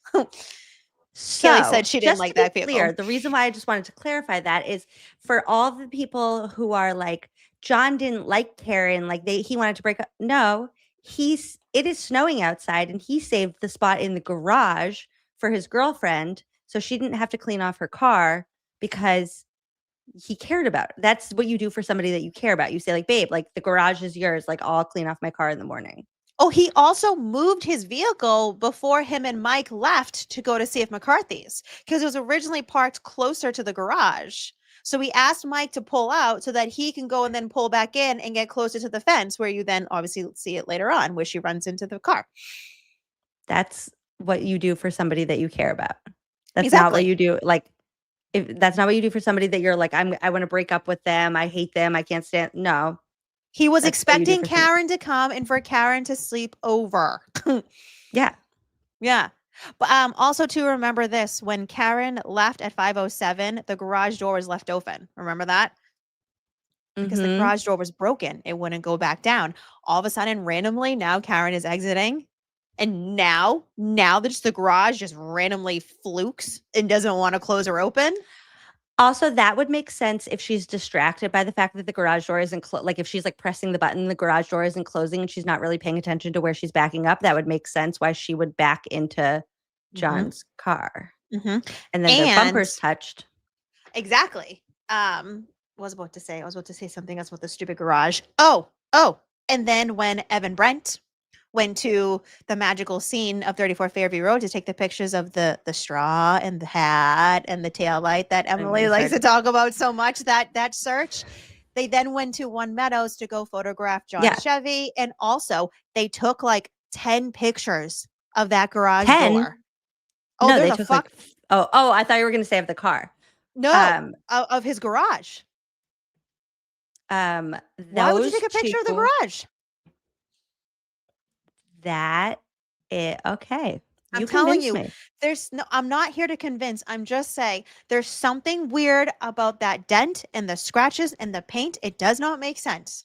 It does not make sense. And the only thing logically my brain has come to is the garage, because now there's all these other unanswered questions regarding the garage that no one has even asked about yet, because we just assumed, oh, maybe it was just snow and it just broke. See?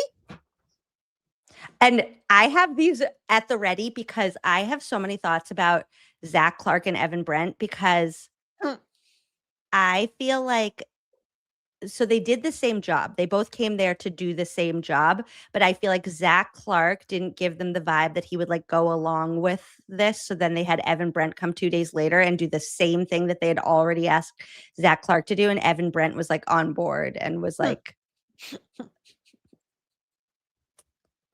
why are you taking a picture of that fucking corner that could have that's the angle right there. That corner is where Karen parked too close. That is how she parked too close to that corner right there. And I just know someone's go, well, there's going to be no damage to it. They didn't even go into the garage to check if there was damage. But why would you take close-up pictures of the fucking garage? Why are that there makes so no many sense. pictures of that doesn't make sense.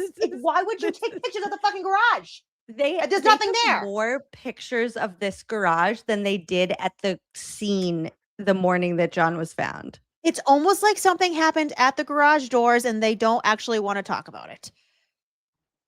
This is wild. I told you, because I was looking at this. I was like, why are they taking all these pictures of the garage doors? And this was before I even like looked into the paint. I remember looking at these when we first got them and I was like, why would they randomly take it? But then like not the front door, not the door that Mike Camerano came out of on the side. Why are they just focusing on the garage doors? It makes no sense.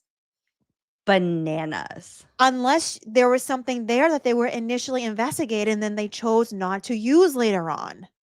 You know whose notes we don't have like FOIA or whatever is Evan Brent's.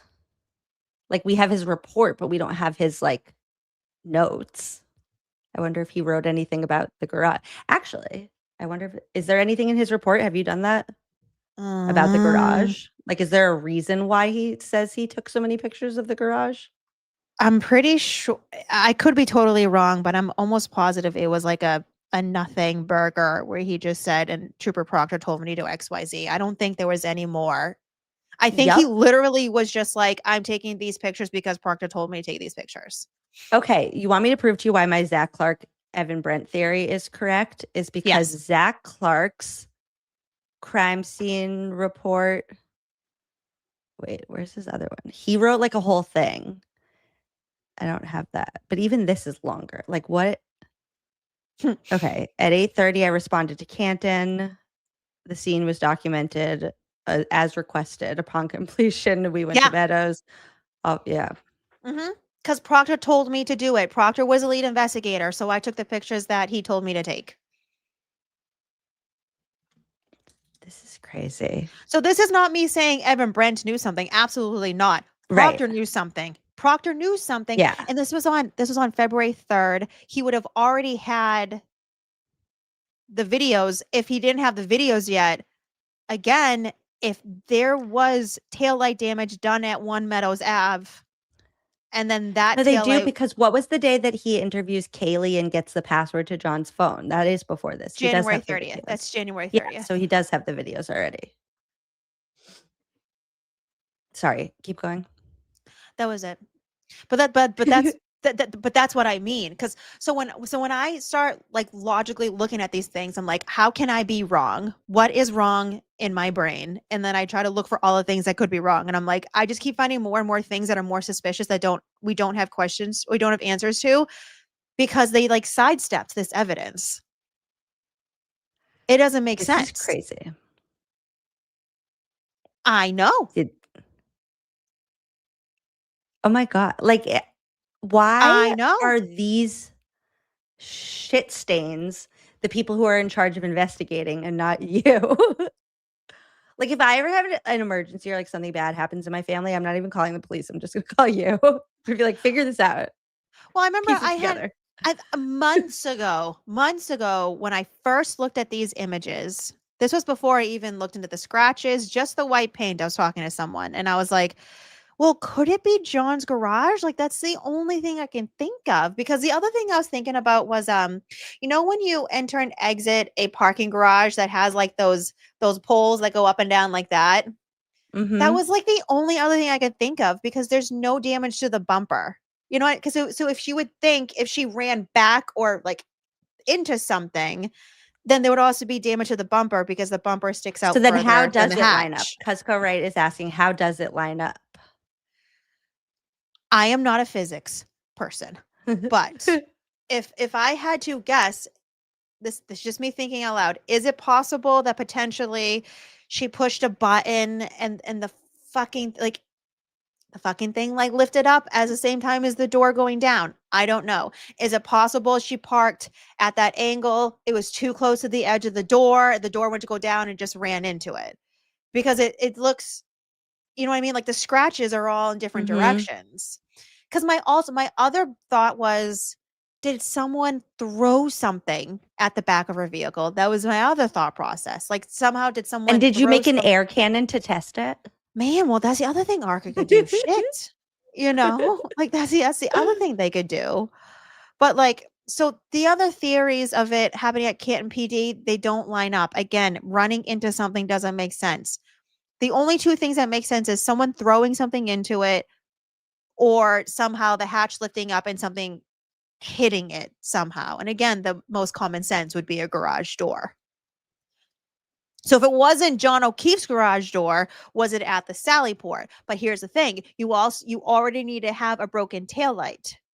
So so it doesn't make sense for that to happen at the Sally Port. That white paint damage was already there when it drove into Canton PD.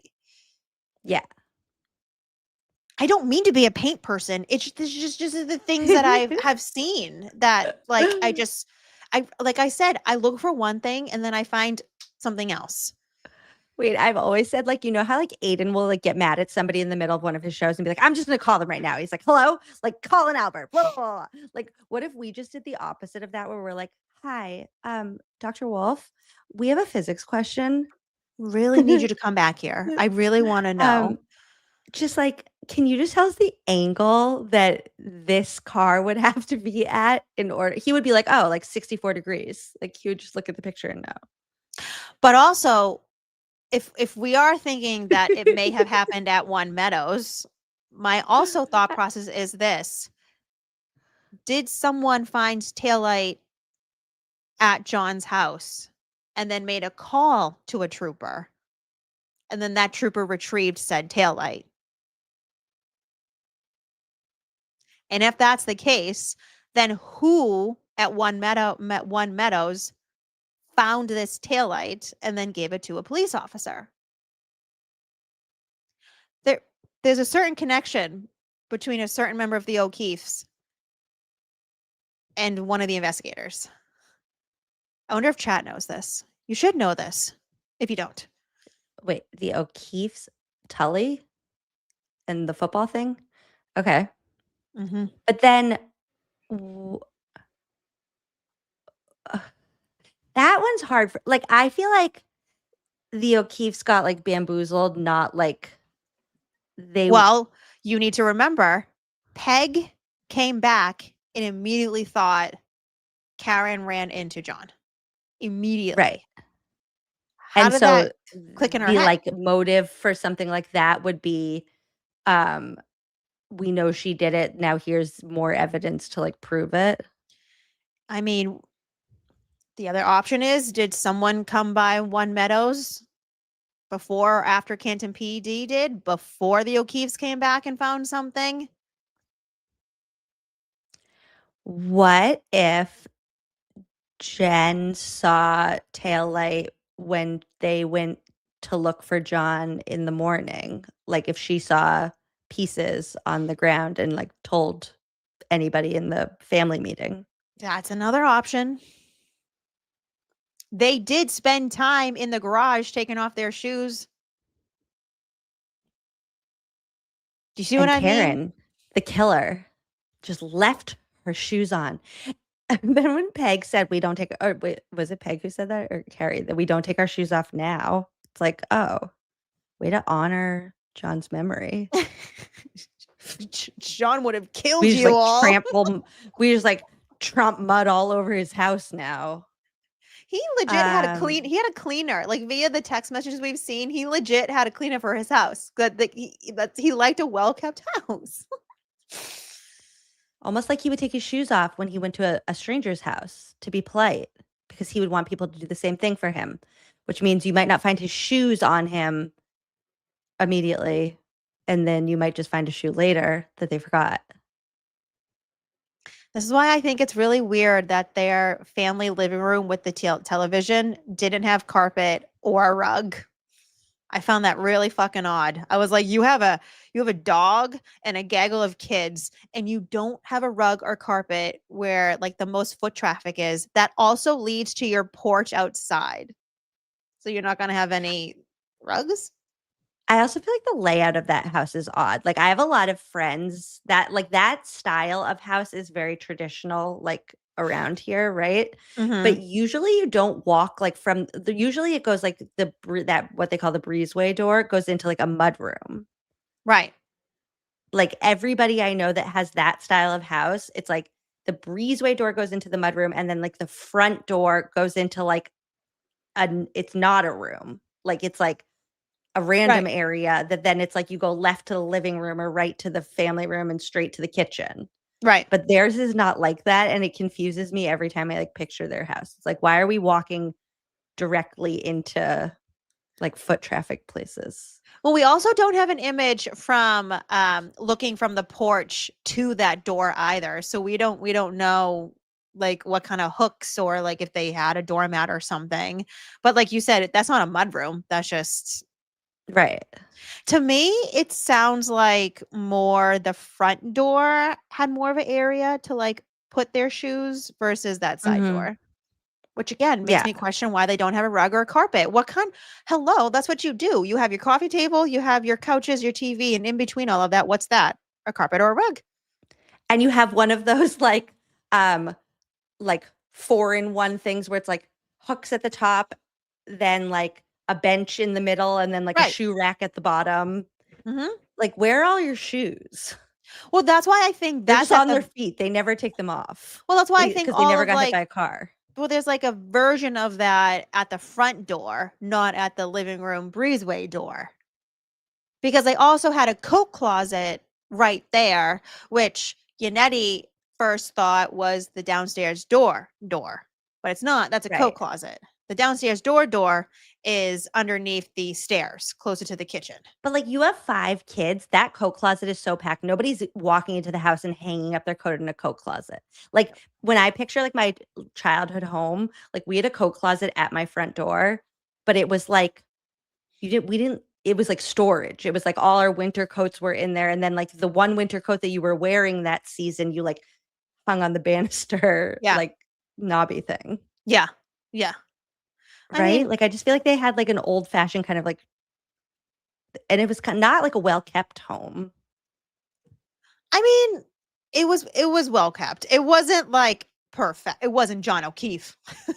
Right. I guess You that's what I know? mean. And it wasn't like modern. It was like they did a renovation in like the you can tell that his parents, or the Alberts' parents, are the ones that built it. You can tell. Right.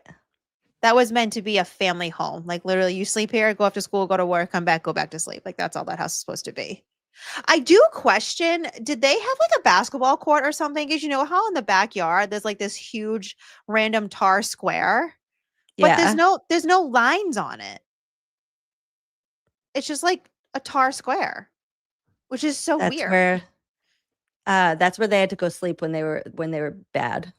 It makes no sense. It makes no sense. I also want to know what the back of the garage looks like, because we never saw that either. We only saw the front from the videos of inside the garage. The garage. We did get a garage. We did get a good, a somewhat close up picture of Chloe on that back patio too, of the covered patio and the back deck. We'll call it back deck. That poor dog. Chloe Cassidy Cora.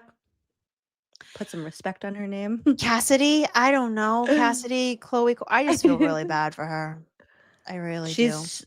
She's on the run now. She's just trying to never have to live with the Alberts again. She's still alive and living her best life, and all she wants is to never have to go back to that house again. I honestly just wish she's actually being treated well and went through the proper training and is able to like actually be a properly well-behaved dog. Is that what that? No, it's huge. Square? No, it literally looks like it was like a. It's big. Like, it honestly looks like it could have been a basketball court or like a tennis court. It's big, and don't say it's a pool filled in, folks, because that's the wrong house. I'm already stopping chat before they get confused. They still have a pool at 34 Fairview. That was the house on Washington Street that is across from Canton PD. That was originally owned by Jen McCabe's family that then sold to the Alberts. And now Tim Albert, the brother, lives there, and also Bernie, the father, lives there too. That pool was filled in. That's wild. And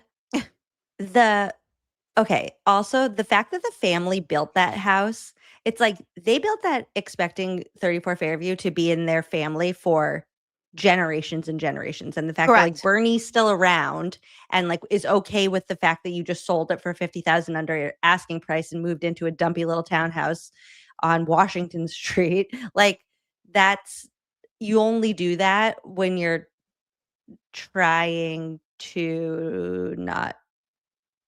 Yeah.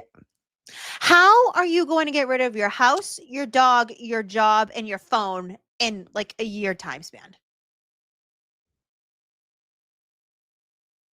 Yeah. Like, really put that in context. Like that, I mean, I make a joke out of it. I'm like, well, maybe he's going through a Saturn return. Maybe he just wanted to completely upend his life. But then Or he maybe- didn't. He just everything else about his life is the same except for those things. Mhm. Like when you want to upend your life, you upend your like you Get a you're not with divorce your wife too. anymore. Yeah. Mhm. You get Also, rid of did Nicole look much prettier at court the other day? Or was that just one good picture I saw?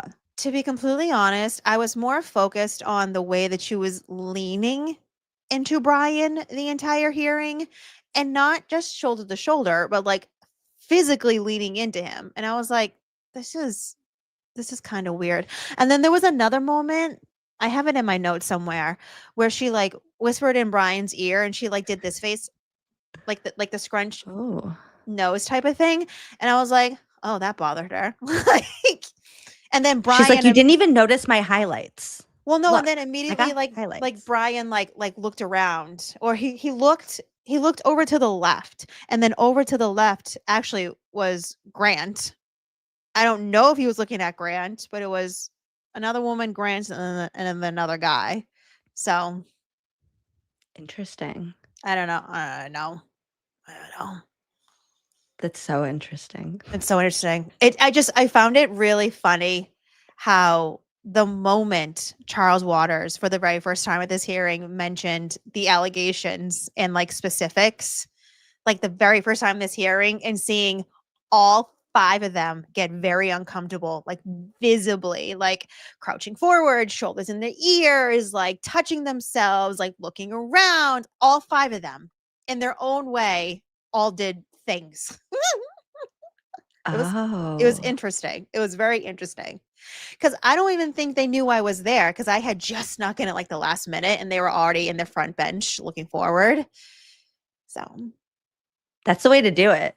Now you know. It's like always do that timing because otherwise. and I don't do it on purpose. I like parking was a bitch. Like he was Boston. Did you park in the garage? Did you park on the street? I parked in a garage like 10-minute walk away. So I thank God I had my flip-flops on. So I sprinted. And then when I was outside the courthouse, I put my heels on, which obviously like all the reporters were outside, and like Christina Rex looked back at me. I'm like, I'm just trying to put my heels on so I don't wear flip-flops into a federal building. And then I didn't know what the protocol was. And they were like, I walked up to like where they check your bag. You got to go through the thing. And he goes, okay, well, do you have a cell phone? I go, yes. You got to go to the front desk, check in at the desk. Yeah. Give them your cell phone. Blah, blah, blah. And then, okay, cool. And then I walk back over. He goes, do you have any drinks? And I looked in my bag. I'm like, shit, I have 2 Alani News that I forgot to keep in my car. And I went to go throw out one, and I threw out one. And he goes, no, you don't have to do that. I was like, ah.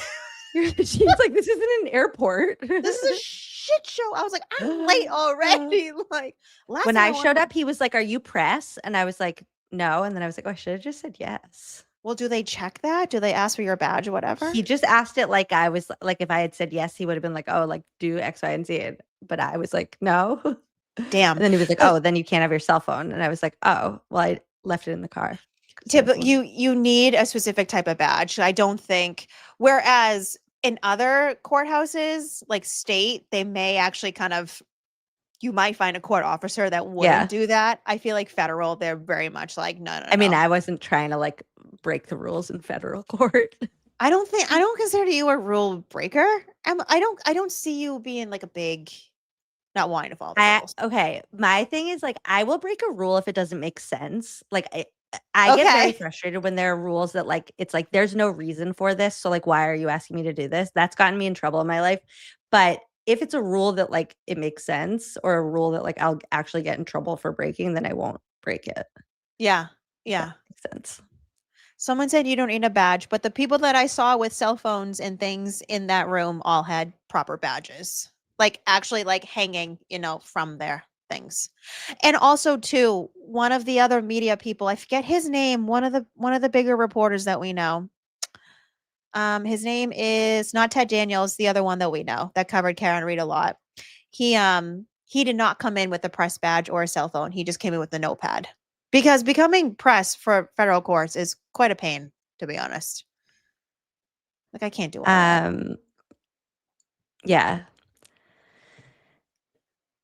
Okay, I need to get ready for bed because she's dead. I have a She's child. Like, brain is not processing now. No, it's more. No, I always reach this moment where it's like I could actually like do this all night, but then it's 2:00 in the morning, and my child is going to be up at 6, and Oh no. It's No. fun life I live.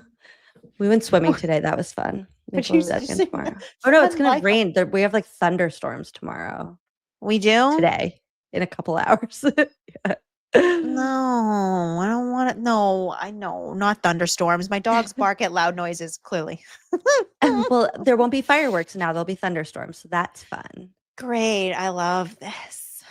I love doing this with you so much. I feel like you're the only person that like you are like cut out for this because like you know every detail about the case so well. No, I that, don't like, know every detail. I don't. I mess up a lot. I really do mess up a lot. No, well, of course, there's a lot to keep track of. But okay, this is what I mean. It's like these I've said this before about the FOIA documents. Like the FOIA documents only go so far as like we can place them within the context of what we already know. Like they're not going to just hand us something that's like file name, like the smoking gun, like the key detail that you're missing, like the one thing that they didn't tell us during the trial.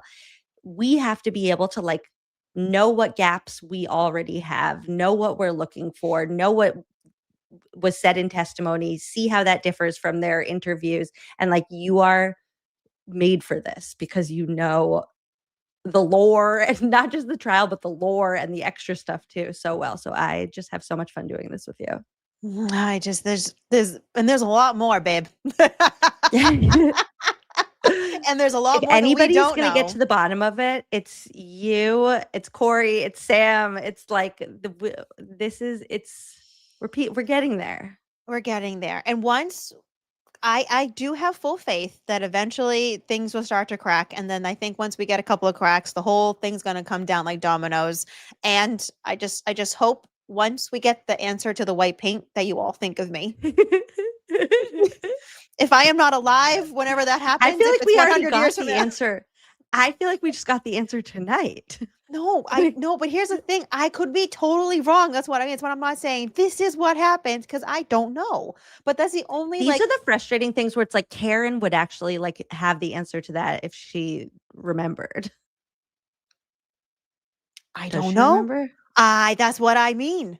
That's what I fucking mean. Can you reach out to her team and be like, hey, has anybody ever No. asked Karen if she backed into the garage door? You know the reason why I don't reach out to her team, or the reason why I don't like speak So to you don't end her? up in one of these things? Well, that obviously we've seen what's happened to Turtle, but also too, I don't need anyone else coming at me for any other reasons. And there's been incorrect accusations against me that I have reached out to them or I have done all these things, and I haven't. Not during trial, pre-trial one, not once did I ever reach out to any of them.